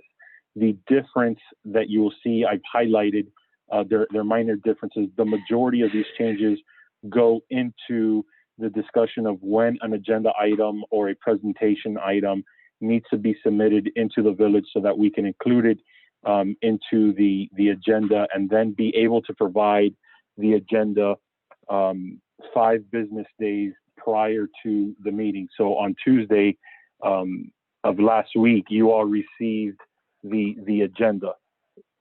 That is the majority of the changes. The couple other changes in here is for special meetings.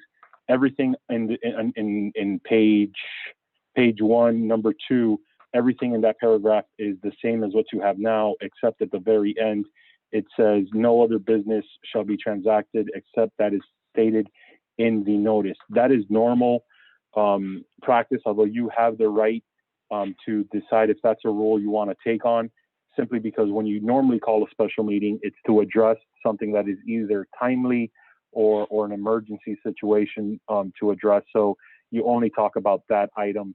That allows the public to know, and it gives at least them with the understanding of, we're not going to address items that would have normally come in the regular commission.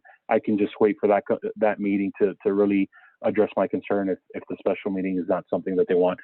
Other than that, everything goes down to really just the having briefings with myself, which we've all attended briefings over the last week or so for this meeting. And again, just the timing of when items are due. The order of the agenda is essentially what we've been following today. Every city that I've seen has a moment in the opening items for invocation. I put that in there just to see if that was a discussion or something you all wanted to entertain. The feedback that I've had from some of you is no, that's not, a make or break or anything on this. It's just, I saw most other places had it. It might be somewhat of a best practice, and that's all that was. Other than that, I don't see anything else on here that was really sticking out. So if you have any questions, I'll be glad to answer. But what is not highlighted is already common procedure for you all already. Can I ask you a couple of quick questions, Mario? Yes, you can. Quick. Absolutely, yes. Where do these live in our world of documents? Correct me if I'm wrong, Ed, but it's typically under section 4. You're echoing. Of the. There you are. Yeah. It's typically in section 4 of the Code of Ordinance, I believe. So is this an ordinance change that we're making? No, what we recommend is if this is something that the commission wants, then we strongly recommend that we come back with a resolution approving this, in order to, I wouldn't put it in the Code of Ordinances. I don't think it's necessary. Some of these are repetitive of what's in the code or what's in the charter. Right. But, this is the new manager's opportunity to try and change the culture a little bit. And I think if you approve it by resolution, that would be sufficient. I think he's just trying to get some input from you now, and it'll be a simple resolution approving this next meeting, and we'll be done with it. Okay, so a couple of quick things. In section B, under notice, Mario, it says, it's about where you'll post this, and it says it will go on the village website, conspicuous locations, and at Village Hall, and in any other manner deemed appropriate by the village manager, including but not limited to social media platforms. So that leaves it, it says it will be on the website, it will be in these conspicuous locations, those kiosks or whatever we call those things, and at Village Hall, but then at your discretion, it could be in other places, including social media platforms. It doesn't say anything about emailing it out to the village, and I feel very strongly that we need to be sharing this information as widely as possible with residents, and encouraging them to be informed and to attend. I would like that to say, you will do an email, it will be emailed out X number of days prior to the meeting to the village email list, because we all saw, you know, what happens when you inform people, and it's a good thing. And I'd also like to see it put on any social media platform that the village has an official account on, meaning your account on Nextdoor, Issa's account on Facebook. I'm not even sure if he's on Instagram, but I think it should be standard that it goes on village social media platforms and it's emailed out to everybody in the interest of getting the most number of people informed and engaged. Anyone have an opinion on that? And I will say, we normally, although the timing I think is more of a reminder.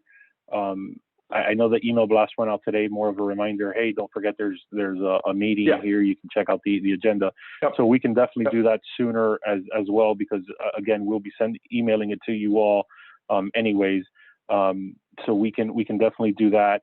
And then social media, as long as we're vague, because social media comes and goes, and platforms. I know Facebook kind of started bucking the trend, but those come and go. So as long as it's vague, we don't have a problem with that too. And it was within one of the social media posts, along with other information, because of the holidays. It probably got overly crowded, but yeah, we can post that as well. I don't have any objection to that. And you can keep it as vague as any social media platform that the village has an official account on. You know, anyone else can do whatever they want to with it. But does anyone have an opinion on that? I'm very interested in getting people informed and engaged. Okay, are we still discussing this? Because we have to. I'm okay with it if the city manager's okay. Okay. Yeah. Right. Can I make a motion to extend the meeting to 11:30, please? So we can get these two things done? Okay. Second, can we do that, folks? Yep. Okay, take a vote. Wasting All time, in take a vote. favor? Aye. Aye. Okay. So does everyone agree with that it should be emailed out, put on village social media platforms? As long as Well, that's what Mario just said. it's the city manager and. But this is our item where he's asking for our approval, Ginny. That's why I'm asking you guys. We have to give him direction. Yes, So I have no problem with it as long as it's the administration that does it. Yes. I'm okay with well, it. that's exactly No what I just said, problem. Dan. So you do agree. no, Okay, that's very what I'm good. asking. No Yes. problem. Okay, I have another question. First of all, Mario, thank you for setting aside the individual commission meetings. It was really nice to be able to run through everything. And I'm one of the people that feels very strongly that there should not be an invocation. So I hope we can all agree and pull that from the list as well. No, I don't agree with that. I think it's I agree. I don't agree with that. Okay, we have probably 4 to Do we 1. need to take a vote on that? Okay. Well, it's his Okay. suggestion. And- It's not in a resolution. It's his suggestion. So why would we vote on that? But because they're bringing it back to where Ed's asking us for instructions, because he's bringing it back as a resolution, and we don't want him to bring back a resolution with wrong information in it. So let's tighten this up right now. Okay. Isn't that what you're doing, Ed? All those in favor of removing that from the agenda, from the items? How would we describe that? It's a list of, And remove invocation from the agenda. right. Okay. All in favor, say aye. Aye. All opposed? Aye. Okay. It's 3 to 2. So it's pulled. Okay. I missed that. I'm sorry. It's Commissioner Samaria and Vice Mayor Gonzalez. Okay. Oh, yes. Okay. It would have been embarrassing. Okay. And then I have one last quick question for Ed or Valerie. Valerie's still here? Yeah, there she is. So what our previous attorney told us regarding adding things on to a special meeting, adding things onto the agenda. I understand a special meeting is on a single topic, but he told us that the commission makes the rules for meetings. So at that meeting, if someone wanted to add something to it and felt a strong need, they could bring it up and the commission could vote on it at that point, whether to add it to the agenda or not. So we do have the ability, even though it says here, no other business shall be transacted except as stated in the notice. we do have the ability as a commission to decide to add something on by consensus, right? I think we can't add anything on that isn't publicized to the public. And I think that's the reason for that, that we cannot add on to anything that's not publicized. That's what I'm asking, because our previous attorney said we could, and Ed's nodding I yes. know, but we now have Ed here. Yeah. The fact of the matter is, you can add on anything as long as this is done in the public. There's no requirement that a specific agenda be placed out there. Only that notice is out there to the public of what the original intent of the meeting is. If the commission by a majority vote wants to add something to that meeting, it always has the ability to do that. Okay, should we change the wording in section 2, special meetings then, to reflect that? Because it says, no other business shall be transacted except such as stated in the notice. And well, Ed's saying that, first of all, we can, so I guess we should change that. And we certainly wouldn't want to do anything to tie our hands. God forbid we needed to discuss something, we want to be able to discuss it. Ed's saying we can. My question is, should we change the wording there, Ed? Madam Mayor, could we take- It's up to you, but my opinion is that irrespective of what this says, that you can always add to the discussion point in a meeting if the majority agrees to do so. Right, so that's exactly what I thought. So why would we keep something in a resolution that we're going to vote on that we know is not correct? We can put in it or is otherwise, added to by a majority of the commission or something, words to that effect. I think that would be the perfect thing to do. You got that, Valerie? Okay, that's all I have. Thank you very much. All right, I just want to make sure we have a consensus on that, Mac. No. Okay. If that's the rules, we go along with you, Ed. That's the rules. Yeah. I think that's fine. My recommendation, I think that's a good suggestion. Okay. I don't have any issue. I do have a question. Isn't the purpose of transparency is if you're going to add something on that the public doesn't know that you're going to add on? We do it every. We do that at every meeting. Every additions, deletions, withdrawals. Exactly. And that's what that's on there for. I mean, it's, we add or we subtract at every single meeting. We defer until the following meeting that people don't like, but it's the order of business and it's permitted by the rules. Okay. That's all I have. Anybody else? Let's move this along. Is there any other new business? I was going to come. Do you like that, Art? I love it. Any the announcements is the next regular commission meeting, February 2nd? No, we have goals and priorities. Yes, 12B, 12B. And we have to I vote thought on he that. condensed them. Yes, Do we Mayor, need, I'm sorry, but do we need to vote on that for you to come back with the resolution, Ed, or is there a consensus? Did we finish 12A? Okay, very good. Yeah. Mayor and Commission, I tried to condense the 9 or 10 that we initially discussed back in December of things that I saw. Infrastructure, obviously everybody here understands that is one of my top priorities, but I felt that can be included under the process for the strategic budget planning. Some other things that were brought to the attention even before I started from the commission, things that are important is the, finalizing the CITT, FEMA reimbursement, solid waste contract, FDOT, 6th Avenue project. I may be a little bit ambitious and wanting to solve, the world on my first day sometimes. But overall, I think this at least lays out the items in which I need to tackle. I can understand and understand residents' comment earlier in the meeting, which said, man, I would have wanted to see some more oomph on it. And I will always be 100% transparent.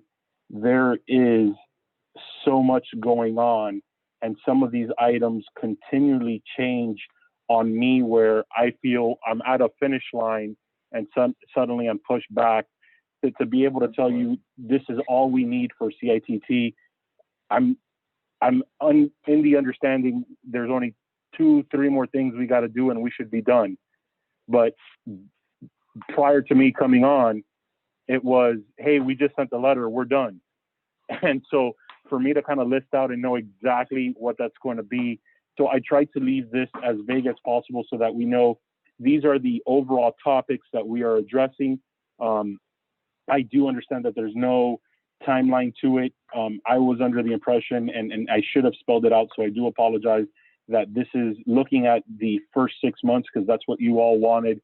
What are you going to be working over that probationary period for us to evaluate the first 6 months, and then we'll do another one. I guess the next one would be 3 months later, because the way that I believe the code and the employment agreement reads is at the budget process at the beginning of the fiscal year. So I tried to purposely leave it where there's enough flexibility, but that the village and you all know these are the things that I'm dedicating the most amount of time to, although there's constant daily changes, but this is where I'm leaving. So I think that's as quickly as I can maybe do it to try to get it. There is 10 minutes left, so any questions you may have or any discussion you all might want to have, I'm free to do so.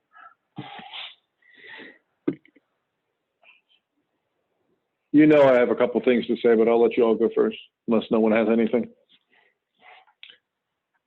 Looks like you're losing steam, people. May I, Ginny? Commissioner, I think the mayor was muted, but she asked that you go ahead. Okay. Go ahead. Okay, very good. Okay, very good. So first of all, Mario, thank you very much for putting this together for us. My big happiness on here is that there is a new earlier budget process that you're committed to, and you've added the word strategic to it. So that is an enormous gain for this village when we pull that off. So thank you for adding that on there. Here are the challenges I have with this. Without a timeline and some kind of an action plan, goals are simply desires and wishes and dreams. So I really would prefer there be a timeline on this, and nothing that we would hold you to dates on things, but I really would like to see this. I'm not sure if you meant these to be prioritized in any way, like from the most important thing to the least important of the things you're working on. That's not indicated on here, and there's no kind of timeline. It doesn't even say this is your 6 months. These are the things you're working on, your biggest priorities in the first 6 months. I would prefer to have some times indicated on this. I'd also like to see a little more meat on the bone. For example, I'm not looking for a big, huge detailed thing at this point, but I would like to see some details for each of these items, basically a bullet point that would indicate the steps within each one that you're taking, so we can know how to, when we have meetings with you, we can talk to you about the steps that you're taking, and we can kind of help guide you along, or whatever we can do to nudge you in the right direction would be great. So I would prefer the structure that we're looking at here with some bullet point things, break each topic down, and give us some projected dates. Projected is the key word. Everyone, before y'all jump on me, I did not say hard dates. I said projected deadlines, so we kind of know what you're aiming for. Without that, it just kind of feels like, well, I hope we get this all done. The other thing I want to mention is there are a couple of areas that are not on here that I would also like to see some progress in these areas. I didn't say completion. I'd like to see progress. FAA is one of them. I just want to make sure that it is a top priority. It's a quality of life issue that it's easy to forget about when you're worrying about these other big things. And I just want to make sure we're staying on top of it. I'd like to see FAA on there. The other thing that I'd like to see on there as a topic of its own, or delineated very clearly elsewhere, is the problem with flooding and drains. I want to see the word flood and drains on this thing, because it's a very important thing in this village. We're taking 0 steps to making any progress on them. And here's my biggest fear, and I've been saying this for months. It's dry season now. It's not raining every day. It's really easy to forget that these things happen for 6 months of the year. And then when they happen, they're extremely serious, extremely serious. And I don't want it to be forgotten about. I would like to see floods and drains on here so we can make sure we're making progress in those areas. I don't want June 1st to come up and bite us in the ass, bite us in the butt. Sorry about that. I don't want June 1st to come up and all of a sudden it starts raining every day and, oh, damn, we didn't do anything about that. And now we have all the flooding and water under people's houses and sewage in yards, and all of that is happening again. I find that to be critical. And then one other thing I would like to add here is, and this tonight is a perfect reminder of it, we have serious audio problems at these commission meetings. That really is a top priority. We are not allowing people, the meetings get frustrating, we all get annoyed, people are missing things. I have people texting me on both of my phones saying, what was that? I missed this, what's going on? I have a hard time following these meetings, and so does the public. We've got to solve the audio problem. One of the problems is there are too many people in that building right now. I don't know why 4 or 5 commissioners are there. We need 3 to make quorum. So I don't know why there's a 4th one there. I'm not there. And every person in there talking into a microphone is one more reason that the audio is terrible. So we need to control that room for health and safety and audio concerns. And we need to make progress in that area. It's 2021. There's men, I don't think there are men on the moon, but you know the expression. We've got to fix this problem. It is not a reasonable thing for us to have a meeting and all these constant audio problems that are taking place. I think that should be on the list as well. Those are my additions. So Max, just to respond on that a little bit. And right now I'm not hearing you, Mario. I'm sorry, I'm not hearing you. You're echoing all over the place. The FAA item That's is better. outside of my hands, and there's nothing as a village manager that I can do. The attorney is taking that, and as a charter member, it is filed. He is keeping us abreast. At a point, it will come back from the attorney to say, commission, do you want to spend X dollars to continue a lawsuit, or do we stop here? There's nothing for me to do there. And so I well, agree there is that something for you to do, Mario, because item. you manage, there is something for you to do because you manage our relationship with the attorney, and he has responsibilities here, and it's your job to manage that for us. I'm not suggesting you need to ride his butt on this, but there is something to do. He just told us there was a February 10th teleconference scheduled. We'd be getting a report back after that. So there absolutely are things you can do. It's your job to manage the attorney. No, it isn't. I'm sorry, but it's not. No, it's not. Okay, well, it's the commission's I job, report, but it's your job to keep to us you, not to the manager. Okay. I think he's right on that one, Mac. so- I mean, So he can't, okay, fair enough, So he can't control what happens in this appeal. Yeah, Yeah, I can definitely. He can't call you on share- February 11th and say, did it happen? And do you have, when will we get a report? So I can That's can my share information, responsibility. absolutely. Okay. But, I don't report but to I can't. Okay. Yeah. With regards to the microphones, Mac, I completely agree, and I've already authorized the purchases, and it's one of those projects that CARES Act is reimbursing the village for. So we've ordered the equipment that we need so that we can run through this and not have the constant echoing and all the different mics running on at the same time. So that for February should be completed as well. With regards to flooding, it's part of the capital works projects that I was talking about, and overall within the budgeting process. We're not going to wait until next year, but there are some areas where we cannot move forward unless CITC releases the funds or the commission decides that we are going to use reserve funds to move 1 or 2 of those projects forward. And those are going to be several tens of thousands of dollars to move forward. So we are receiving some money from FEMA that we can dedicate if that's the will of the commission. But even then, I first need to kind of put that together because we have several other type of infrastructure projects where if we decide to move forward and we spend $50,000, $60,000 on something, and then a year later we got to go and basically dig the same hole again, well then we just almost essentially threw money down the drain, point intended. Okay. Well, then you're kind of proving my point here, Mario, because you're listing things that would fall under that, like what you would get accomplished towards correcting our flooding and drain issues. You just kind of did it right there. So yeah, there are things you can do. It's all the things you just said. But my point is that if I'm looking at this document you gave us that says managers' goals and priorities, under strategic budget planning, the best it says is this includes a capital improvement program and various other maintenance requirements. And what I'm saying is flooding and the drain problems are important enough that they either should be delineated there or given an item of their own. That's all I'm saying. That's very vague. So when you heard some people say there wasn't enough meat on the bone, or however they said it, that's what I'm talking about. Some of these things are just very vague. And it's not, I have a hard time sort of measuring how you're doing when it's that vague. Is there another extension, or are we going to have a motion for an adjournment? Let's make a motion to adjourn. So no one else has anything else to say about Mario's goals? Our new manager has been here for a month. No one else has anything to say about the goals and priorities he put in front of us. I think I know we're all tired, folks. I think the new manager is doing an excellent job for the short time he's been here. And I think we're doing great. I don't think anyone suggested, Judy, that he's not doing a good job. That's not what this conversation's about. It's about goals for the future, for the next couple of months. Are we extending for That's all. 5 minutes, or are we getting a motion to adjourn? Motion to adjourn. Is there a second? I'll second it. All in favor?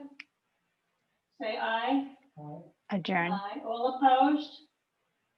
No. Okay. 4 to 1 to adjourn. Have a very pleasant night. Let's go home and watch the election.